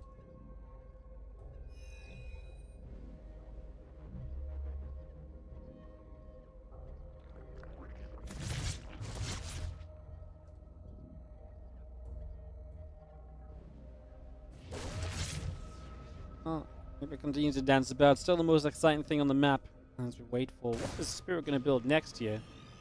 He has got a reactor, and he is going to put the factory on it. Okay, so Hellions are going to be on the way up. I was just wondering if there wasn't anything in the production tab. I imagine the factory was just swapping onto the reactor, which kind of makes sense then. If there's nothing in the production tab, it's probably Hellions, because if there's going to be Marines, he would have just started those instantly. So, yeah, Hellions once again here from Spirit. I mean, they ended up doing a lot of damage, and like I say, it really comboed to be a pretty critical kind of 1-2-3 punch. You hit the economy at the right time. You hit your timing window. I guess there wasn't really a third punch. A good 1-2 punch. You hit the economy, and then you hit the army as the Zerg is A, attacking, and B, trying to recover from the economy losses. It really was just a beautiful combination from Spirit to close out game number 1.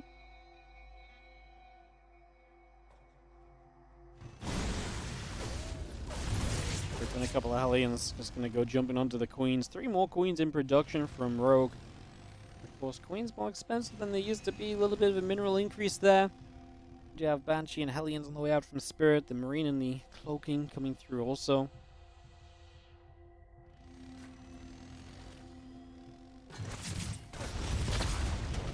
Very close to getting that creep human. Not quite able to.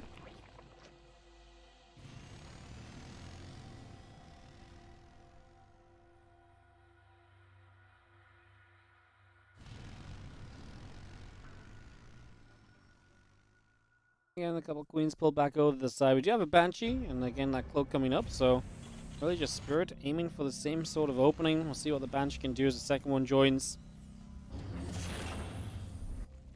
Queens still building from Rogue. What's that going to take him to in total? 9 queens on the map, so pretty hefty queen count.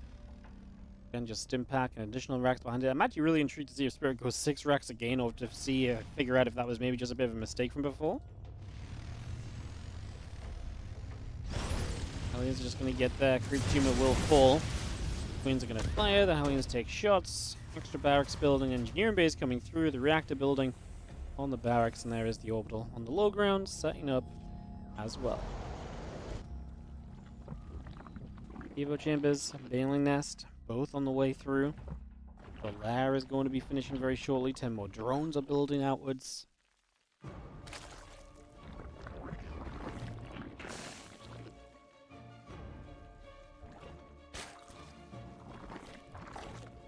Probably Evo Gem is going through as well. Just where the Banshees do get in there, and they get about 3 workers on the natural. The upgrades will start here from Rogue. Spirit should be looking to do the same shortly, as Rogue gets that Bailing Nest. Last game he did build roaches. This game he's not going to go into roaches at all, so there's definitely a difference there as well.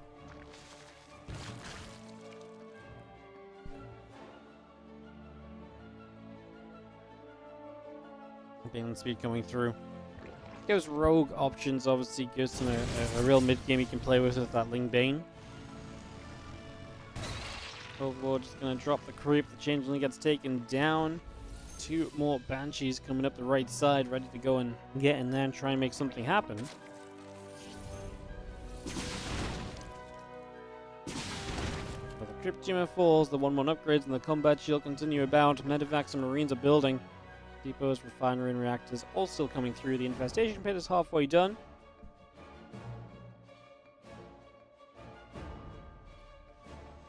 King Bane just continues to pour on outwards as the melee upgrades will be there soon as well. Really just following these Banshees, but there's not much else going on. Spirit being very passive. It's a very typical Spirit kind of play where he plays very passively with his units and then hits with this sort of an attack now where 5 barracks, he's really powered up, he didn't lose anything so far. And if the Zerg really skipped a beat or the Banshees did any amount of significant damage, you can really kind of kill the Zerg a lot of times with attacks like this. The Armory not ready yet, so you can't morph in Hellbats. Obviously no upgrades either, but I mean, you can take a position here, maybe knock down this left side base. The forward base here is the 4th from Rogue. You're going to get the creep and be able to start advancing towards this hatchery. Queens show up, the Ling Bane going to make a dive up. Go back and forth a little bit. The little Changeling gets taken down. Ling Bane is going to continue forwards. We are going to commit. Oh, commit's far enough to take a tank shot before backing away. So doesn't fully commit. Aliens morph into Hellbats. Queens turn around the other direction again.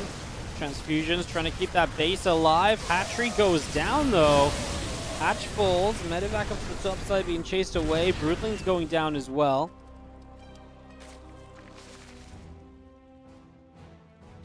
Armor upgrade coming up on the side of Spirits. Just going to get that completed. Still got the Overlords and the Overseers coming through as well.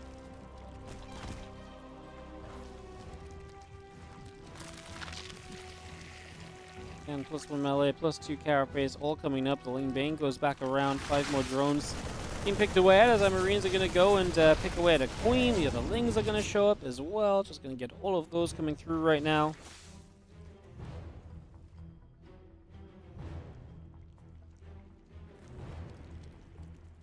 Still got that 2-2 on the way about. +1 vehicle weapons, the additional barracks coming up. The Marines, Hellbats, and tanks all trying to push themselves forward at the moment as we get to the front. Another tank sieges up as well. Our Marines will unload onto the corner of that mineral line. Here we go. Ling Bane going to collapse in. We're actually going to look to break this position. Rogue from 2 different directions. And this army of Spirit is dropping. Ling Bane does very well for itself on that one. It's going to come back across. The Medivac going to have to escape away. And that is going to be Rogue with a cleanup for the moment at least. defending this forward base. That's kind of the thing about this map. It's kind of large and the space isn't open, but it's easy to come from two sides. And that gives you that kind of natural wraparound effect that can win you the fights a lot of the time. And definitely does a lot here for Rogue, because I think he might have been in some trouble. But this game gone much differently as Lane Bane continues across. A couple of Banshees get to work. A lot of those Banes continue to get knocked down. Lings are going to just chase. Doesn't feel as though these Marines have the right to be in the middle of the map. Still knocking away at Banelings with the siege tank. Feeling's going to get there. The tank goes down. +2 upgrades. Attack and armor both on the way. The +2 melee and +2 carapace coming up. Adrenal glands about to finish.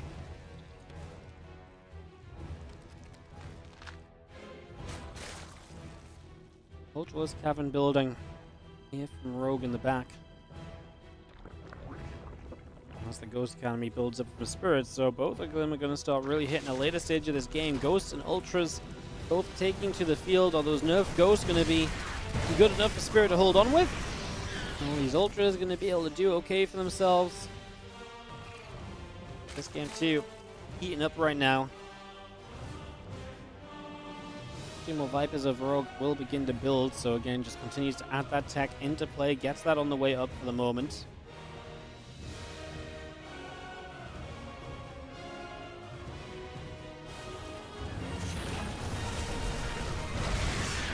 May as well fire. Lings take damage. Just going to be seeing the supply depot going to get grabbed.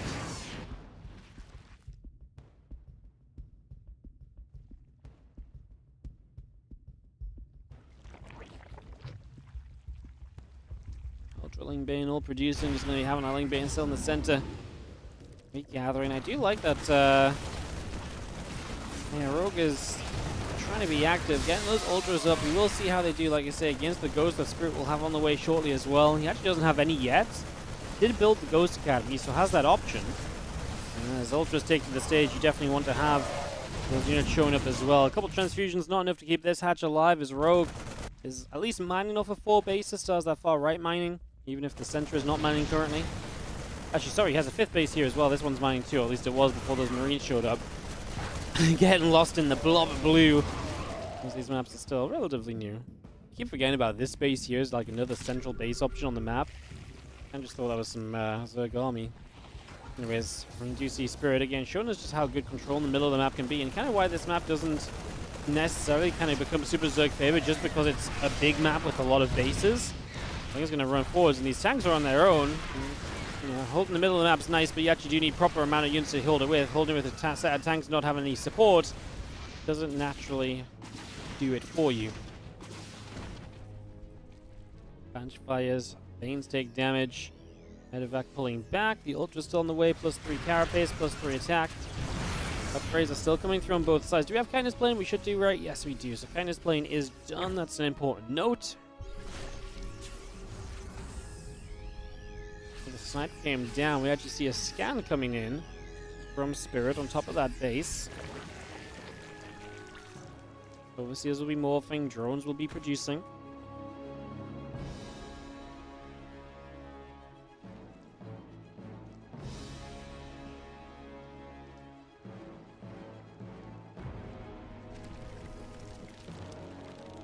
Ultra, Vipers as well, and drones too. All of this continues to gather. Just going to be seen on Marines. Going to continue up as well.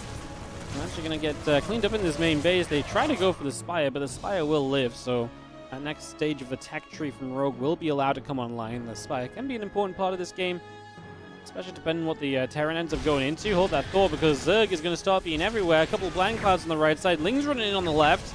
The snipes do come through back the other direction. The Lings continue to show up. Lings going after some of these depots as well.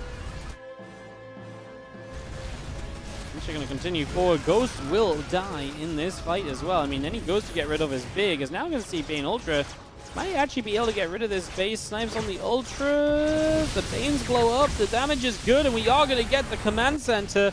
34 SCVs killed as this base is ransacked. This base is ransacked. Where are the SCVs even remaining? Spirit, a few here and a few there, but a lot of economy lost, and Rogue currently overrunning him. The run-bys are seemingly going to be too much as the Lings continue to come by. Now going to jump in. Ghost dying as well.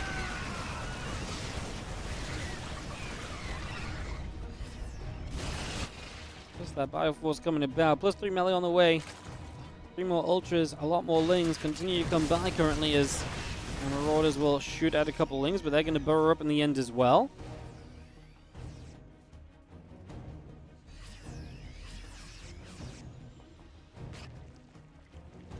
And that Ultra Bane all continuing by, just having ourselves the army readying to go forward again.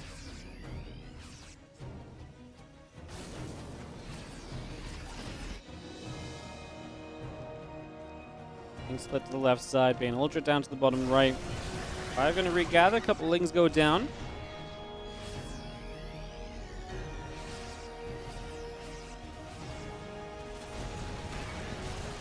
And Lings is going to get through. A few SUVs going down, Lings is going to go jump onto this planetary fortress. I think this is just getting worse and worse for Spirit. Obviously lost quite a few ghosts to some of these run-bys as well, and they might have made the difference numbers-wise and being able to deal with what is becoming a larger Ultra count. We do get some snipes off here, but can we continue to get the snipes off? I think if we stop right now, we're going to take damage and the snipe would be cancelled. So you're just going to have to run and kite instead, but that does not exactly give you an answer to the Ultralisks. Maybe if the Ultras go a little bit too far forward and the snipes are able to land, but the Ultras currently escaping snipe range. Spread down to 135 supply. No money in the bank. He's not mining currently, apparently. This space. He's gotten 0 mineral income, basically. 1 SCV on minerals in the entire map. Finally, these ones are going to get back to work, but boy, does he need it. He is crawling up in the mineral counter there. Is now just going to be going Ling Bane Ultra into the center. Actually, didn't see the start of this fight happening on a runway of creep, helping to launch this Zerg army into the Terran player. And that's maybe not a runway, more of a wet slide. You slide down this ramp and creep, you slam into the army. Yeah, I mean, just a way to speed up the process. As Spirit is going to have to say GG. Rogue wrestles this one back. I did think Spirit at points was looking pretty good. Felt like he had a good opening and so on, but clearly not good enough, as that is going to be Rogue take game number 2. And we get tied up in a matchup that's very important because, yeah, Spirit 1-0, Rogue 0-1. Rogue goes and loses this. He's 0-2, and then that's going to put him in a really rough position in this group as well. And for some crazy scenarios potentially as we get ourselves our next map underway. We're going to go to El Dorado. Series 6 here today, guys. Thank you for joining us. Series 6 out of 10. 10 best of 3s in total. We will have the playoffs of this event tomorrow as well, so if you've been enjoying the players you've been seeing, the ones that do well will be back tomorrow for the playoffs. So make sure you tune in then as well to see the conclusion of this tournament. We already have Gumiho, Clem, and Shin confirmed. I think Goblin is confirmed for playoffs as well already. The rest of this group still up in the air. Classic currently last place, is still not out of the running. He could still make it. So everything is still up in the air for Group B as we work our way through these games. 1, 2, 3, 4, 5, 6, 7. Casters over there. Woody, will you ever do a Metal League tournament? Probably not. Unfortunately, most of my viewers don't. Most of my viewers have been taught to come around for the top tier pro content. They don't really come back when we do lower league stuff. And we're already so busy. Maybe if we had some quiet periods when there wasn't much else going on, but that never happens because we just make even more awesome StarCraft tournaments. So, yeah, yeah. Alright, let's head into this next game. In the bottom right corner, a red Terran player has seen some success, has seen some failures. I mean, I feel like he was taking good control of that last game, but then just could not keep up against some of the fights and counterattacks and action everywhere. Spirit in the bottom right is going to do his best not to get run out silly here on El Dorado. As in the bottom left, our blue Zerg is in fact Rogue. He's a very fast player. He's very good. No surprise that his run-bys are finding maximum damage and giving him chances in these matches, even when the game wasn't looking pretty beforehand.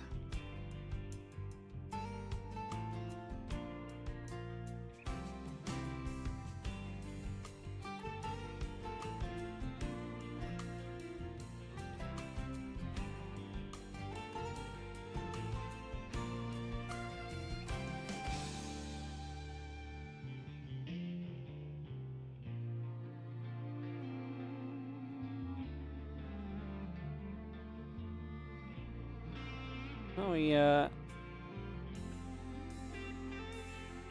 take a few moments. Overlord coming across the map. Rax SCV coming through, hatching the gas in the pool.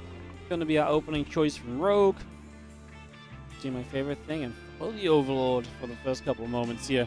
While we wait for some first real units to take to the stage on El Dorado. This Golden Wall it's kind of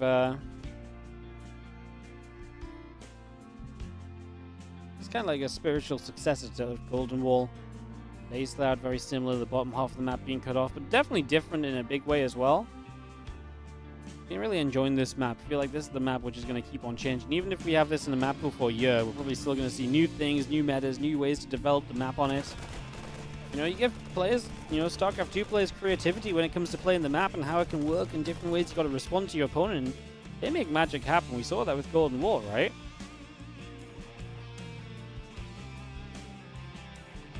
I think this map has similar potential.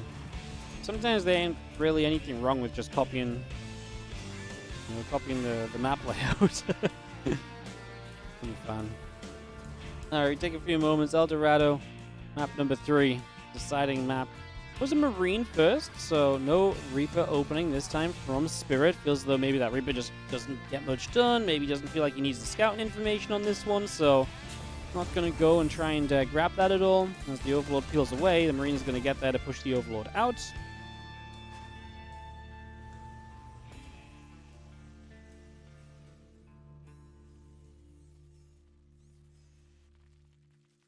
Speed coming up, the factory building from Spirit as well. A few Marines just gathering together in the center there. A couple of Lings going to start moving out on the map as well.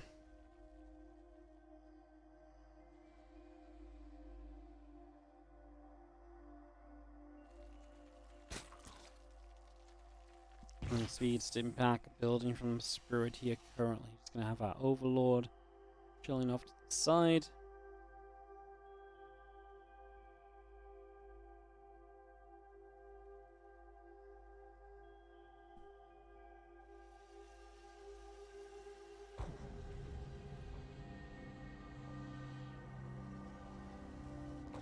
And they're starting. They're on the way. One's producing. Starboard building as well. And we've got ourselves a couple of Marines. Gonna keep the Overlord at bay a little bit. The Ling pulls back into the right.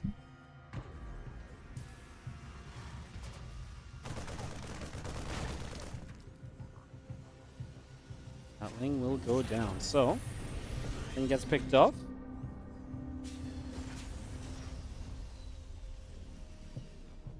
Back halfway done. A couple of medevacs are producing. We do have our Lair and our Bane there still building up. The extra Lings and the Queen coming through as well.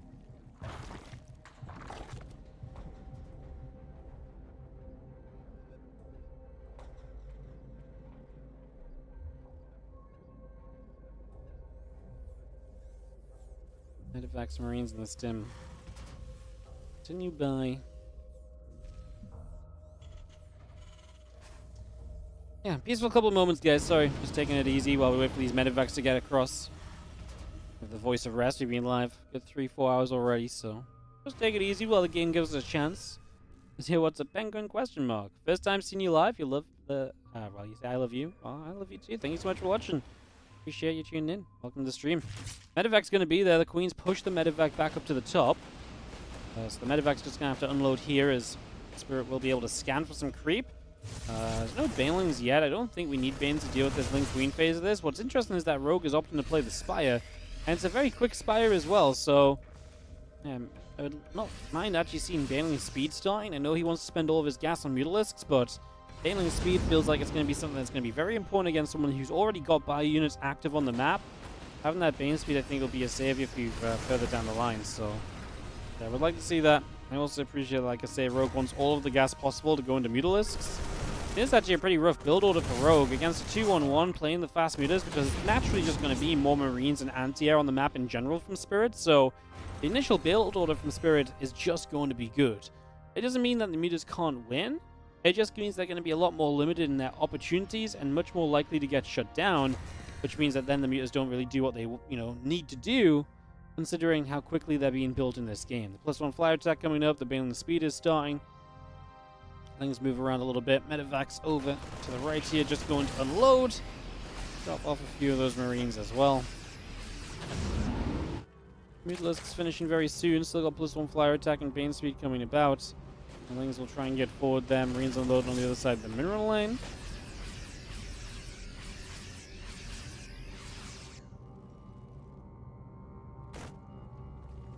can I show APM? Thank you for the $2. Can I show APM when they're in a big fight? I can try. It's kind of difficult because I'm kind of shouting about the game.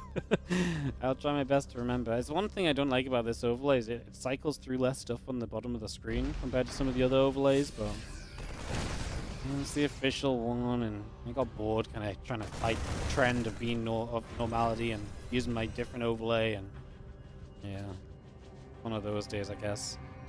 Rogue is already across the map with the Middle, so they're going to get busy right away here. Going to go after Marine. Just going to step up. A couple of those Banes are going to be in some trouble.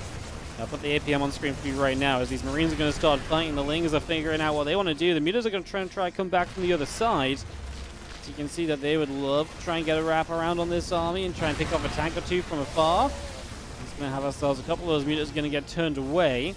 Again, +1 flyer attack continues to come up. The Mutas continue to go after the Marines.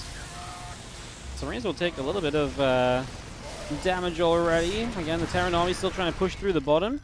And the Mutas do escape away to the right-hand side.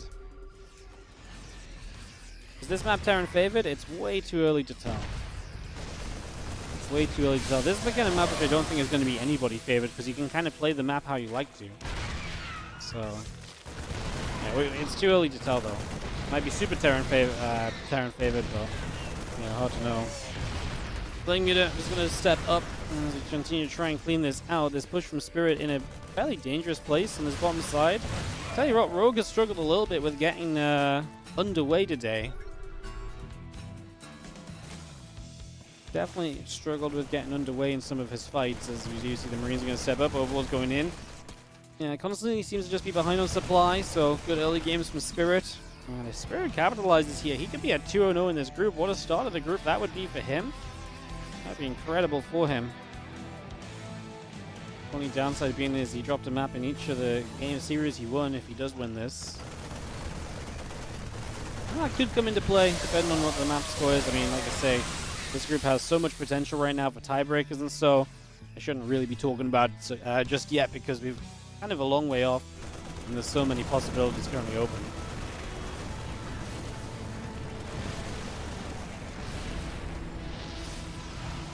Rex is going to get picked away at. Siege tank goes down. Second tank picked off as well. Few Marines get up. Few Lings get chased. Ling Bane pulling to the sides. And Marine tank still continue to prove through. They got the armory about to complete. The Marines are going to have to step away. Tank's going to fire it up again. Can Rogue bust through this? The problem is that the builds just haven't been good for Rogue, and I think in this case, anytime you're playing defensively like this with Mutalis, you're already kind of losing. The power in the Mutas is being on the map, creating chaos, causing issues, stopping your opponent from dropping. Whenever a big push gets in position, that's already an issue. And now this has been in position for like 3 minutes or so, and we've still yet to really dislodge it or stop it. I mean, it's just taken out a hatchery here as well. And try and step forward. Creep team goes down. A couple of Bane lanes going to get picked off as well. Mutalis will grab a siege tank.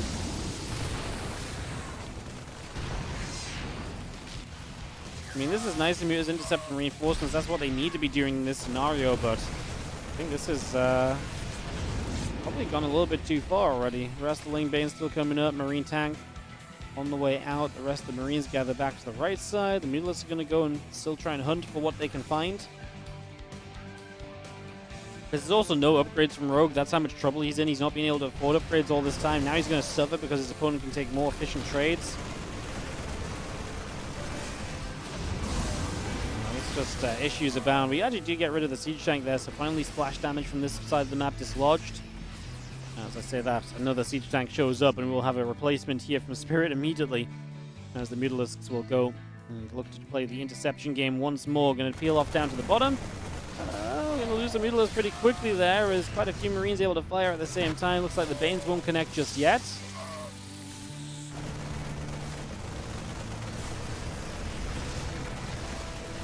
Bane nest goes down.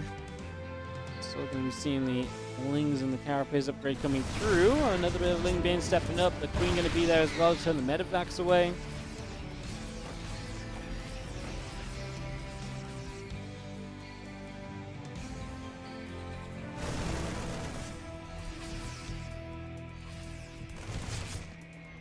Marines firing up a few more shots. Queen gonna have to step away once again as well. It's gonna be seeing the mutas, the Bane Nest, the Lings. Base upgrade all continuing through for the moment. Just going to be seeing still the Marines aiming to kind of get through here. A couple more Banes go down.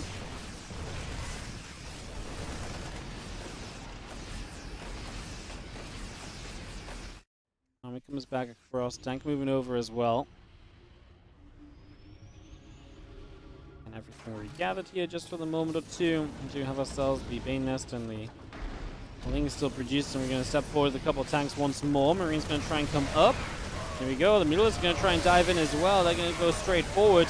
As we are going to be having a couple of tanks go down. Rogue with the attempted bust through, but he's out of Banelings. It's only Lings and Mutas against Marines. And, well, yeah, that doesn't really feel great. The Marines are going to stand and fight. The Lings do get a wraparound, but the medevac healing is good. We actually load up in the end. I mean, we killed pretty much every single Mutalist. There's no reason to not just retreat and reinforcements, but it was such a good fight anyway. As the army unloads again, gonna step up. A couple of creep teamers will begin to go down. Coming in towards the Queens. The Lings are gonna come on forward as well. Really feels as though Spirit has got this game 3, and this setup in this group is gonna be great for him. A 2-0 start. One very low HP medevac. 1 HP gets away. Actually does go down before the unload happens, but not much else to really be done there. GG says Rogue, and we are going to see Spirit open the day 2-0. Wow, Rogue is going to be 0-2. Spirit is going to be 2-0.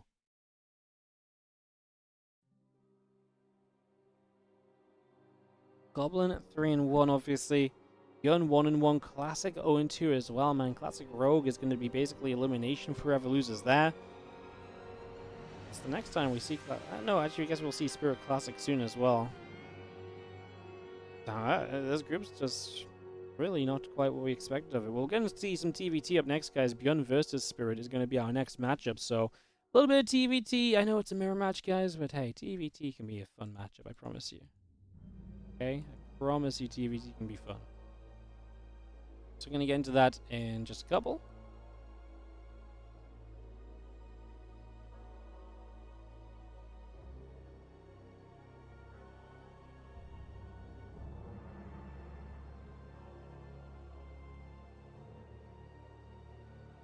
Post this up and get that ready to go.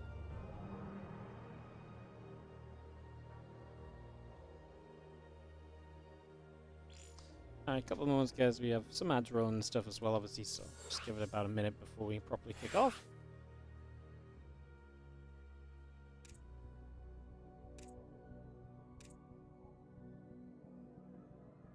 A big matchup here because Spirit's 2-0, ByuN is 1-1. This could become a scrap over second place in the group.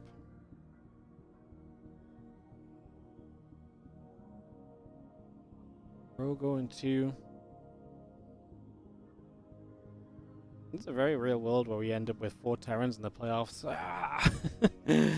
That'd be very typical of our tournaments, wouldn't it? To be fair, last week's PTR tournament had such a good racial balance into the playoffs. Maybe we're asking a bit much for it to continue this week. Yeah, sometimes we just want a bit too much out of our tournament, so can't always turn out perfectly. Can't always be like that. Alright, I think we can get going though. I don't think we need to hang around for anything. Ads will play out over the next moment or two, so let's do it. As we head into Series 7 of the day. ByuN versus Spirit TVT time. Yeah, map score is very important in these matches as well. That's something else that's kind of worth noting.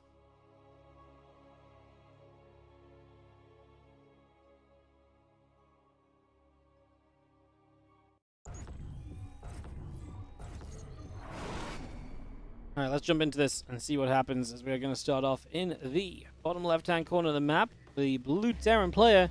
This is going to be Shopify Rebellion's ByuN. As in the bottom right, our red Terran is going to be Spirit.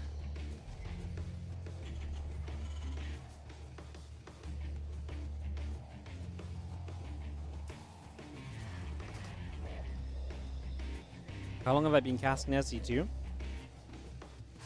Since about 2012.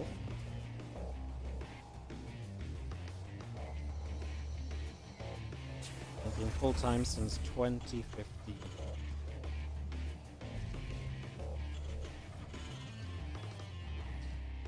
In the bottom right, Spirit. Bottom left, ByuN. I think I already did those. So take a moment or two to settle into El Dorado. Fun map. We won't talk about this map a lot, but then you take it into a matchup like TVT that can be such a funky matchup at the best of times. And you kind of wonder what the heck's going to be in store for you. I think this one's actually going to be very interesting.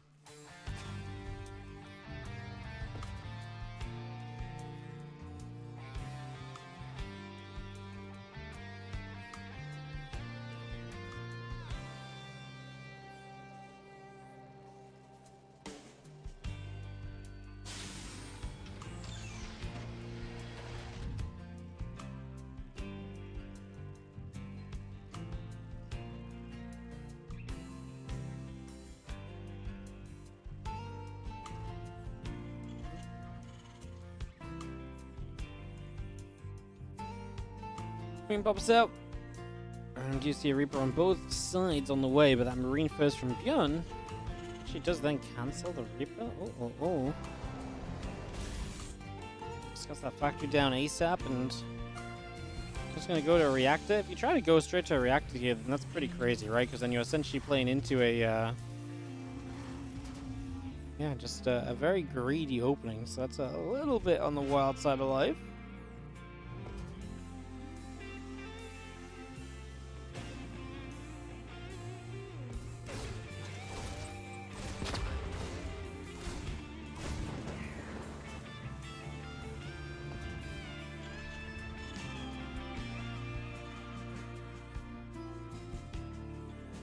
Topple coming up on both sides. Marine just going to be that.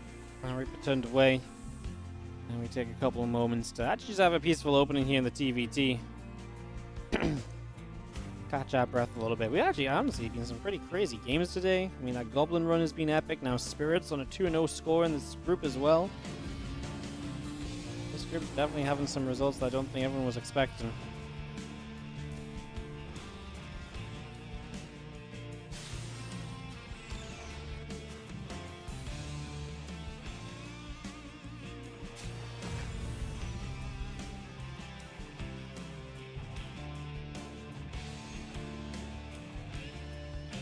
See our siege tank building up. Obviously, Cyclones are less of a factor in TVT. This is actually a mirror matchup which is heavily affected by the patch. The Cyclone change is significant. ByuN is going to make a Cyclone, but yeah, with a reverted Cyclone, Cyclones will be way less about, you know, super seriously being impressive and so on.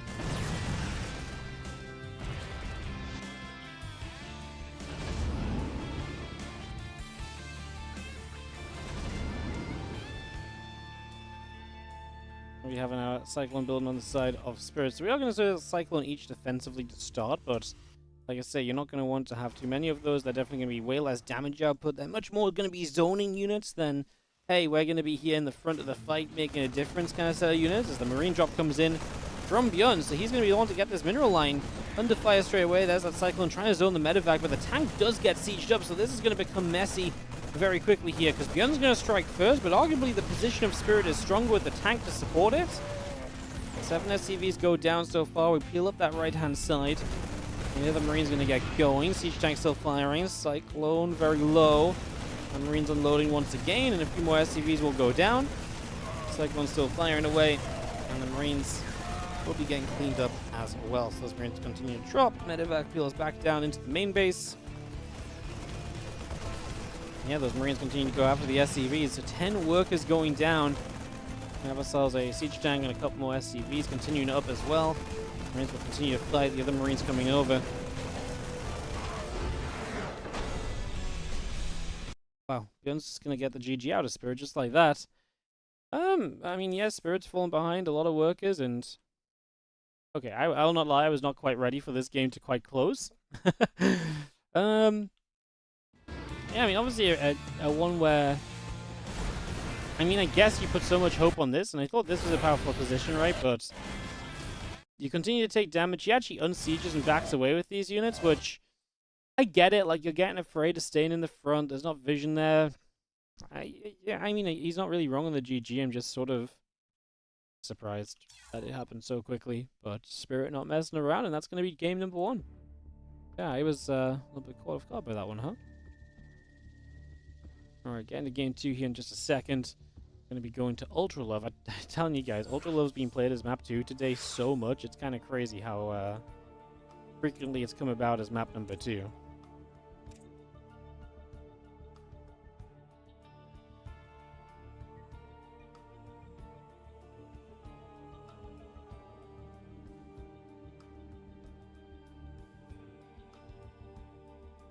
One, two, three, four, five, six, seven. I think we are good to go. We'll head into this game 2 of the TVT. As, yeah. Pretty fast ending that one. Drop on one side, son. Do way too much. Definitely a factor. GG. Ali Ba Gusman. Thank you so much for the Prime sub. Thank you so much for supporting the stream today. Glad you're enjoying. That's what you have in the bottom left. The blue Terran player. Yeah.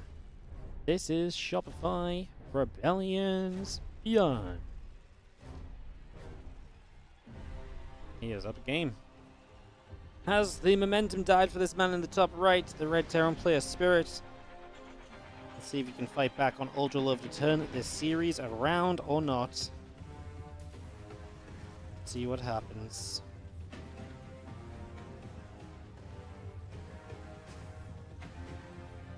Game 2 of this best of 3.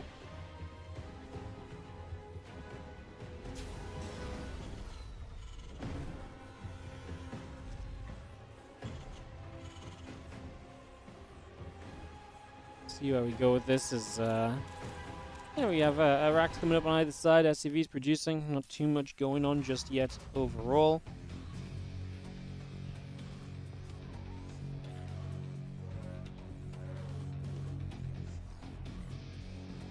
Rax continues to get in there as well.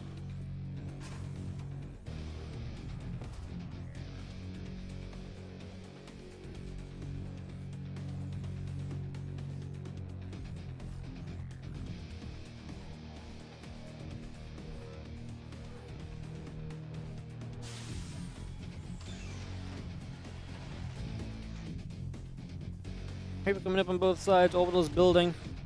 SCV gets down the low ground as well as we settle for a couple of moments.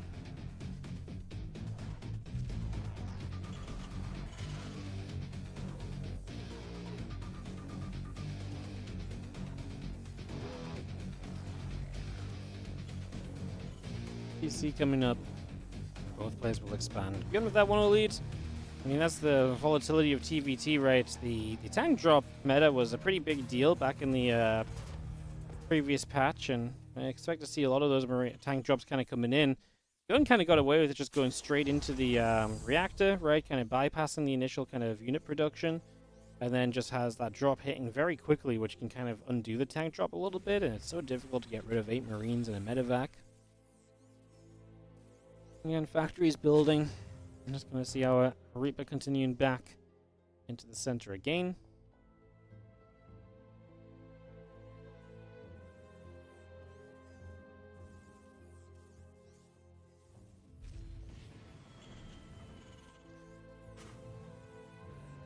So yeah, Reaper pulls back a little.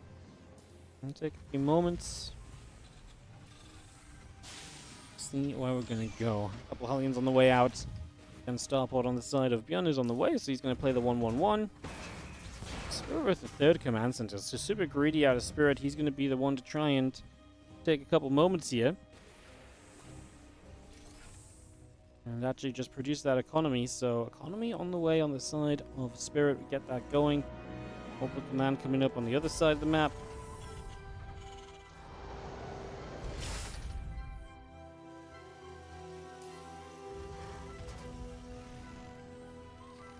Raven on the way through. Hellion just popping out. Obviously, Hellion can be a good support unit at this point. We actually have 4 Hellions, which is quite a number.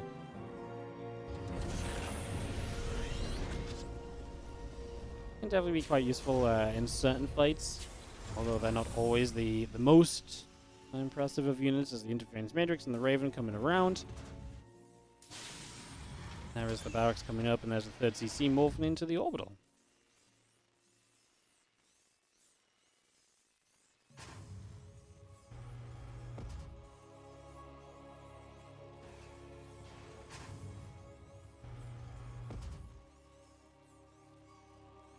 Again, Interference Matrix and Raven coming through.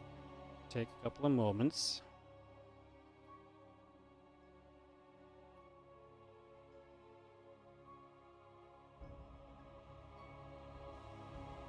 He's going to start moving up a little bit as well. It's just going to get on the move there.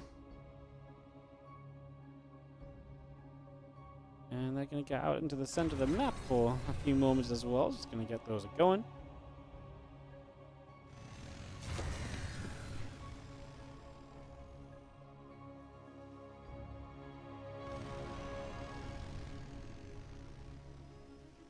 Obviously, the 4 Hellions will give you some map control.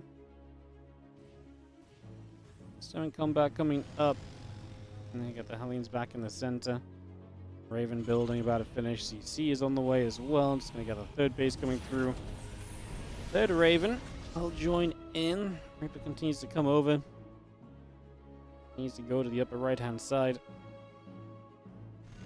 And move that towards the natural here. Hellions sitting tight. Instant back combat shield all coming through.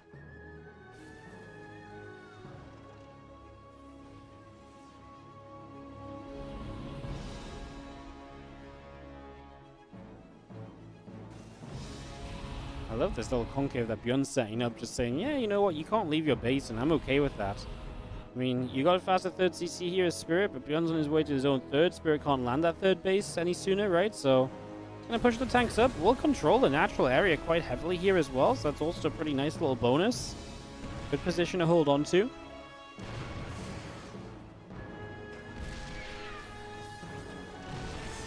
In fact, pretty great position to hold on to, as it's just annoying. A couple of SCVs go down on the mineral line as well. There's some attack coming through. The stim pack building. Command center finishes. 2 more barracks building up in the main bases. We are going to see Spirit deciding he just needs to bust out of this. Interference matrices go down on the siege tanks. He drops all the turrets in the back. His Liberators will stand and do a lot of damage at the end of this as well. He kills 12 SCVs as ByuN. Oh, he's going to get a siege tank there as well. Final tank goes down. Oh, what a great position for ByuN. He does so much damage here. Spirit goes down to 33 SCVs.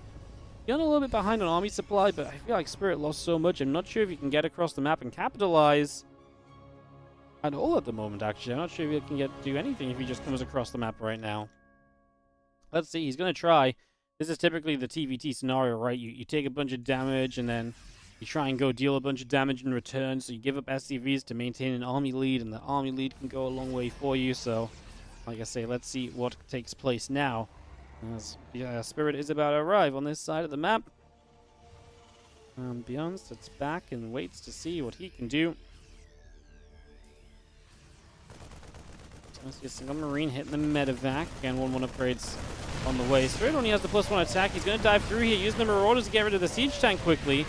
It's funny, you don't usually build Marauders in TVT, but in this case, it's one of the rare uses for them to actually be pretty good, I think. And they were, in fact, pretty good in this one, so pretty fun moment. Fire continues through, a couple of Vikings going down.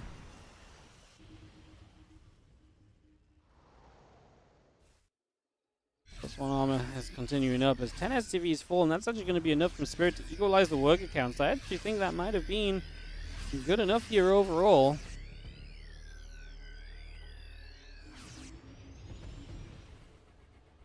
Might have just been what we needed to see, as we do have +2, +1 coming in. The 1-1 upgrades coming about as well.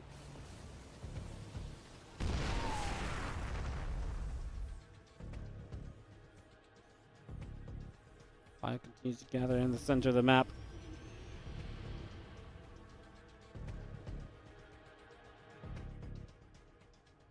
Sun's down in a good place, keeping an eye on things out in the middle.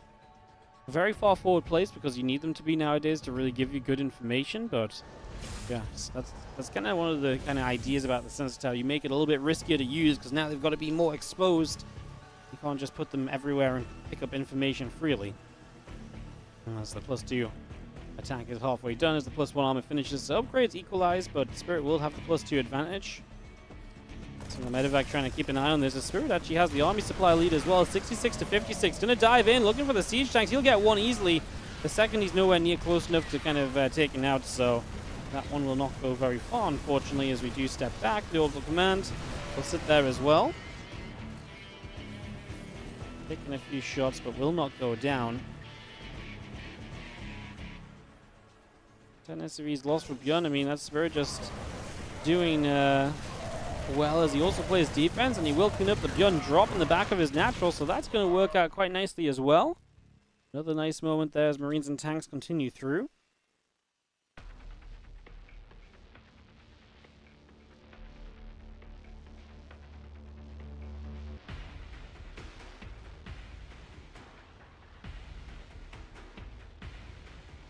I see Spirit still gathering in the center. 5 SVs going down, a couple medevacs in the back, culprits of that. Able to get through for quite a bit of damage there, as now we have Spirit starting to siege up the middle. Both those tanks will settle. Marines and medevacs will gather. The Marines are going to be there. Medevacs still taking some shots. The Viking going to clean up as well. The rest of this army coming over. Go back the other way.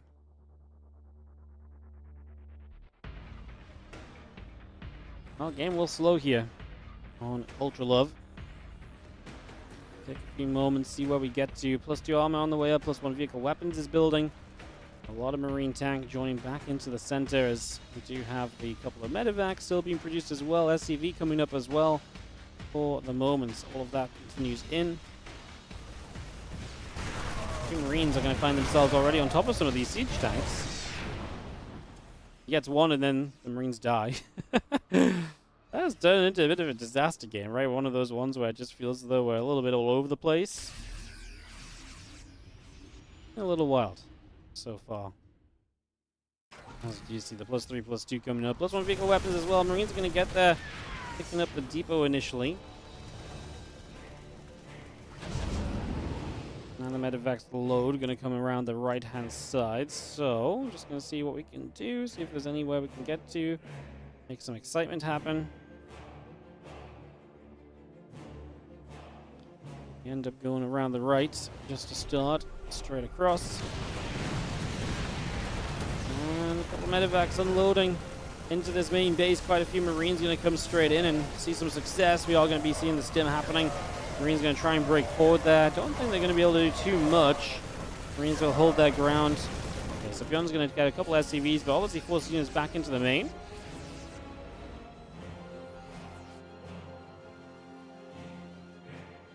Potato upgrades of ByuN will be about to finish. So we got that 2-2 completed, +1 vehicle weapons coming in. The siege tank is producing. +3 attack coming up from Spirit as well. As we do see our Marines actually going to dive forward.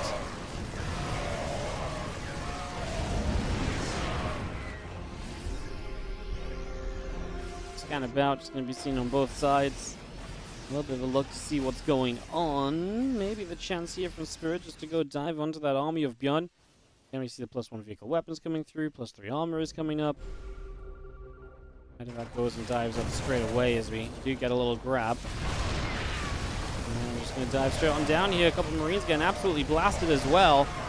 Army continues to come through. The medevacs have to escape over to the side.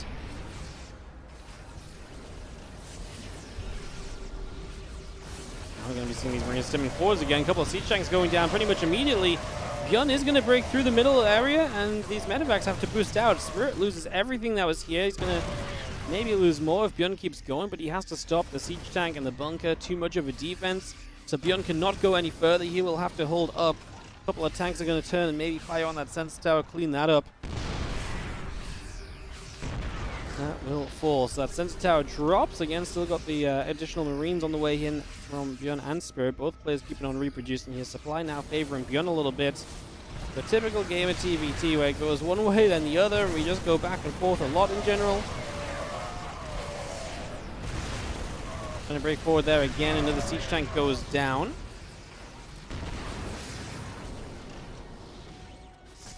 Again, just TVT, scrappy all over the place. 2 additional Liberators on the way up currently from the starport.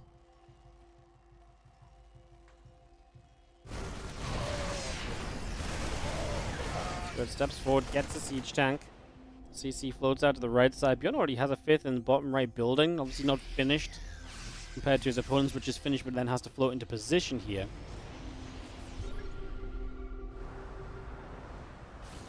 Still scanning about to see what else is going on. 3-3 upgrades coming through. Tanks, Marines, and medevacs are producing. Scan once again the command center building. The reactors all in the way in the main.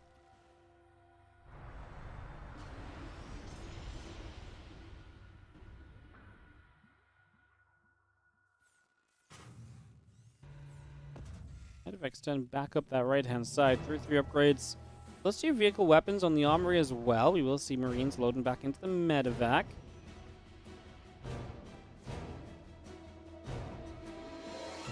Again, moving around. He's also got the drop in the main base. Dangerous position if he gets away with it, because obviously the armory being there, you could do a lot of denial, but a good tank. You lose a lot of SCVs, but having the tank there really saves the day. SCVs or whatever, you can replace those. The armory takes a lot longer to get back online. We're going to start this fight by dropping forwards. Going to break through these 3 siege tanks. 1 more on the bottom right to make it 4 kills. And Spirit takes a position in the center once again here on Ultra Love as we slowly push our way to the other side of the map. Bottom line is going to go off. A few Marines are going to drop as well. We continue to break our way through. A couple siege tanks are getting grabbed. So a lot of tanks being killed as Spirit is going to hold in the center of the map also. Marine tank medevac still pushing through, plus 2 vehicle weapons on the way, plus 3 armor finishing up on the side of Spirit at least.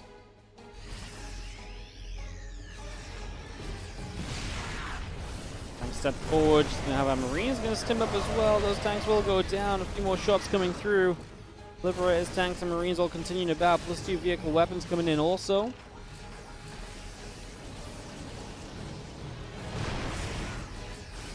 Man, this position in the middle is clearly just this narrow choke point or two. Such a stronghold for TVT because it's impossible to move through the tanks in these positions, right?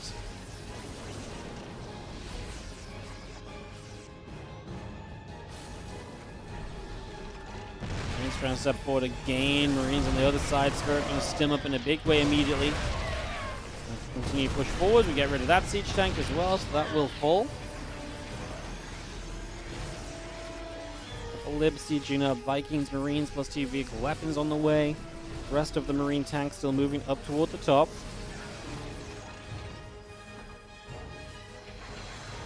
Couple Libs will siege. Just going to have this tank and get knocked down as well. A few more shots coming through. As again, the tanks continue to gather back up. Stimming on either side.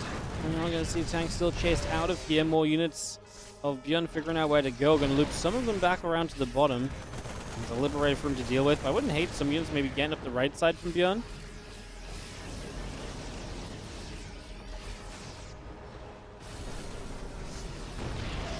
Tanks will siege. The Marines step up. I'm going to go straight through. Sense Tower and the bunker will fall. The Orbital Command going to be in trouble as well. Orbital is going to die. So Orbital falls. And ByuN makes a pretty major play on some of the economy of Spirit. Knocking down a base like that has a lot of future potential as our Marines still stepping through. Marines going down. These Marines actually now swinging back around the left-hand side.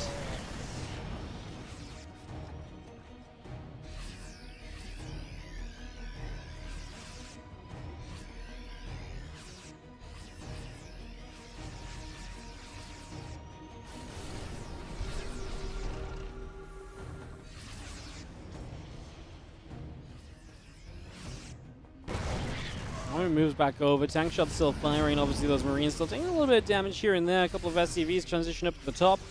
And we've seen a step forward here as, again, Marines will just trade with each other. A pretty constant, non-stop game. 23 to 22 siege tanks killed in this game is pretty ridiculous statistic. The fact that so many and also so even. Resources lost does favor ByuN, 27 to the 31k. That's got to be a good sign, right? Because he's also been the one to knock down bases of Spirit more recently. Supply in his favor right now, but it's a lot of low HP Marines turning back into this fight. I don't know if that's good for him. Gets the Concave, but doesn't have the HP bars. HP is so important in mirror matchups. Especially against, Marine versus Marine where units fire quickly and with low damage each time. The lack of HP can really, because there's not much overkilling, so a lack of HP really has an impact, unlike if there was like a lot of overkill happening. Being low HP might not matter too much. Jumping in here, and this SCV line will be going down. The Orbital taking damage as well.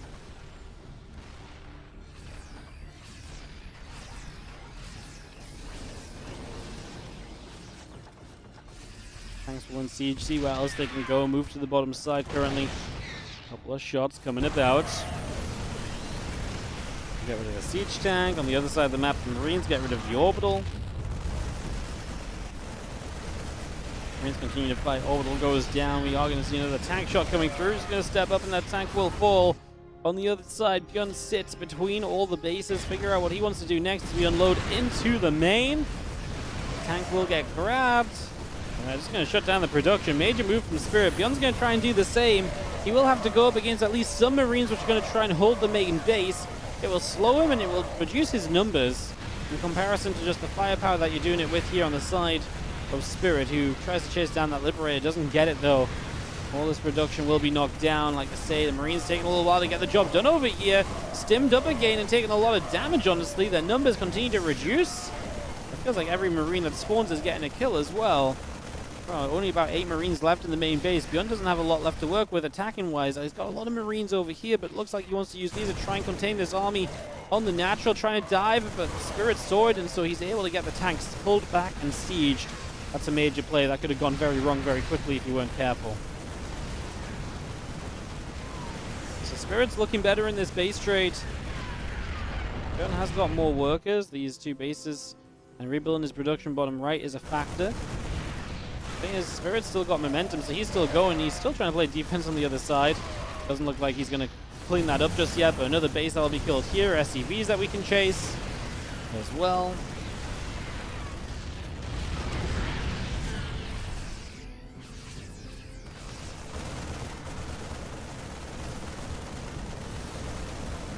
Marines get there. Orbital command still chase back. We do see additional units of ByuN gathering in the center. Another tank shot or 2 coming through. Additional Marines are going to step in. Continue to chase. Another tank shot on that right side going to come in as well. 19 SCVs falling. As it looks as though, yeah, there it is. GG is going to say it looks as though ByuN is going to be on his last legs here, and that means that Spirit is going to take game 2. We're going to get tied up 1-1 in this matchup.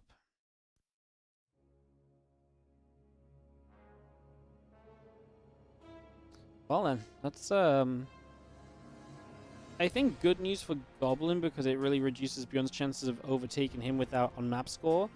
Obviously Spirit could beat ByuN here and go 3-0, then it's Spirit versus Classic for Spirit to go potentially 4-0. That's kind of a crazy stat as well. This group has definitely been delivering so far. As we go for Ley Lines as our next game.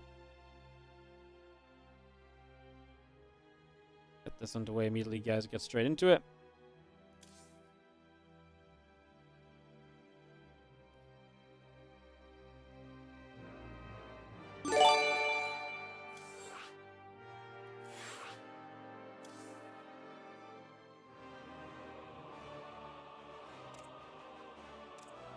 Hey, Wackiak, thank you so much for the 11-month resub on the Prime. Appreciate it. Hope you're doing great. Thank you so much for supporting. If Spirit wins every map starting from now, he wins the group. I mean, it doesn't matter what his map score is, though, because if he just wins against Classic... I mean, he has to win against ByuN now to be 3-0, but then if he just wins against Classic, it doesn't matter what his map score is. He's going to be 4-0. So he doesn't have to win every map, but yeah, he has to win this one and then win against Classic.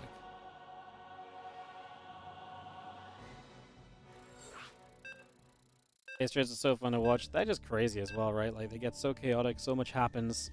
So many different ways base trades can play out as well. It's such a realm of the unknown in those scenarios a lot of the time.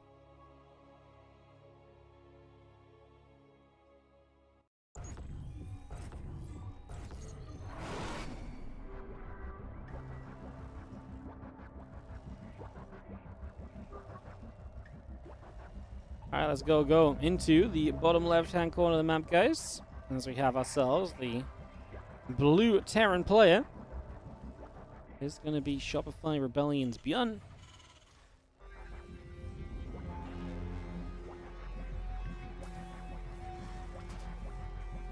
Taking on the red Terran in the top right corner of the map, we have Spirit.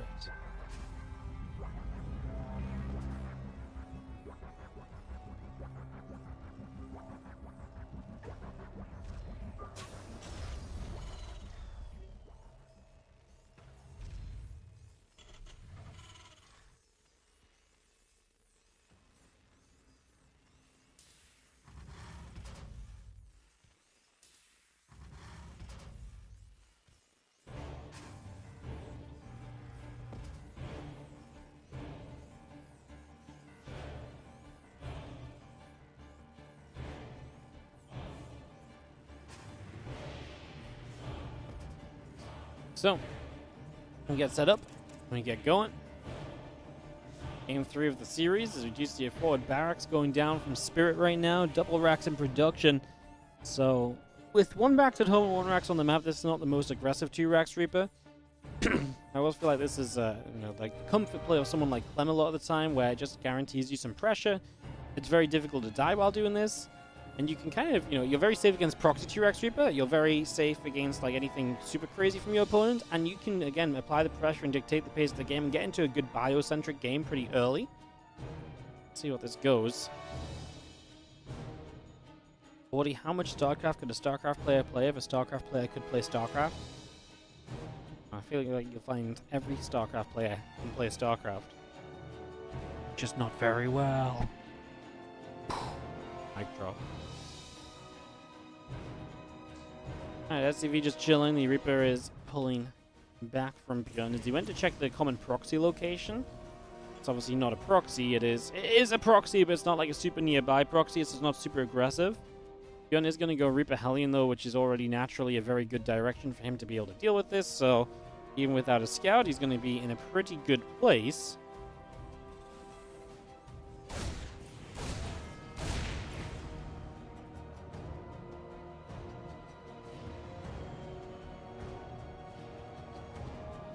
Reaper's still a building factory on the way. SCV producing. We do have a Reaper going to pop.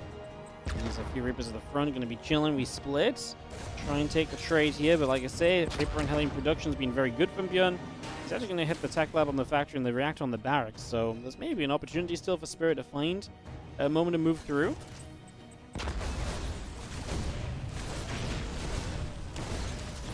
Shots go in, couple of shots coming over.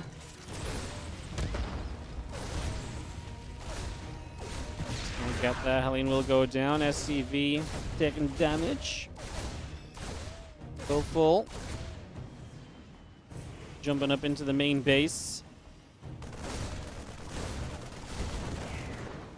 Couple Marines gonna sit there. Cyclone gonna get there as well. We will see. The Reapers get turned away. Medevac and the Marines still coming through. Cyclone producing. The Reapers at the front. SCV will take some shots. Goes down. Cyclone gonna get there.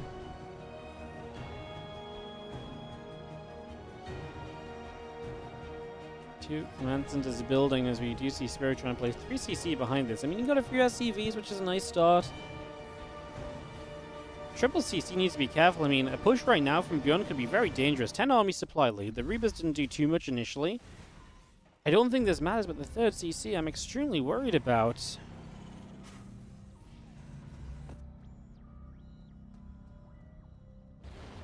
Medevac continues to boost up towards the upper right side. Reapers and the Cyclone gather, moving into this main base. And Viking gonna finish up. Siege tank is coming over. Marines are in production.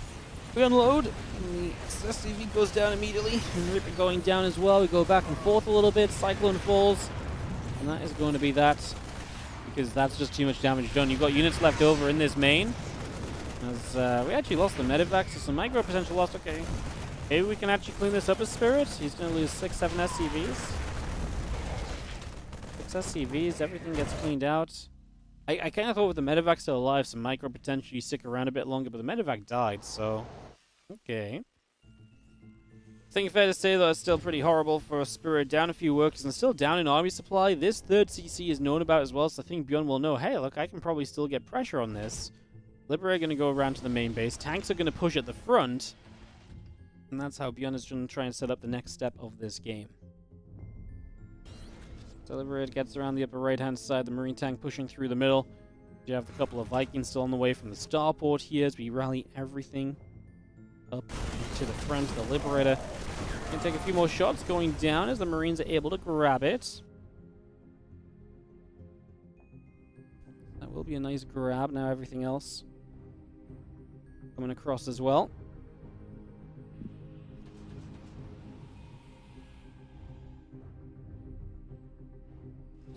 Tanks and Marines will step forward. A Raven overhead. Tanks will just siege. Obviously, that's in range of the bunker at the very least.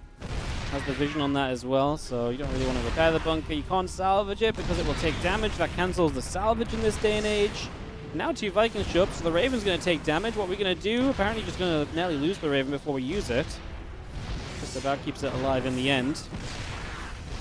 Actually going to land the Vikings to get rid of that siege tank. The tank on the top side is in range as well. Spirit! He's already in a rough spot, but this defense is becoming a disaster. As the orbital command will be repaired, but SCVs are going to be dying. Third CC doesn't save you from this one, as we are going to see GG called. ByuN is going to take the win, and Spirit will not get to that 3-0 scoreline. Now he's going to be 2-1, as will ByuN. So ByuN is also going to be 2-1. It's going to get a bit crazy in this group, isn't it? Spirit and ByuN both 2-1. ByuN has Rogue left to play. Spirit has Classic left to play. And we're going to be going into Spirit versus Classic next, by the way. So that's going to be coming up in just a couple of moments. So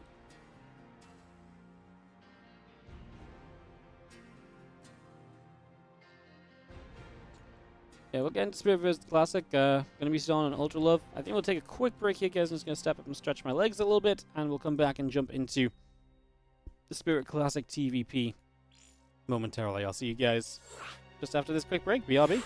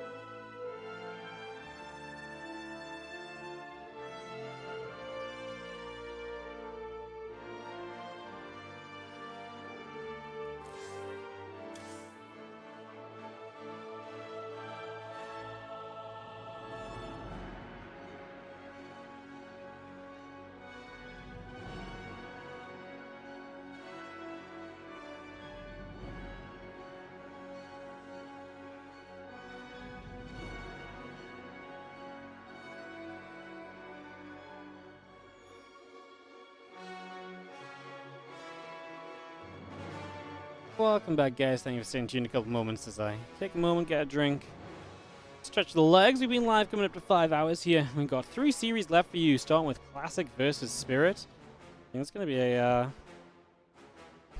pretty fun one. Classic is 0-2 in the group. Must win this if he wants to make it through.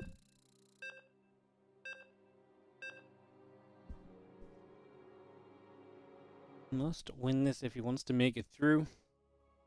Spirit currently sitting. So Goblin is guaranteed first place apparently, by the way, after that. So Goblin guaranteed first. Spirit sitting at +1 map score. ByuN at +2. Rogue and Classic both 0 and 2, -3, -4. That's kind of crazy. See how the final matches go. Let's see how it all turns out in the end, as we have got Spirit in the bottom left-hand corner of the map here, the blue Terran. As we go into Ultra Love, he is taking on the red Protoss in the top right. It is Classic. This is going to be our last Korea versus Europe match of the day. After this, we've got a couple Korea versus Korea matches. Rogue and Classic have to play out, and Rogue and ByuN have to play out still. So that is going to be coming through.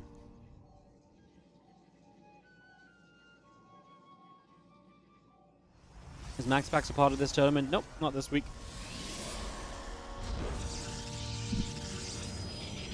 We didn't really have many Protoss invite slots because a lot of Protoss players qualified from the open section. And so, yeah, I think in general we kind of prioritized invites from people who played in the open section of the tournament as well. So Max Packs didn't play in that section, hence there was unfortunately no space for an invite. I think the only person we invited that wasn't in that open section was Rogue and Clem. Because, well, we needed a Zerg. We needed a Zerg, and it's always fun to watch Clem as well, you know? So yeah, 3 best of 3s remaining here, guys. Been a great stream so far. If you are enjoying, do consider following the channel on Twitch. Don't forget, if you're on the YouTube, you can like the video, like the stream, and you can also subscribe to the YouTube channel as well. Helps us out a whole bunch. If you're really enjoying, you can obviously support monetarily as well. Always appreciated if you feel generous enough to do so.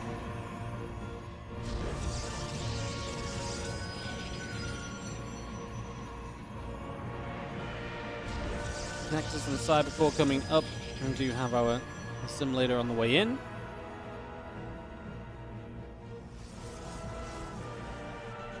Command Center just building up in the main base. It's going to be our second base coming through. Reaper will pop in a few moments. Again, factory building. And the Refiner will go down in the main base as well. So we can drop that into play. The Reaper of Spirit will start to move out onto the map. A little bit of a journey. Out and across we go.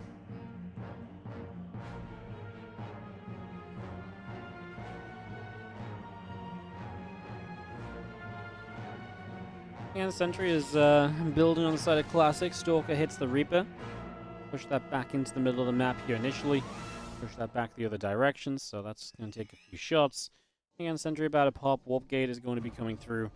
Sentry early. Let's reset ourselves back into PvT brain as we come out of TVT. Obviously, a couple of different matchups to end the stream on PvT, PvZ, and TvZ. All the different non-mirrors and it can be played through. So, and actually, a really fun match order to end the day on. Again, don't forget, tomorrow we're going to be back as well. Tomorrow will be the playoffs of this tournament, so if you're looking forward to more games, we'll be back same time tomorrow with best of 5 action through the quarterfinals, semifinals, and grand finals. 5 best of 5s in total. Should be banging if the games today have been anything to go by. Just praying for a half miracle that maybe our maybe our Zerg or so or Protoss makes it through. 4 Terrans in the playoffs would be a little bit unfortunate, but may just be the way it is. It might be a bit of a TVT day tomorrow, guys. Might just happen like that. As Cloaking comes out, the Banshee on the way through the orbital command, finishing shortly. The CV producing as well off the orbital. And we actually do have a couple of Hellions and Reaper going to run by into the main, so Spirit goes for 4 probes initially. Gets some damage done, not a bad start. The Oracle still Chrono boosting. Warp Gate about to finish as well. The Banshee and the Barracks coming over. Hallucination there, as well as the Barracks lands onto the reactor. Marines will start. And it's going to be that Banshee to try and provide extra harassment as well as the Spirit really going for a harassment-focused game. Try and get a lot done early and then go from there.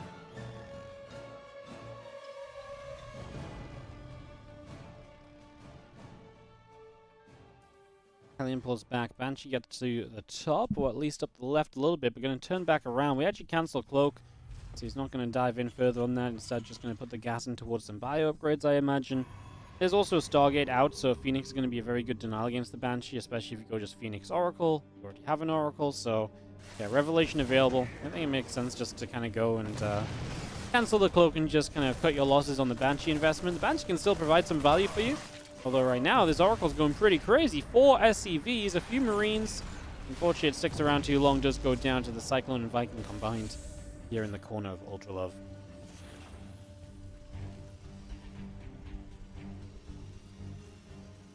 Phoenix still coming up, the Robo-Bay in production. Stalker moving around the top side, the barracks is about to finish as well. Lift that off, put that back down on the tech lab.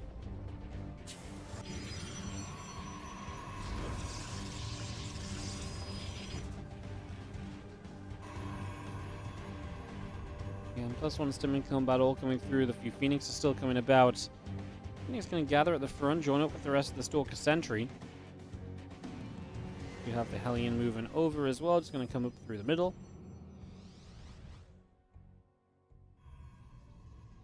Hellion runs into the natural, now we're going to aim for the main. And again, that Robo Bay going through as well as the Phoenix are just going to grab a little nice bit of action right there. So a little bit of a grab for the moment. Again, +1 Stim and Combat Shield all coming through. Medivacs, Marine Marauder coming about. The Colossus and the Extended Thermal Lance coming over. Up the left-hand side, that Banshee continues to make a move across. Seeing the Phoenix coming back in as well. Again, +1 attack, Stim Pack, Combat Shield, all building for now. As we just have the Phoenix and the Medivacs still showing up. Phoenix going to get them. Medivacs take a step back. And same with a couple of Marines coming about also. Still got Stalker Sentry, going to work on some rocks in the center of the map as well. And turn onto that Banshee, which probably just going to be in trouble. The Phoenix going to take their opportunity. Get through for some SCVs. You know, it's been a very non-Phoenix-centric day in PvT. We've seen so many Twilight Council builds from Goblin earlier. Classic shown us something a little bit different, and success with it so far as he looks to be defending here very comfortably at this point in time. Continue to chase this army away for the moment. And yeah, looking very good there. In fact, as the couple of Widow Mine shots, though, do go off. Now the Phoenix run into this army a little bit too heavily. The range of that Cyclone shows itself there as well. And a couple of Phoenix go down. Cast a Curse continues lately because the moment I say something's going well, the player decides to throw it all away. And in this case, a couple of Phoenix go down. And that was just a messy fight, and an unnecessarily messy fight as well from Classic. No one's kind of forcing his hand there, and then he plays as though like the game is on the line, and he's just scrambling and not quite ready to make plays.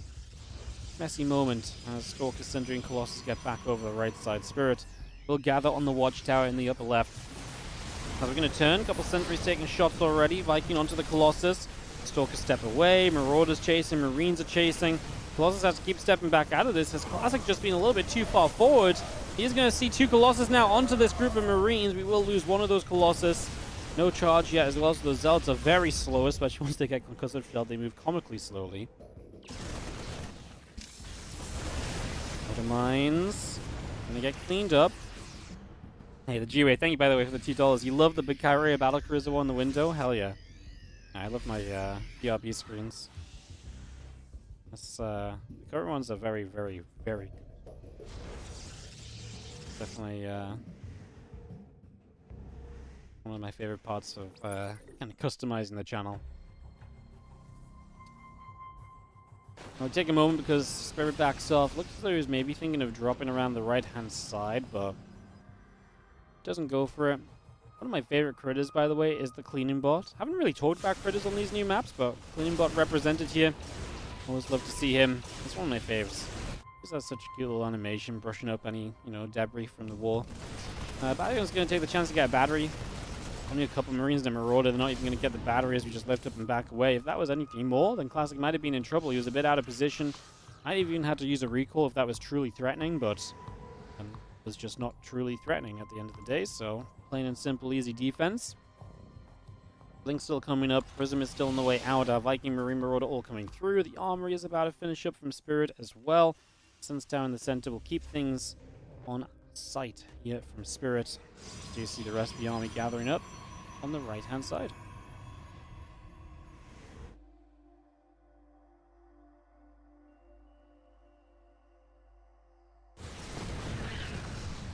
A lot of Zealots down the left. Phoenix coming through the middle. Zealots will charge up. Bio turns away. We're going to start getting through into this mineral line. 4 SCVs go down immediately. Disruptor coming up. Blink +2 and +1 is on the way. All those zealots get out. It's going to be seeing our couple Vikings, Ghosts, the 2-2 upgrades building up here as well currently. Let me get all of that out.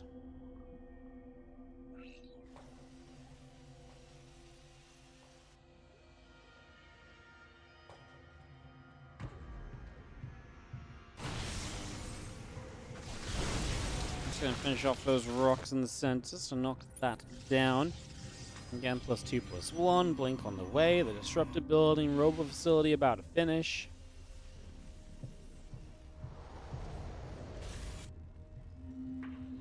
Artifacts are still producing on through. As we give you how our Griddic drive on the way up. 4 more High Templars on the way.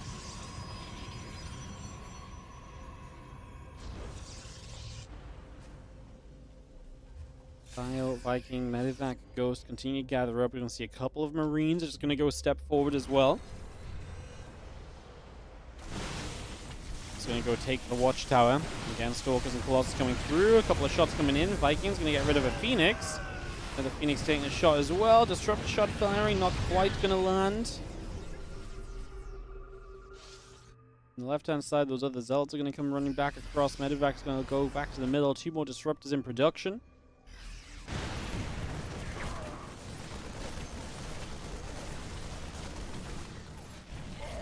Zealots are going to charge. SCVs are going to be taking some damage.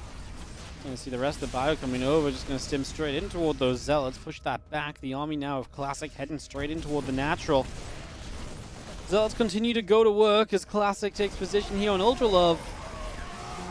He needs up a lot of workers. His army is honestly looking good. He's going to dive toward the natural initially. Blinks towards these units coming down the ramp. Disruptor shot to zone coming down the ramp as well. First one misses. Second one clips, but not too heavily. Tech unit's gone. Is that bad for Classic? He might have just done too much anyways. 20 SCVs died. He's still got Zealots in the natural as well. He's going to focus the depots so the Zealots can be into the main base as well. Take those straight through there. I mean, the rest of his army is kind of melting, but I mean, he's done some serious damage. The Stalkers will get away alive as well, of course. Yeah, he probably just did enough, but man, this Fellas, though, is a very, very dangerous play. You don't quite find as much as you get there, and this is terrifying because Spirit cleans up everything. He's ahead on army supply. Fortunately, you did kill 37 SCVs. You are up triple the worker count. That means you should be able to reproduce, and that's obviously going to keep him ahead on army supply, considering they're currently coming out of this evenly. Are Disruptors bad now? I don't think Disruptors are bad. They just work a bit differently. At the end of the day, Disruptor will still... I think here's the best way I've seen these Disruptors is that instead of Disruptors hit in the middle of an army and instantly killing a bunch of stuff and one small mistake being completely punishing, Disruptors that hit during fights are still just as impactful. Disruptors that hit outside of fights are a little bit less game-ending. If that makes sense.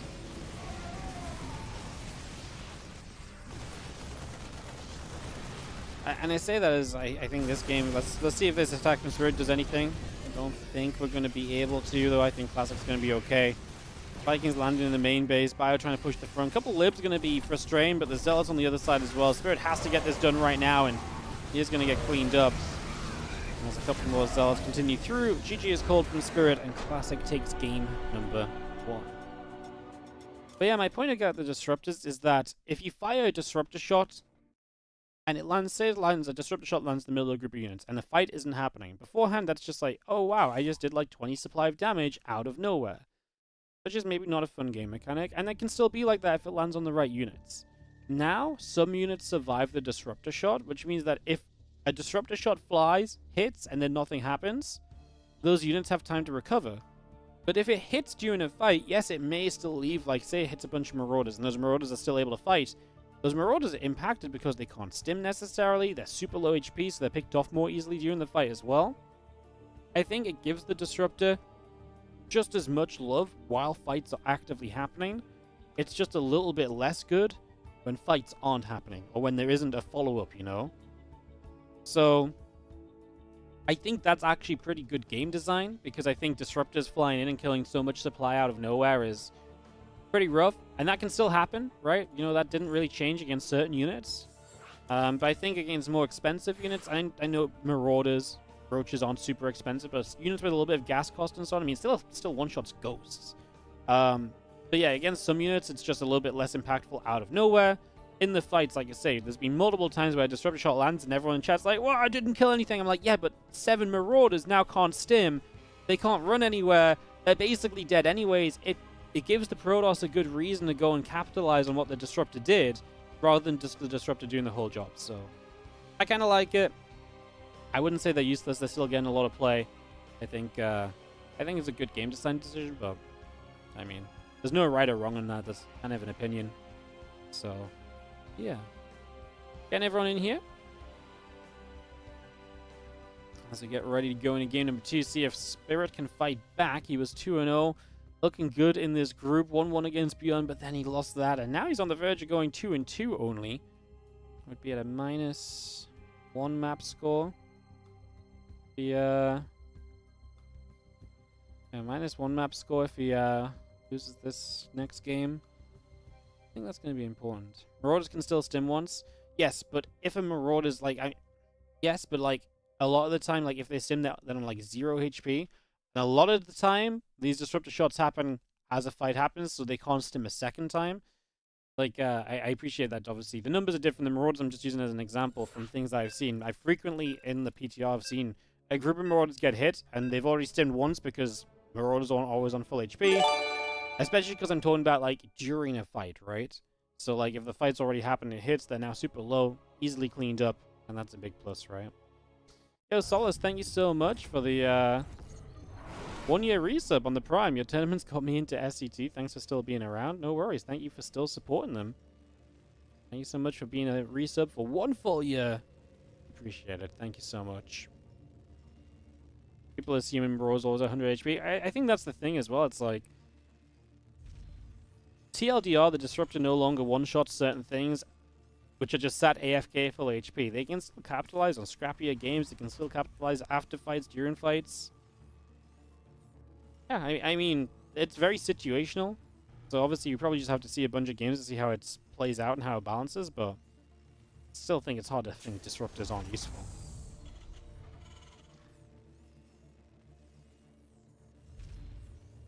Good patch as it is, game design-wise at least. Yeah, I actually like a lot of the changes they've made. I think if they can take some of these changes and... Okay, classic. Very quickly, I think if they can take these changes and kind of roll with it, then beautiful. You know, like if they can kind of take this and if the game is slightly unbalanced and balance some numbers around some of these kind of design changes, I think the game could continue to move in a very good direction. 2 Gateway Proxy here from Classic. He puts 2 gateways down on his opponent's side of the map, and Classic is looking to cheese the cadoodles off of Spirit here in this game number 2. He's up a game in the series. Don't see a Proxy 2 gate every day. Obviously, likely could potentially be taking advantage of the faster Stalker build time as well, right? You get some Zealots, then you get the Cybercore. Then you go into your Stalkers, and they build 3 seconds sooner. And that's 3 seconds more quickly that they'll arrive on the other side, right? So, a couple of Zealots, first of all, here, starting up. Going to get those ready as the Marine comes around on the natural as well. Just going to move about a little bit. Probe on down on the bottom right side.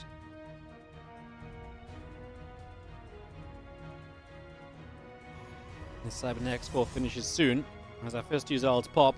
Spirit's issue here is going to be no scouting, just the 1 Marine, and he also goes Marine, not Reaper. So Marine into Reactor, no Reaper Scout available either. And this is the kind of thing where the reverted Cyclone is going to be so much worse defensively as well. Before, if you got a blind Cyclone, you might be okay against this. Now, I don't know if a blind Cyclone saves the day. 2 Stalkers Chrono Boost, and they pop so quickly. 27-second build time is obviously pretty quick.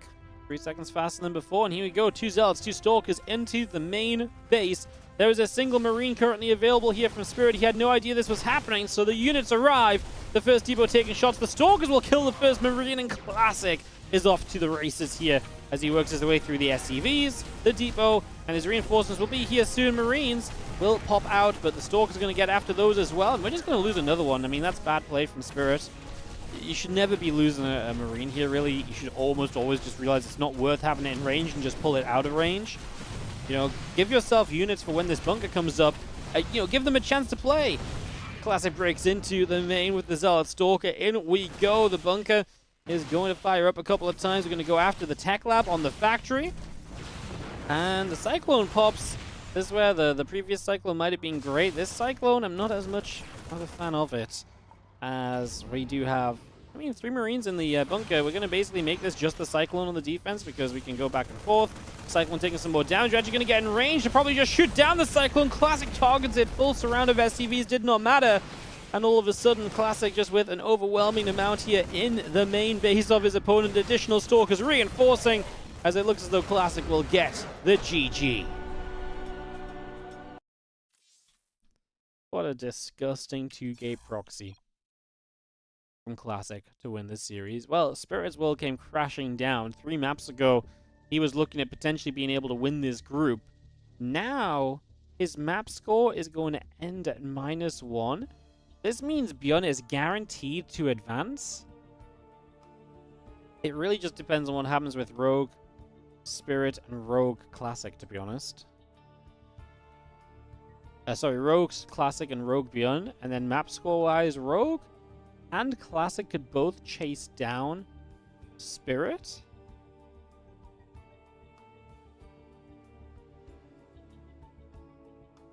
If Rogue gets a 2-0... Rogue would have to win both matches with a... Because he lost to Spirit in the head-to-head. So Rogue would have to go better than 2-1, 2-1. He would have to go 2-0 and 2-1. He would have to get a 2-0 and a 2-1. If Classic beats Rogue, he would have to beat Rogue. Just 2-1's fine, actually, if Classic beats Rogue, because then he'd be on the same map score as Spirit. Okay. I think ByuN's guaranteed second place, though, actually. I don't think anyone can dislodge ByuN from second place. Crazy. And Cheese looks strong. Yeah, that's a pretty dirty one. Alright, let's get Rogue Classic underway here, guys. Don't got time to mess around. We got a busy schedule.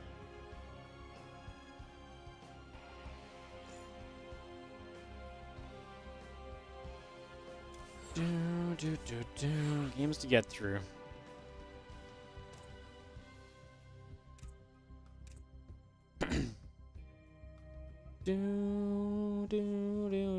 Cast Rogue ByuN first, otherwise it'll be useless when we know the outcome of Classic Rogue. Not necessarily.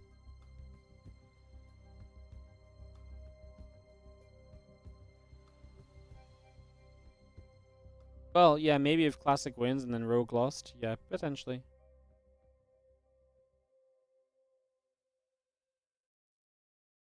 Nah, we're just gonna stick on schedule. Some people, we've been saying that this is the schedule all day. Some people are waiting for certain matches, right? So, I think it's fair just to stick to schedule.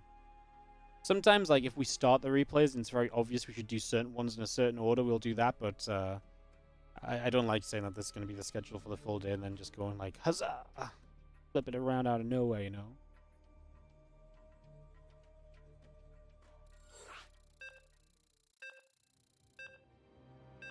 Well, if Classic wins, we can celebrate a Protoss. But yeah, no one can take over ByuN, so that means we're guaranteed...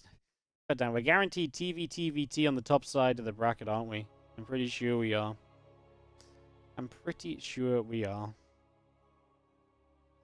And then Goblin will be in the other semi-final, and then Shin will play a Spirit Classic or Rogue. Okay, let's see what happens. Let's see what we get as we go into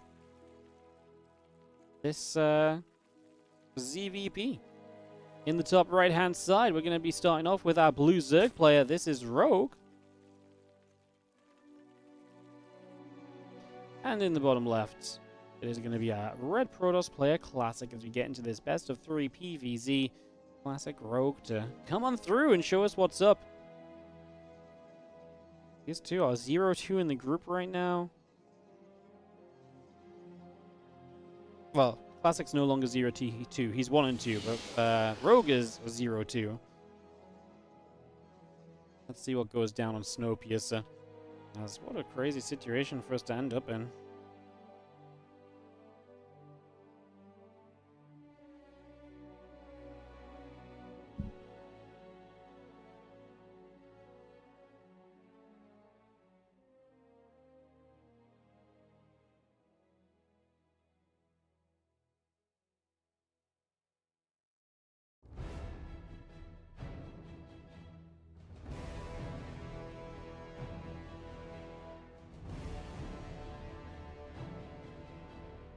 Overlord coming across.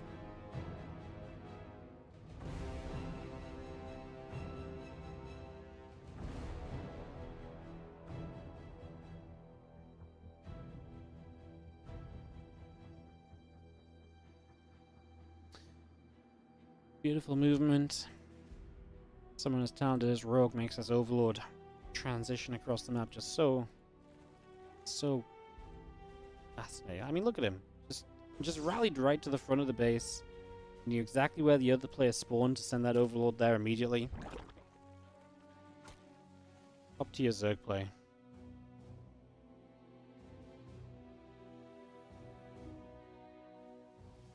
Look at him. He's not even going to stop. Look at him go. He's going to go far enough to see the Nexus. What a scout. Yeah, other games EVP takes a moment, guys. Couple of lings pop out. Probe is going to get chased around a little bit. You'll see a few lings jumping onto that probe. You just had to watch 10 ads. That is the beautiful world of supporting StarCraft 2 tournaments. I salute you for your service.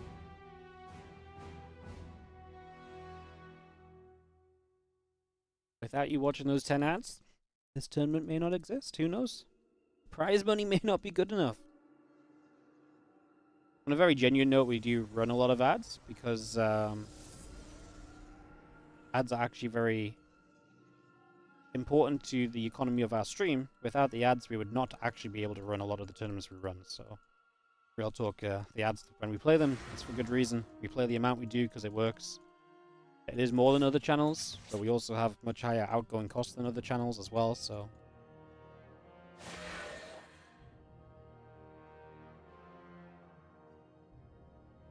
Couple of Adepts will just shade into the back. A couple lings will go down. There's going to be a third ling going down there as well. Make that number 4. Make it 5.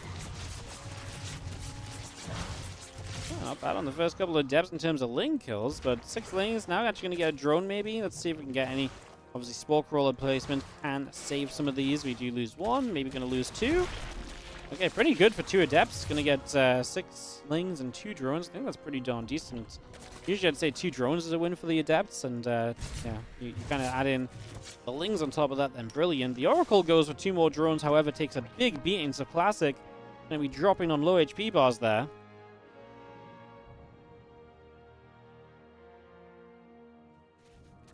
Why can't I just conjure money from the void to give everyone free entertainment?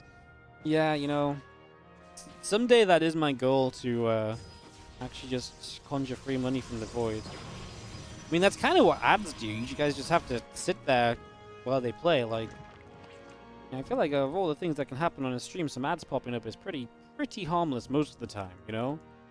And it literally generates money for StarCraft too. Like, so, you know, so much worse, you could actually have to go out and work and give us some of the money you work for to make these things happen, but you can just sit there and a video plays. Yeah. A couple queens going to get there. Oracles will take some shots.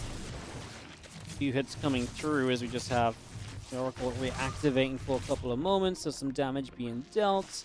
Again, Resonating Glaives coming up, 9 more drones on the way through. Spore Crawler lair still building. Oracle gets back around the bottom. The Adepts are coming over once again.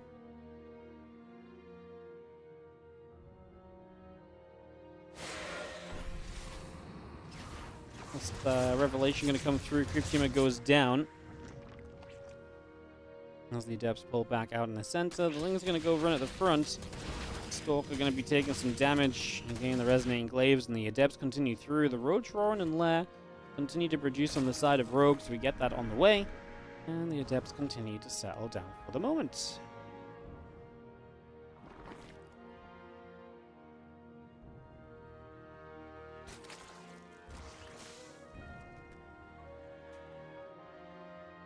Adepts move again. Glaives coming up. As Glaives finishes, Classic will try and put some damage in. That's a lot of Adepts. Now, obviously, Rogue is building roaches, but will he have enough? He's going to put the Evo Chamber wall up to minimize where the units can go, where the Adepts can go to and attack him in. So that's already, I think, you know, a move in the right direction as these Adepts move up. He's going to shade about. Get into the mineral line here. The spore crawler will go down. Now going to shade toward the natural. I mean, all the drones have to pull away. As you're going to see, the queens here are going to be in some trouble. Adepts are two-shotting queens, so the transfusions have to come in pretty quickly. They're actually out of energy on the queens as well. Now the lings get a wrap around. Extra adepts showing up, but the lings are going to absolutely melt. Rogue in trouble as the adepts try to get to the other side. Shading over there. The Warlock and Roaches are going to be good for the defense. This is already serious work done from Classic, who's building Immortals in preparation of the Roach follow-up. That's now a full wall-off, by the way, so now the Roaches have to kill the Evo Chamber to get back out. Two drones are going to go down again. Another queen or so, maybe. Drop an inject before this queen dies. Best use of it. As Rogue tries to stabilize from this adept pressure. 6 drones dead. As the Roaches chase, 1 adept goes down during that process. The rest of the adepts still sitting out the front. Obviously, with the Warlock now killed, we can actually threaten the trade into the mineral line of the natural as well. So you've got to be ready to deal with that. And these other adepts are going to still step up and see where else and what else they can maybe do. Roach speed is building. The queen's in production. Drones and an infestation pit coming up as well.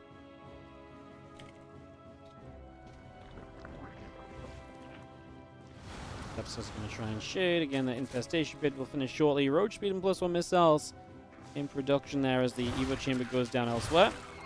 It's going to be seeing the 18 lings in production. Again, +1 in charge, all coming out. The depths will fire. As the lings run up, the Roaches will follow. And +1 storm coming through on the side of Classic. That charge also over halfway done.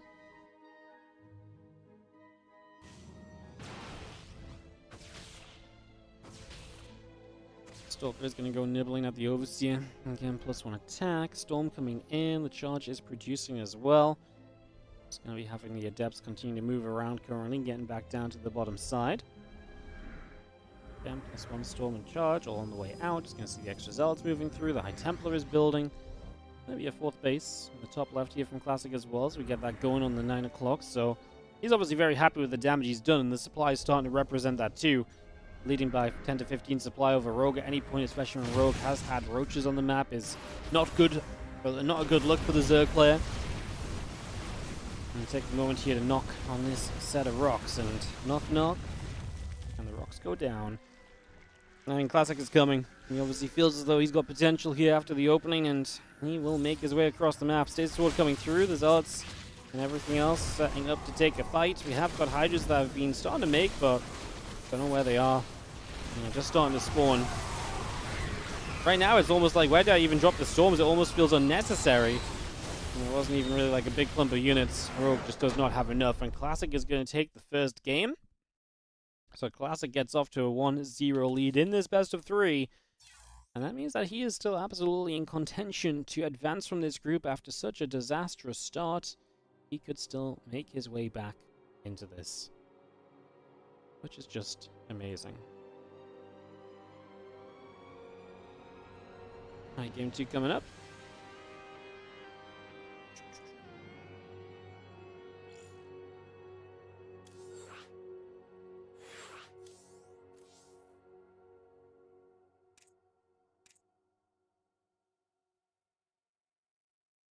Now let's get this underway. Wasn't Classic just now playing the StarCraft Evo tournament?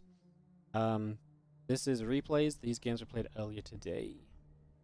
Pretty much what we always do is we have 5 matches played live, and at the same time as those 5 matches are playing live, the other 5 matches are playing at the same time, so that the players only have to be here for 5 best of 3s worth of time, and then we just cast the replays, so we get to cast 10 best of 3s, the players only play 5 best of 3s.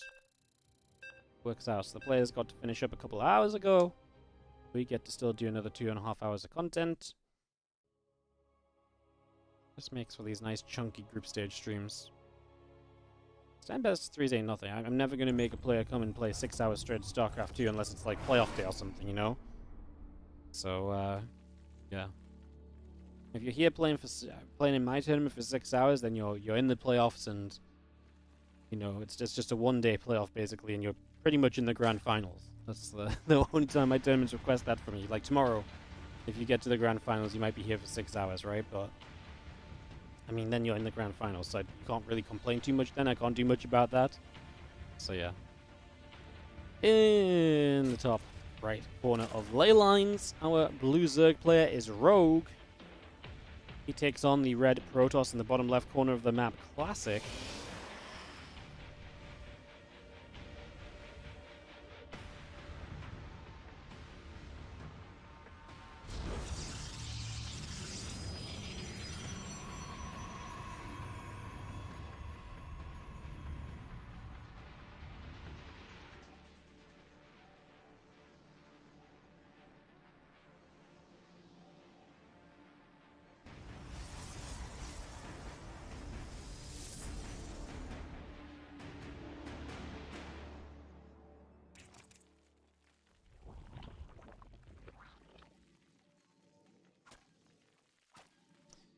See a drone nibbling up at the probe, as that probe will be. I mean, we watched the Overlord micro of Rogue last time. I don't want to show you, pure Protoss and Terran players the fear of that once again. So we'll just watch the probe nibbling some minerals instead.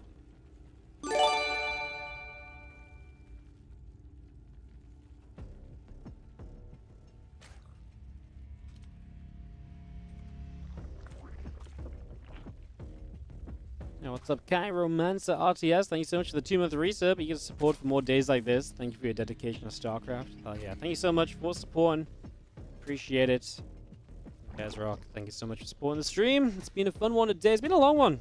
We've been going 5.5 hours non-stop. We've got a best of 3 after this Rogue ByuN to play. You guys know Rogue ByuN could be like a 30-40 minute game as well. Never doubt what could come out of those two. Never doubt.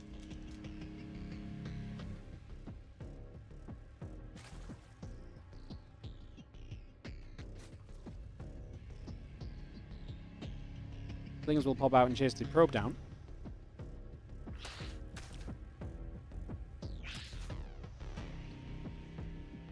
No more mass change things, please.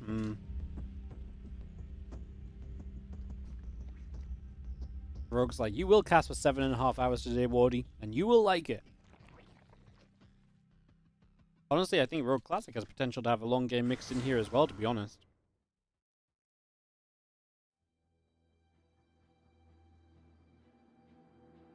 I don't think that's too crazy of a potential, you know.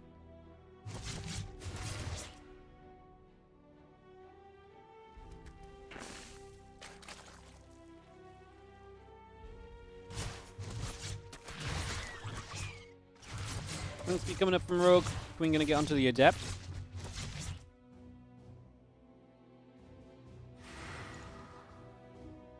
Adept will shade back down to the bottom here. Rip the Jacker, thank you so much for the 100 bits. Appreciate it. Thank you. As we continue to come on in. Adept's gonna fire. Lings and a drone or so going down as well. A little bit of damage being dealt as our Nexus will drop onto the third base. We're just gonna get that started. That's a forward third base from Classic, so trying to try and capitalize on the position of that base. Gonna put that out over there.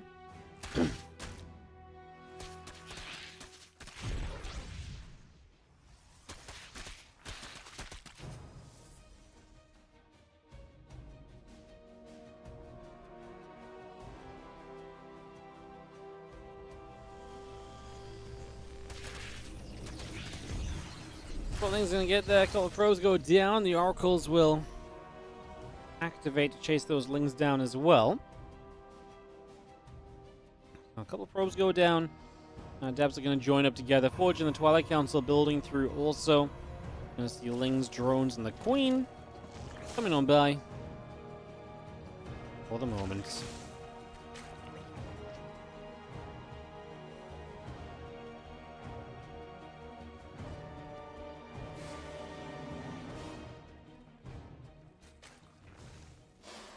Well, Lings will move about. The couple oracles will get across. Heading to the upper right-hand side as well. It's just going to take those out of themselves on a bit of a journey. Inflation will drop down, allows the Adepts to clean up some of the creep spread. Always nice to see that happening as the Roadtron is coming up to finishing. Les halfway done. 3 more drones on the way through. Lings and an Overlord in production. Adepts will continue about as the creep teamers go down. The Oracles and the Adepts continue to gather in bottom.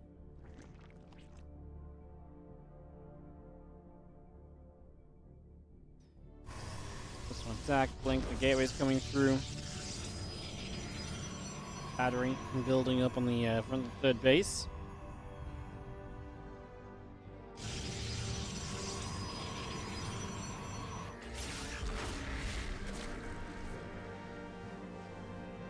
Stasis ward lands, Queen and a couple of drones gonna get caught. There's another stasis ward coming about there. Gonna catch just a few more drones. The Queen's continuing back over. Oracles keep on moving as the Queens will shoot and the Oracles take some damage. Another stasis ward. Actually gonna get cancelled as the Oracle realizes I'm on low HP. Let's not die trying to put that in place.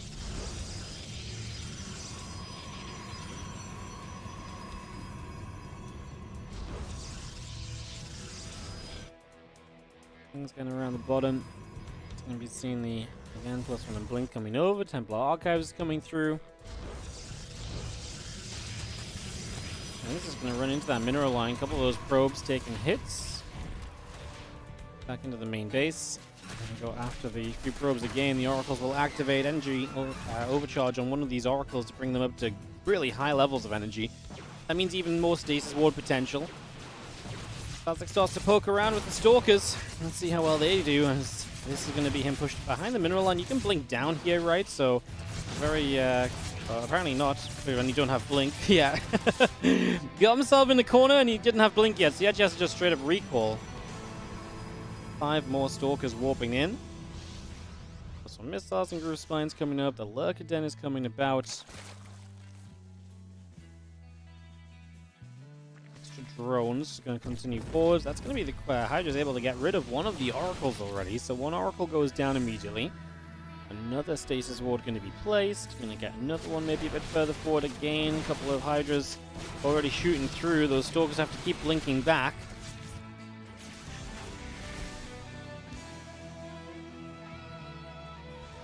+2 attack on the Forge now coming into play. And again, Hive and Lurker Den on the way from Rogue as he gets ready for the next step of this. Able to kind of get there so comfortably is obviously a big sign for him.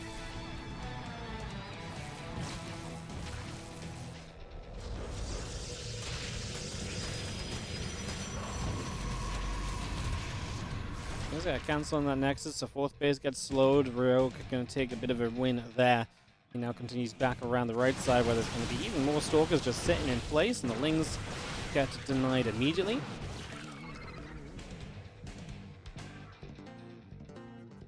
I'm just gonna have ourselves the Lurkers all coming up, Lings coming through, Seismic Spines +2 missiles continue to come about currently. Okay, we got the High Templar with the Zerglings. Cute little play there from Rogue. Nice little catch as more Lurkers finish morphing. Seismic Spines is coming through, Adrenal Glands and +2 missiles, all a part of this right now as well.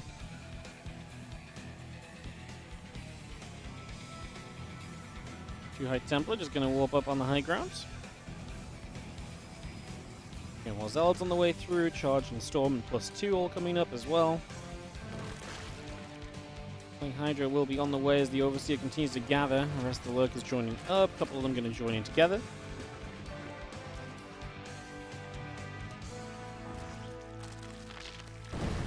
Hey, we're going to see that dash ability from Rogue on the way up. So the Hydra dash coming through. Maybe some cool plays to be made from that.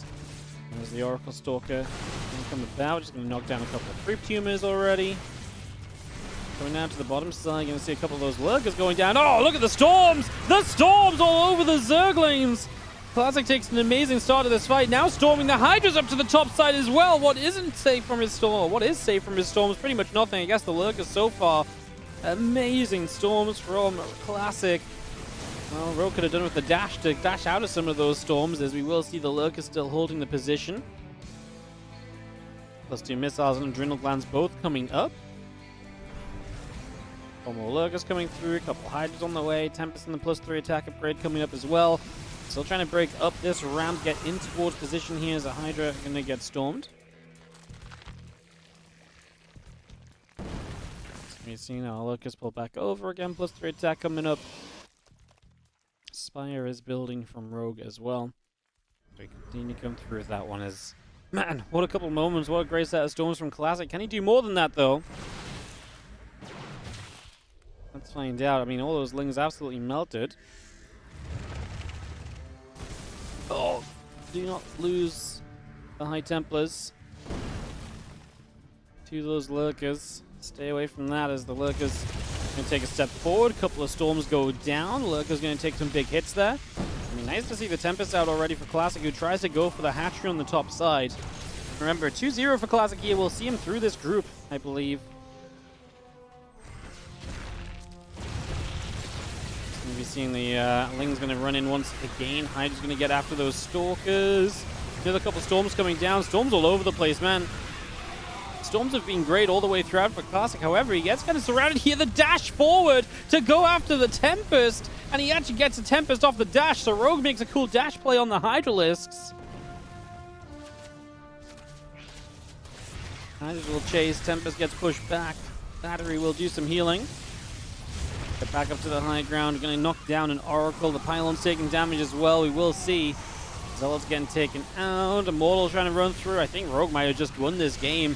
Those Lurkers not being pushed back well enough. He just doesn't have the support to let the Tempest do their thing. I mean, it's not over yet, right? The Tempest will be able to clean this up. The Classic is going to be hurt. He needs to go back to the drawing board on his army. 14 Corruptors, 10 Hydras in production, plus 3 missiles, melee upgrades. Rogue building in a big way. I mean, the fact he's got Corruptors coming through is huge to deal with these Tempests as well. It's looking very good for Rogue, actually.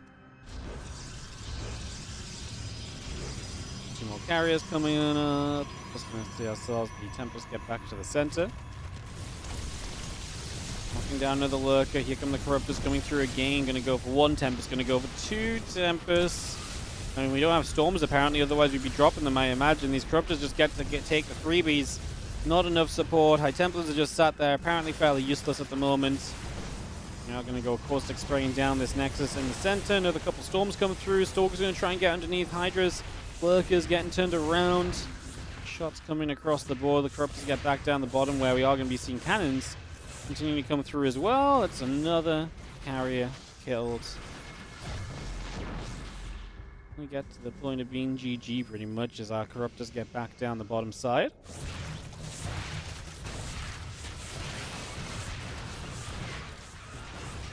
I mean, this is really rough for Classic at this point. He needs to find a way to slow down some of this Zerg pressure, but this ain't happening. Trying to storm all over the place again. I mean, Classic has really been having some good storms this game, but this is just not good enough. As that is going to be GG's. Rogue is going to take game number 2. And we are going to go to a game 3 here between Rogue and Classic. Well, I mean, if Rogue wins this, he would have 2-0 ByuN to advance.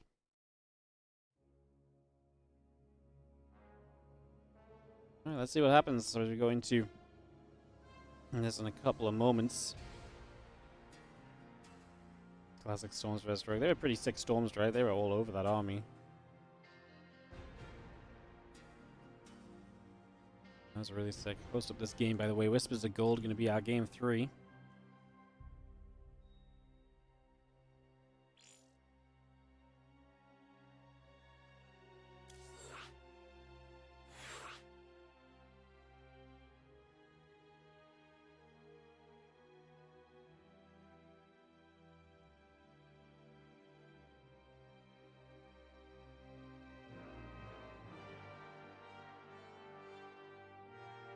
Do, do, do.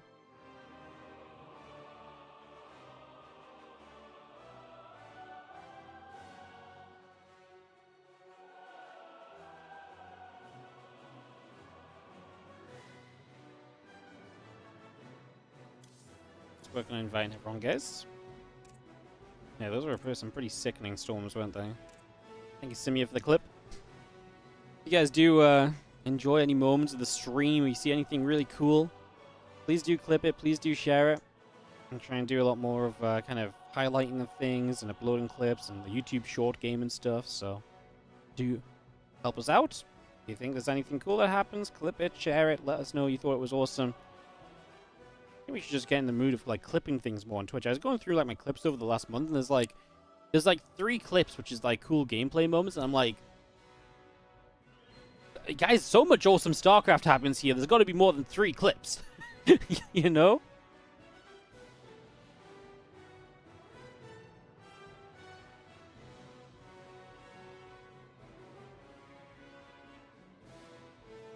Wardy without a lot of thing. One of the top 3 finals of big events you've ever watched for SE2. Several stats. No, yeah, several stats. BlizzCon. Top 3 is really hard to pick out. Several stats. Sarah Reno was really good in that Katowice that year. That final was very good. ByuN Dark BlizzCon. Also a pretty sick one.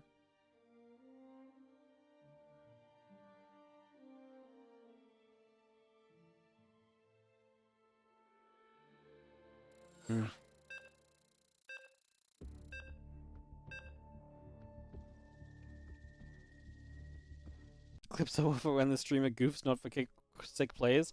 Most of the clips on my Twitch are like just random moments of the game. It's like nothing happens in them as well.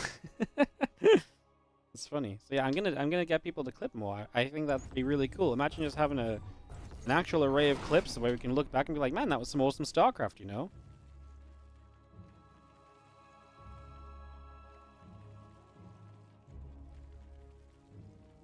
On YouTube, it has to be enabled. Oh, can you even clip things on YouTube? I didn't even know that was a thing.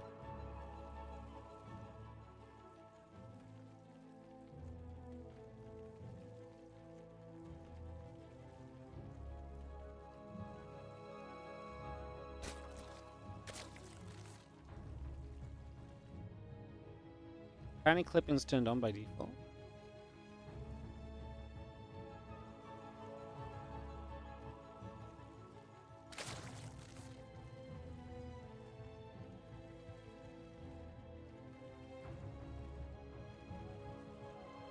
You can do it on my stream already? Oh, awesome.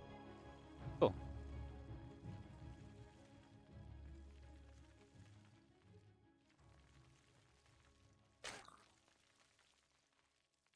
YouTube clipping's base because it lets you immediately go to watching the full stream from the clip.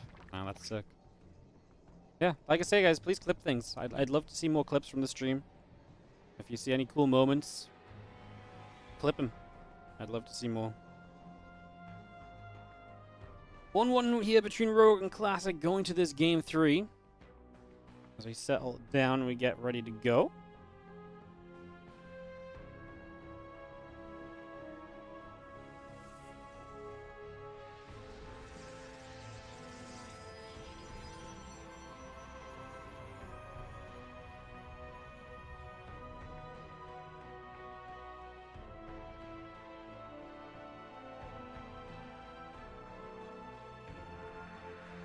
Oh, we're just gonna get down. I mean, we have ourselves a fun little scenario where Classic goes no scout, so a little greedy, but he's gonna get away with it. Nothing to punish here.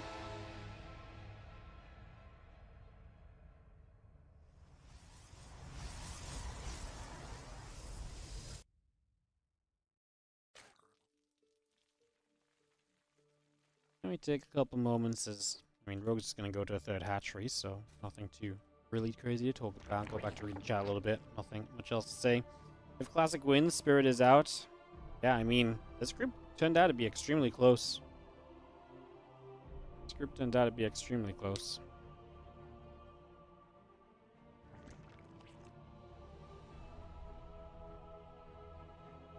Thing coming through, Stargate coming in, the Warp Gate building on the Cybercore as well. We will see an Adept just on the way out here from Classic. The Adept negotiating a little bit as well.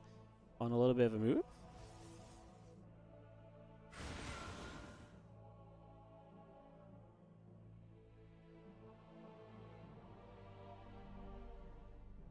Very surprised Rogue is down 2 series. Yeah, I think Spirit showing up. I mean, honestly, if you guys didn't watch Rogue Goblin today, Rogue Goblin was sick. This was a really sick matchup, like genuinely really cool. I thought this was awesome. I loved it. I absolutely loved it. So absolutely go check out Rogue Goblin. This is a great series. Some great control from Goblin. I think the Spirit Goblin games were... sorry, not Spirit Goblin. Spirit Rogue was a little bit less exciting because I think it was more so just kind of Rogue kind of dying early a lot of the time. And as unfortunate as that is to say, like, sometimes it's just not that good. And I think, you know, it was cool to see Spirit winning, and they weren't bad games. I just think a lot of the time Spirit got ahead off of Rogue having a rough early game, and that third game, definitely a build order loss as well, that he just couldn't recover from trying to rush the mutas. Does anyone know when the PTR goes live? We actually don't, but I really feel as though we're talking about it in the next week or two. Would be surprised if it was much longer than that. I don't think they're going to change up much more from what we've got already. So I think they're pretty much going to be ready to just put it live soon. At a guess. At a guess. Classic doesn't seem like the new energy ability. Yeah, he doesn't charge up his Oracle before he goes across the map. He's going to go Fleet Beacon here, by the way. It's a super fast tech. We have seen some people just rushing out a Mothership. Is Classic going to rush out a Mothership? I guess we're about to find out. New patch has been really good in the games you've been watching. Yeah, I agree. You know what I think the best thing is about the PTR is that it feels very natural when you watch the games. Like, the changes don't seem super out of place. I think that's always a sign of a good patch. You know, where things seem to just be kind of moving along nicely. A few changes that change how things go exactly, you know, a little bit here and there, but just generally. Yeah, I'm a fan. PTR probably goes live after Home Story Cup. Hopefully before Home Story Cup, because I think PTR would, Home Story Cup would just play on the patch mod anyway, to be honest. I would be very surprised if it... So they're not going to hold it off until after Home Story Cup just because of Home Story Cup, because Home Story Cup would rather play on the patch. Like, if the patch isn't live by the time Home Story Cup comes around, then they will just play on the mod. There's almost zero doubt in my mind about that. We're going to rush carriers. Rogue is going to go Ling Queen Nidus here in this game. Your hints from Mexico? Hello. How are you doing? Thanks for dropping by today. I'm for some reason I'm in a chat reading mode at the moment. I'm just reading chat everywhere. As the Knights comes up on the bottom side, the Lings come over. Oracle coming through. A couple carriers are setting up. A few more of them on the way.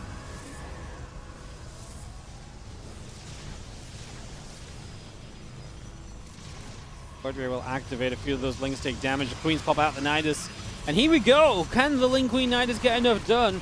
I actually think against carriers there is potential. Someone did this against Tempest the other day, and the Tempest were able to make a pretty decent shutdown of it. I think that was Shin against Goblin, maybe? Was that the Shin Goblin game in the qualifier? It might have been. Ling's going to try and boost their way through the front. A couple of carriers being healed up. Very slow to get rid of those Queens. The damage output is very, very slow on the carriers. Especially as Interceptors are taking damage. Voyager trying to help as well. Angie Queen at the front goes down. Lings are going to gain access to the natural. Classic sets up a secondary wall. Going to have to go all the way down the south to break in there. As the batteries begin to drop. 2 more carriers on the way. That's going to start bringing you to a very good number of carriers. As you do see Lings coming around this bottom side. They're going to get themselves in towards the base. Probes are pulling. We're going to start losing a lot of probes. I don't think those probes should be trying to fight. I think you should just let the carriers kind of do their thing. Carrier in the main base is inactive right now. Just AFK. Got to get that busy. 24 workers going down. But, I mean, Classic's going to be coming into this with carriers on the follow-up. However, Spores are building in the front lines. I think this might have been a moment to target fire down the Spores, because now the Spores are actually going to start shooting down Interceptors very quickly. I think Rogue's done it. I think the Spores coming up is going to doom him a little bit. As I really feel like Classic, I'm pulling the probes in to fight the Lings. I get it, but like the probes didn't, like the moment the Lings turn on the probes should run again. And like I said, I think these carriers aren't going to be able to do enough, not able to kind of deal with this in time, meaning the Spores get up, and now Spores very good against those Interceptors, and we're going to get to a point where Classic probably just can't keep reinforcing Interceptors fast enough. Chi-Chi gets called, and Rogue is going to take this victory 2-1, and that's going to keep Rogue alive in the group. It'll eliminate Classic, because Classic goes to 1-3. There's no advancing at 1-3, so Classic will be eliminated. That is a guarantee. So Classic is, he's out. But Rogue can still advance, as Rogue, all he would have to 2-0 ByuN. It's as simple as that. Rogue needs to 2-0 ByuN. If he doesn't get a 2-0, it's over. So yeah, I think super simple. Rogue needs to 2-0 ByuN. If ByuN wins a map, Spirit and ByuN both advance. Classic Rogue, is this 2015? Yeah, it could be. You look at the names. Just look at the names. It definitely could be. All right, Rogue ByuN coming up here in a couple of moments. Get this started, guys.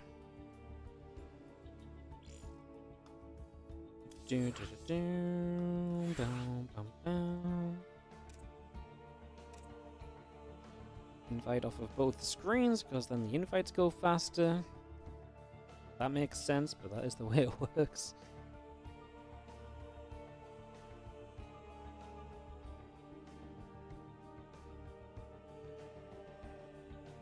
Do, do, do, do, do, do, bum, bum, bum.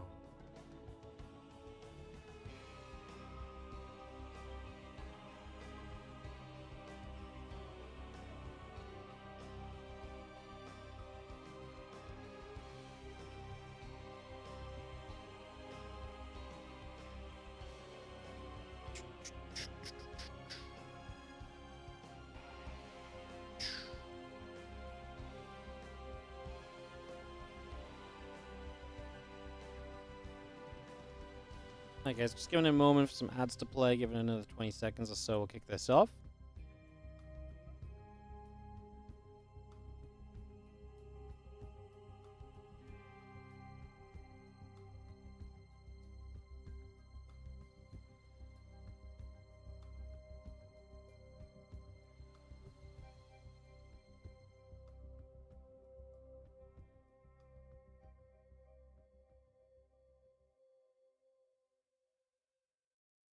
Alright, let's click the watch button, let's get this underway, let's get this started.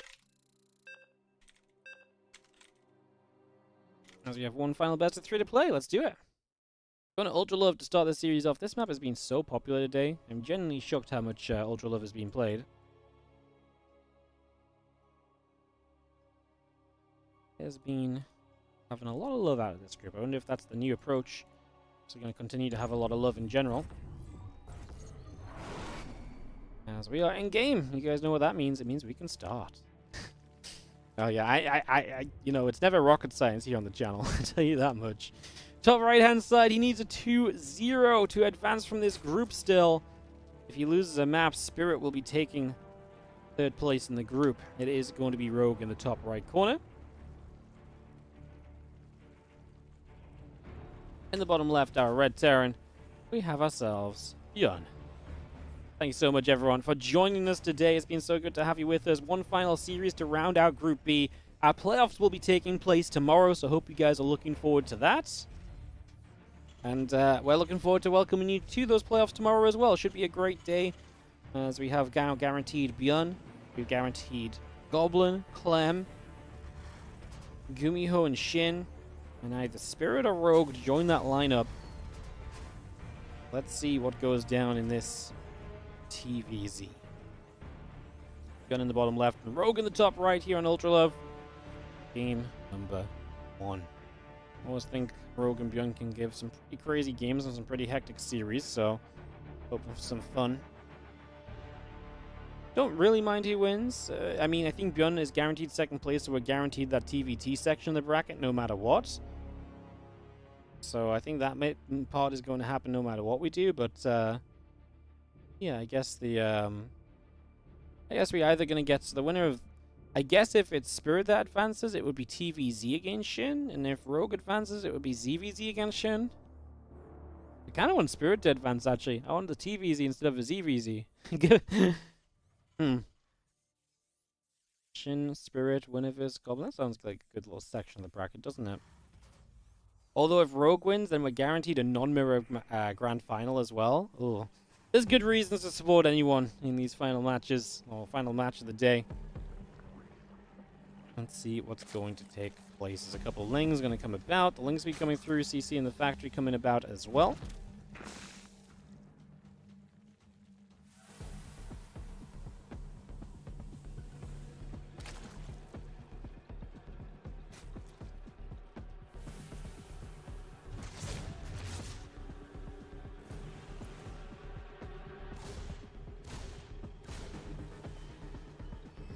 Couple lings going to come about, and the Reaper going to take some shots. The ling speed is about to finish. Queen's drones all on the way about. Grenade pops, and the lings take some shots as well. What a great moment for this Reaper as it goes straight through. Sees the gas count, sees the mining. You just get full information here as ByuN in these early stages of game number 1. Overlord speed on the way up from Rogue. That can oftentimes indicate some aggression later in the game, because you're going to have the Overlord speed ready for a Queen drop, or other kind of drop. Obviously, the investment into Overlord speed just to scout early It's something you don't really see anymore. A lot of Zergs say, well, if I build into Overlord speed, if I actually scout something I need to respond to, I would have rather spent that gas elsewhere, you know? And that would have probably helped me more in my defense than actually just building the Overlord speed. So, it's kind of a weird one. I mean, we don't really see, we really don't see it at all anymore. In this case, Rogue will have that Overlord speed to scout. He's going to see the couple Marines, he'll see the reactor, he'll see the cloaking starting on the starport. Obviously, the good thing about this Overlord speed is the Overlord is not just a one-time scout. It'll get in, it'll scout, it'll get out, and it can come in again to rescout and try and figure out what else is going on. We start a Banshee, but actually also start the Interference Matrix upgrade. So I think this is starting to be a little bit of a fake out on the side of ByuN. Cancels it. Looks like he's just going to go for a Cloakless Banshee instead. Still wants the Banshee for defensive purposes, but just doesn't see the value in the Cloak if it's going to be scouted by his opponent. So decides to go and step away from the Cloak upgrade. 100% can agree with that. That makes a lot of sense. As our Reaper and our Hellions pull back into the center of the map. A few more links going through. The Queens are still producing. 6 additional drones on the way out from Rogue.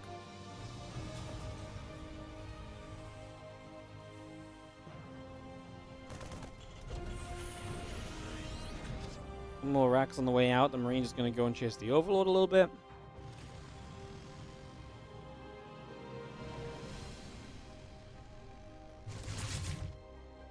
I think that's on the way up. In the end, Rogue doesn't do anything weird with the Overlord speed. Literally just uses it to scout. As the Hellions and the Banshee gather up. Where's the first Banshee at? It's on the right side, looking to try and make a play.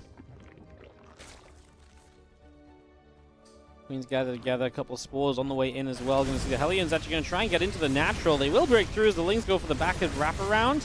So you're going to lose some drones. In fact, we lose pretty much every Link to start off with. 6 drones go down. Good start for ByuN. 7 drones go down. Hellions going to get back in. Still 9 drones. The Hellions are healthy enough to get the entire mineral line here. 15, 17 workers. It's a barbecue.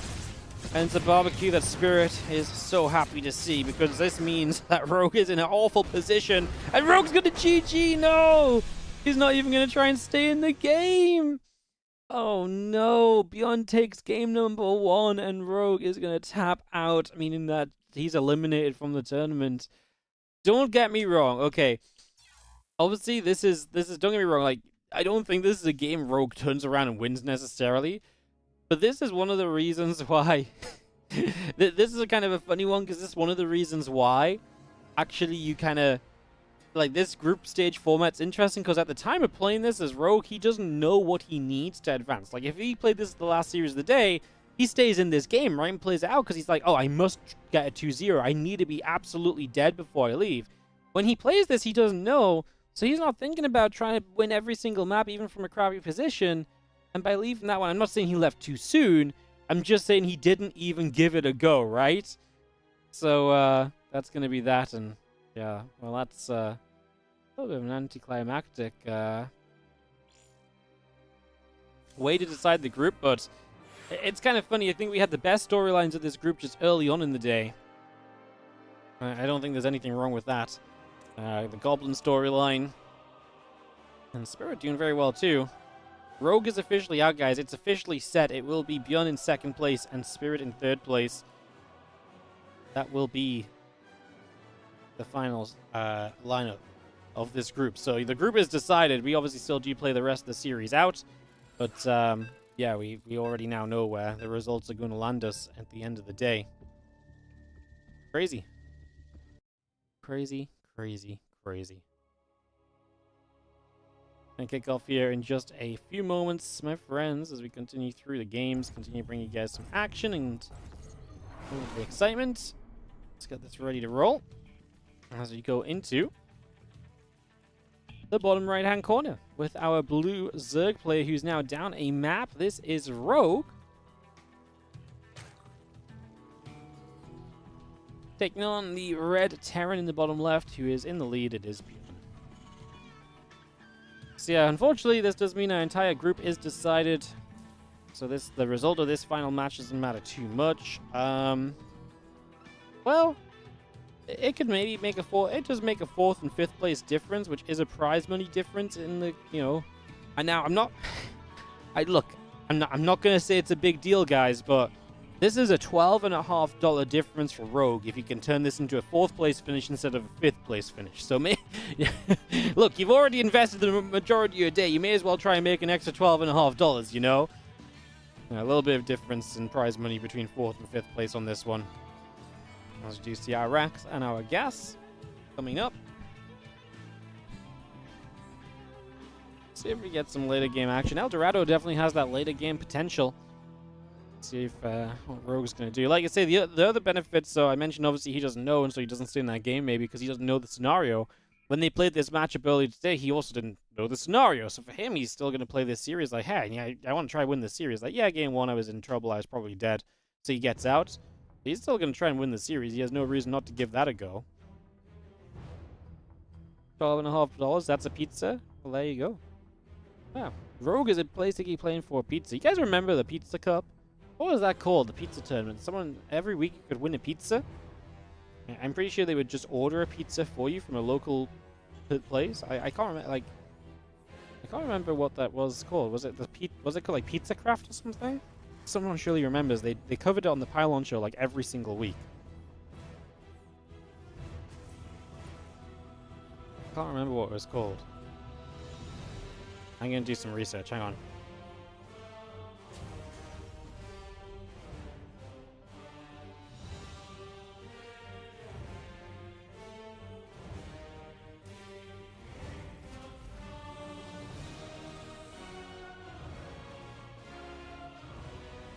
If it goes through, Links take some damage, that's great, but I want to find out the name of the pizza tournament, guys. Hang on.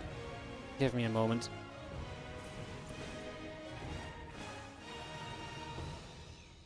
Wikipedia, SC2 pizza. The pizza pie. Yeah. This tournament ran for like 3 years or something.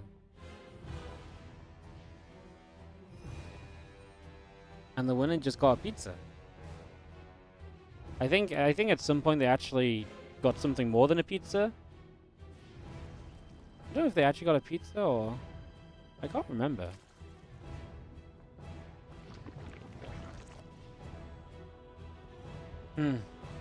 Anyways, okay. Back to the game, back to the important stuff. Thanks for coming around. DCL coming up, a few drones on the way in, Ling speed building. The Reaper will just take a couple shots off the Queens, the Ling's coming through as well.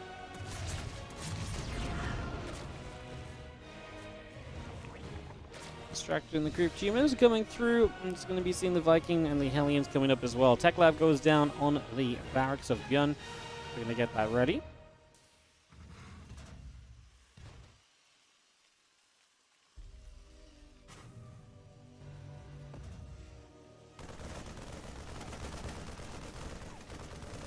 I'm just going to fire a little bit.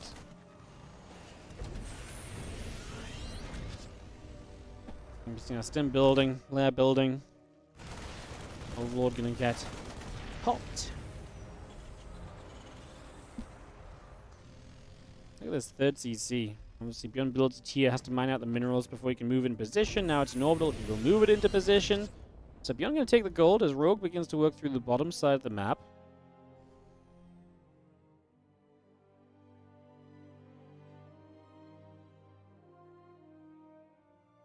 Can any Zerg unit heal on creep, or do Queens put out the heals? Zerg units don't even need creep to heal. They're just, their passive effect is they regenerate over time. That's the, you don't have to be on creep for that, right? Now I'm second guessing myself. But you know how like Proto shields regenerate over time, Terran units can be repaired. Zerg units just regen over time, as long as they're out of combat. And Queens have an ability called Transfuse. Transfusion can only be used on creep, and that like is an injection of HP and then puts a heal over time. So the Queens is a big heal. All Zerg units regenerate over time. Actually, Zerg units can sometimes regen even in combat, because sometimes you see a regen and it means that the unit doesn't die. It doesn't even have to be out of combat. So yeah, Zerg units just regen naturally over time. At any point they can regen. It's crazy. What a great race.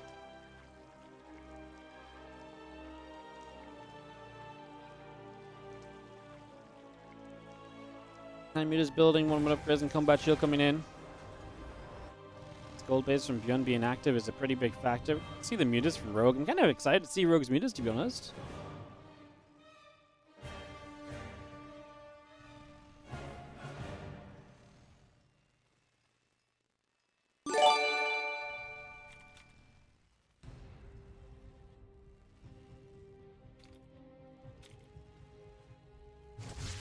Me seeing the Hellions going about a little bit. Yo, TI Beats, thank you so much for gifting us up to It's a Ballroom Blitz. Thank you so much for the gifted sub.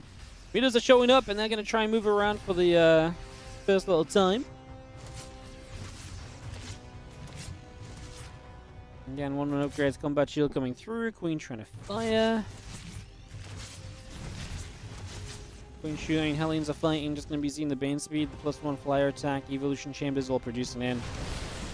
He's trying to get there. Missile turret is good to turn it back.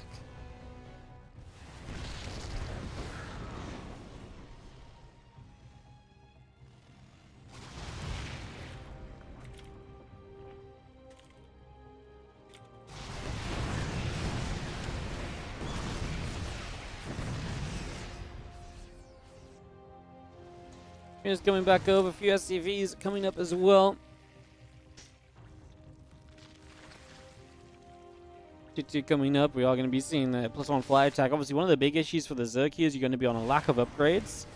As the Hellbat's morph in, the Marines are going to step forward. Overlord taking a few shots.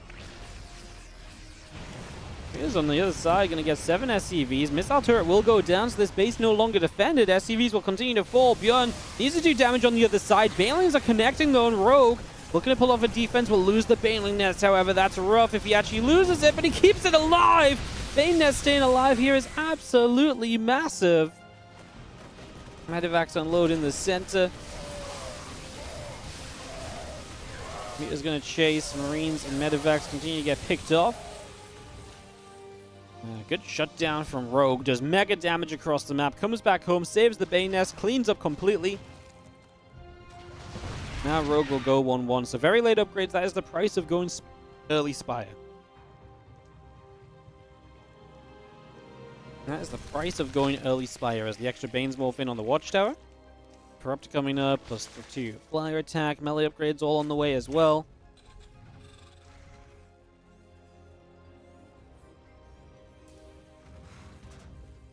Again, 2-2 on the way. Thor and the Medivacs coming about. Let's dive into the main base. Missile turret will fall as our melee and carapace. The Overlord speed produces by. Refinery taking damage.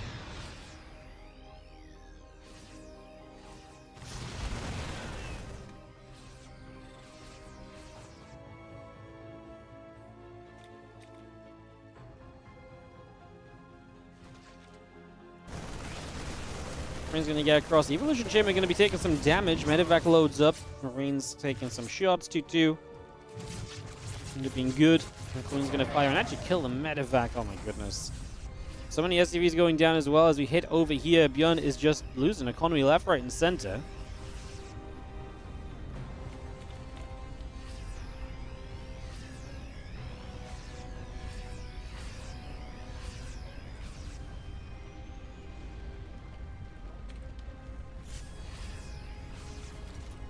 +3 armor, +3 attack starting up here from ByuN as he tries to get further upgrades. His upgrades are definitely one of the big advantages for him right now. The Thor is actually buffed against mutas, right? The Thor splash damage is actually a big deal. We're going to keep on trying to control this map as he takes the gold on the bottom side.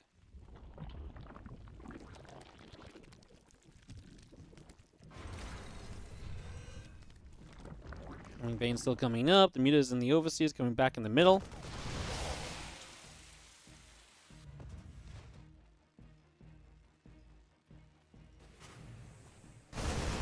Try and come back across again. Wouldn't mind trying to line up. Obviously, mutas will continue to control this map as best as possible. ByuN is on 4 bases, which if you can stabilize on 4 bases, this is absolutely still a game that ByuN is in. Like, good damage done so far by Rogue, but Mutaling Bane is a worse composition. He's not transitioning to the later game yet. 6 more mutas producing. Concussive Shells coming up. Marauders on the way. Let's get back into the center. And Burrow coming up, and our upgrade still coming by. Again, group tumors will spread as we have the Middler's going to get back to the middle of the map. Marine goes down. Guzzle shells, 3-3 upgrades all coming through on the engineering base also. And those missile turrets still producing in the army of ByuN. Sits out the front of this gold base, just like I say, waiting to max out, which is not a bad idea. Max out, get your upgrades going, be in a strong position. That definitely seems like the way we're going right now. Rocks get knocked. We just continue to move through in the top left side. Lings are going to move across as well. The Marines will get back onto these rocks and pick their way through those. Take those out. Our left-hand side, Ling's going to run through. SCVs are going to take a lot of damage as well. Marauders will continue onto those Zerglings and play cleanup, so the run-by doesn't do too much. And this is the Marine force. I mean, it is kind of just Marines. 67 Marines, some mines. It's really just Marines in this army, though. I don't think we should ever be stepping on to creep with this. As, oh my god, the one Baneling from the bottom smashes into a group of Marines. That's so funny. One Baneling out of nowhere. Like, ByuN can split against like 20 Banelings sometimes, but one Baneling out of position, boom, bang. Doesn't really kill anything, but obviously we'll drain some medevacs of energy here. As we will stim again. Actually get quite a few of the Banes running through that watchtower. Top right, there's a push going on as well. The Mutas can't come into this Marine force just yet. The Banes trying to roll into this. Ling's trying to join the fun.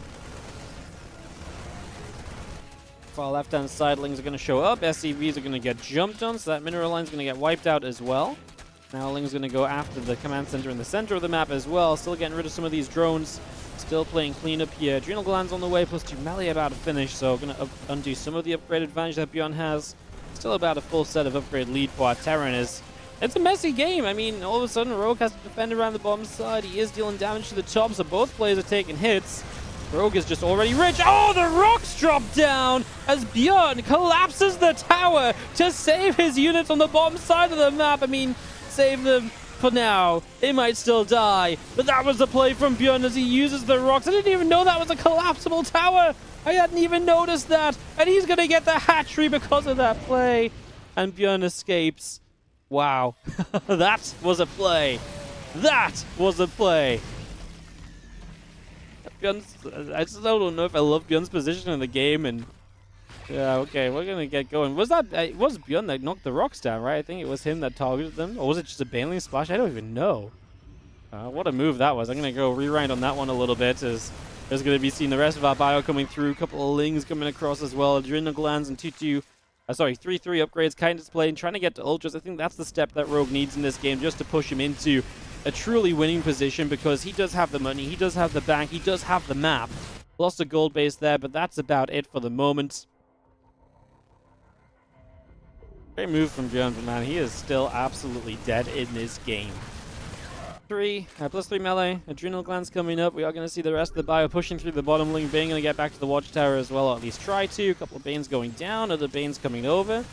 Widow Mines will potentially burrow up here as we just see our Ling Bane continuing to run up. We are going to have ourselves the Lings and the Ultras continuing to move through.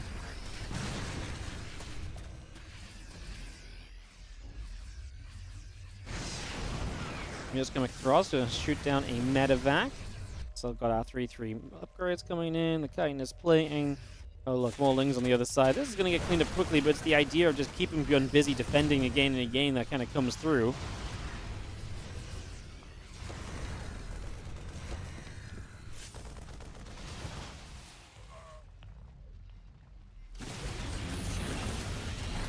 Ling's going to try and come up. A couple of Marauders are going to end up taking some damage as well. I mean, a lot of these run-bys, like I said, may be having no effect, and I guess if enough of those happen, then that is a factor that brings ByuN back into it, but I still feel like Rogue is in a pretty overwhelming position. Here come the Ultras as well, and that's something we really don't have an answer for. Just as we try and run through the choke point to get away, staying away from that Widow Mine on the bottom side. The Banes are going to get through here. SCVs and bio units are going to get jumped on. Banes are blowing up everything, and ByuN is running low on supply. Obviously, this orbital in the sky, this orbital in the sky as well. He's actually going to have a planetary top left, and the mules drop down in the top left corner of El Dorado. Extra Banes is going to show up. The Marines are going to continue through. The rest of the bio coming back in. The Mutas are going to show up, jump onto the orbital. Mutas are going to go after the orbital as well. Mutas get up to the top side again. Marine Marauder, Medevac all coming through. Widow Mine's in production. I was just going to be seeing the one that continues about. It was the Banelings that made the rocks fall. Oh, that's so sad. Still a fun play, even if it wasn't ByuN. We'll pretend ByuN killed the Banelings specifically to kill the rocks, okay?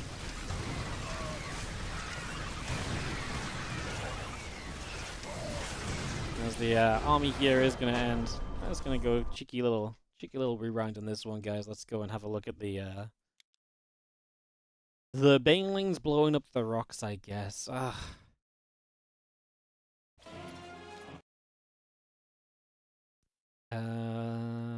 13 minutes, like here. I know you guys kept it up. We'll just watch it in game. Is it really the Bane splashing the rocks? It is, isn't it? Yeah. Yeah, it's because his army turned in that direction. Yeah, the Bane splashed the rocks. The Thor actually dies to the rocks falling down as well. So the Banes knock the rocks down, the Thor dies to the rocks. But it works in ByuN's favor. Cool play. Awesome stuff. Alright. We'll write that one down for a YouTube short, guys. Take notes. Take notes, everybody. You gotta take notes, okay? As we get ready for our final game, as it's all tied up here. Get this ready to go. And what?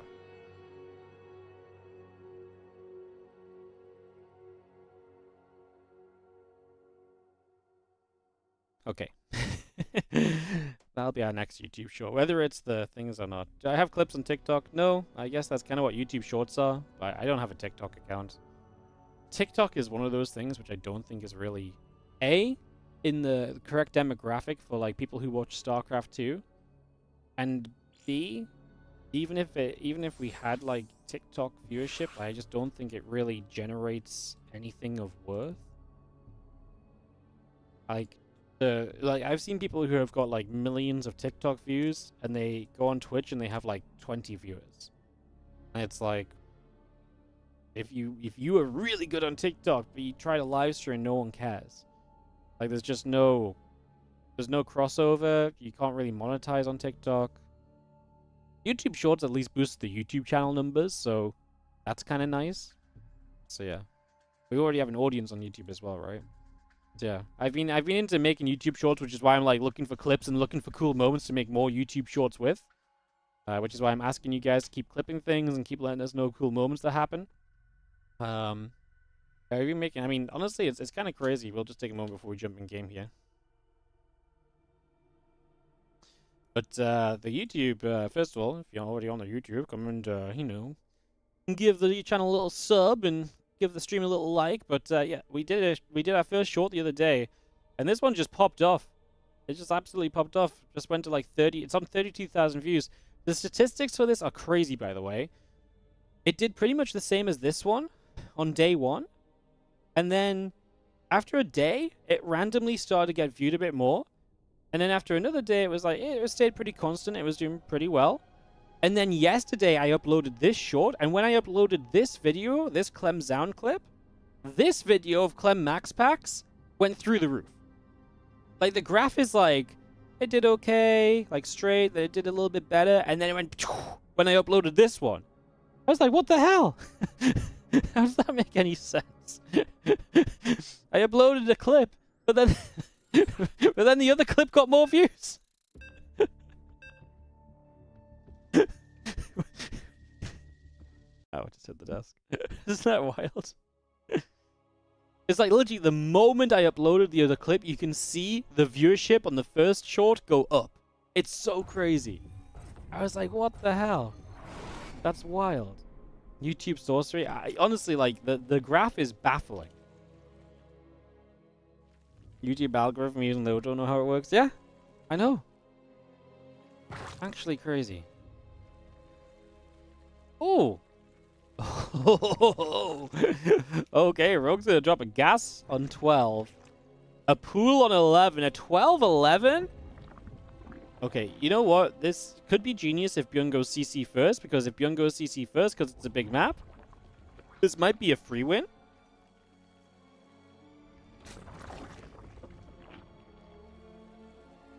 And ByuN has a tendency to play CC first. Oh my god, he's actually doing it.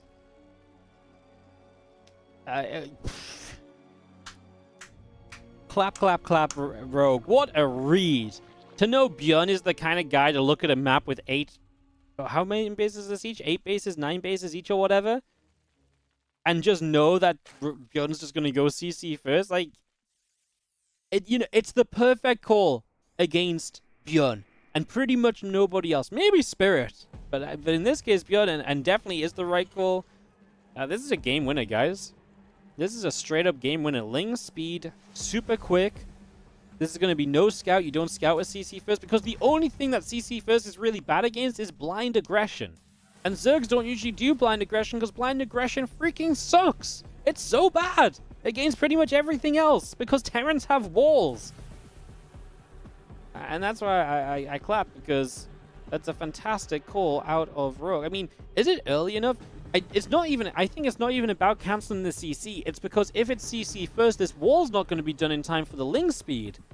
I think that's what it is. It's not even about canceling the CC, because the CC is always going to finish anyways, most likely.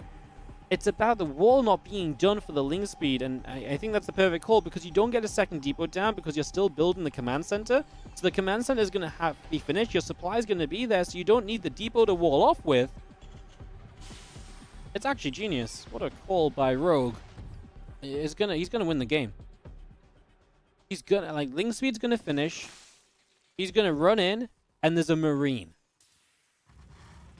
He's even gonna let the Marine's even gonna die, though. I can't even imagine the smile on Rogue's face right now. Like, a couple Lings show up, and ByuN's like, oh no, I have to micro. And then Ling speed finishes, and ByuN's like, oh no, I just lost the game. The Lings run in. And Rogue gets the perfect build order call against ByuN to win it 2-1. Ovi was a mega bait. Yeah, I don't even know if it matters, though, like, either way, right? Marine out there or Marine not out there, I think it's pretty terrible, because the depot will never be up unless the Marine runs forward on the map to spot the Lings coming from further away. What a call. That build loses to every other Terran build order we've seen today, by the way. That build from Rogue loses to every other build we've seen a Terran do today. And he uses it in the one moment ByuN does a build that will die to it. That's Rogue. That is top quality Rogue. He's not afraid to look like an idiot. But he's so good at choosing when to make his opponent look like an idiot. Amazing. GG's. Alright, guys, that's going to round us out today. This turned into a long stream. This was 6.5 hours of StarCraft 2. We hope you all enjoyed. Thank you so much for joining us, guys. I'm going to send you guys over on Twitch to somebody else that's streaming some StarCraft 2. Is anyone streaming StarCraft 2? Jason? I'll send you guys over to Jason then, guys. I already ran the ads before this game number 3, by the way, so I don't even need to run ads. That's just going to be it. Thank you so much, everyone, for watching. We'll be back with the playoffs tomorrow, so make sure you drop by tomorrow for some playoff action. That's going to be a lot of fun as well. If you're on the YouTube, we're going to have a Clem versus Shin series going live for you guys right about now. I literally am just going to go make the thumbnail for it, and then it'll be up on the channel. So if you're looking for some more StarCraft, that's about to go live. You can check that out. And yeah, I'll just let some ads roll. Actually, no, I don't need to roll ads. We've rolled the ads like I just said. Yeah, that was actually too quick of a game. Does Rogue advance? No, it doesn't make a difference. He was already out. So tomorrow we'll start off with the TVTs, guys. We'll go Gumiho versus ByuN, Clem versus the winner, Spirit versus Shin, Goblin versus the winner, then the grand finals. So that's going to be coming up tomorrow. You guys have a great rest of your day. I'll see you guys tomorrow for the playoffs. I hope you guys have a great rest of your night. And like I said, I'll see you guys tomorrow. If you did enjoy, again, like, subscribe, follow, cheer, donate, support, Patreon. You guys know all the things. I will just say them quickly just to remind in case someone was like, oh yeah, I was going to do that.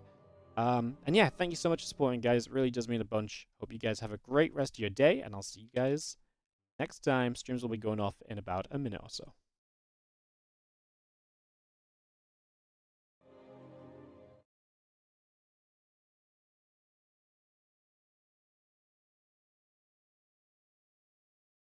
Thank you, ZG, for the 98-month resub. Guys, the ads just came up on Twitch, so I'll run the ads and then I'll host when the ads are done in about 3 minutes, okay?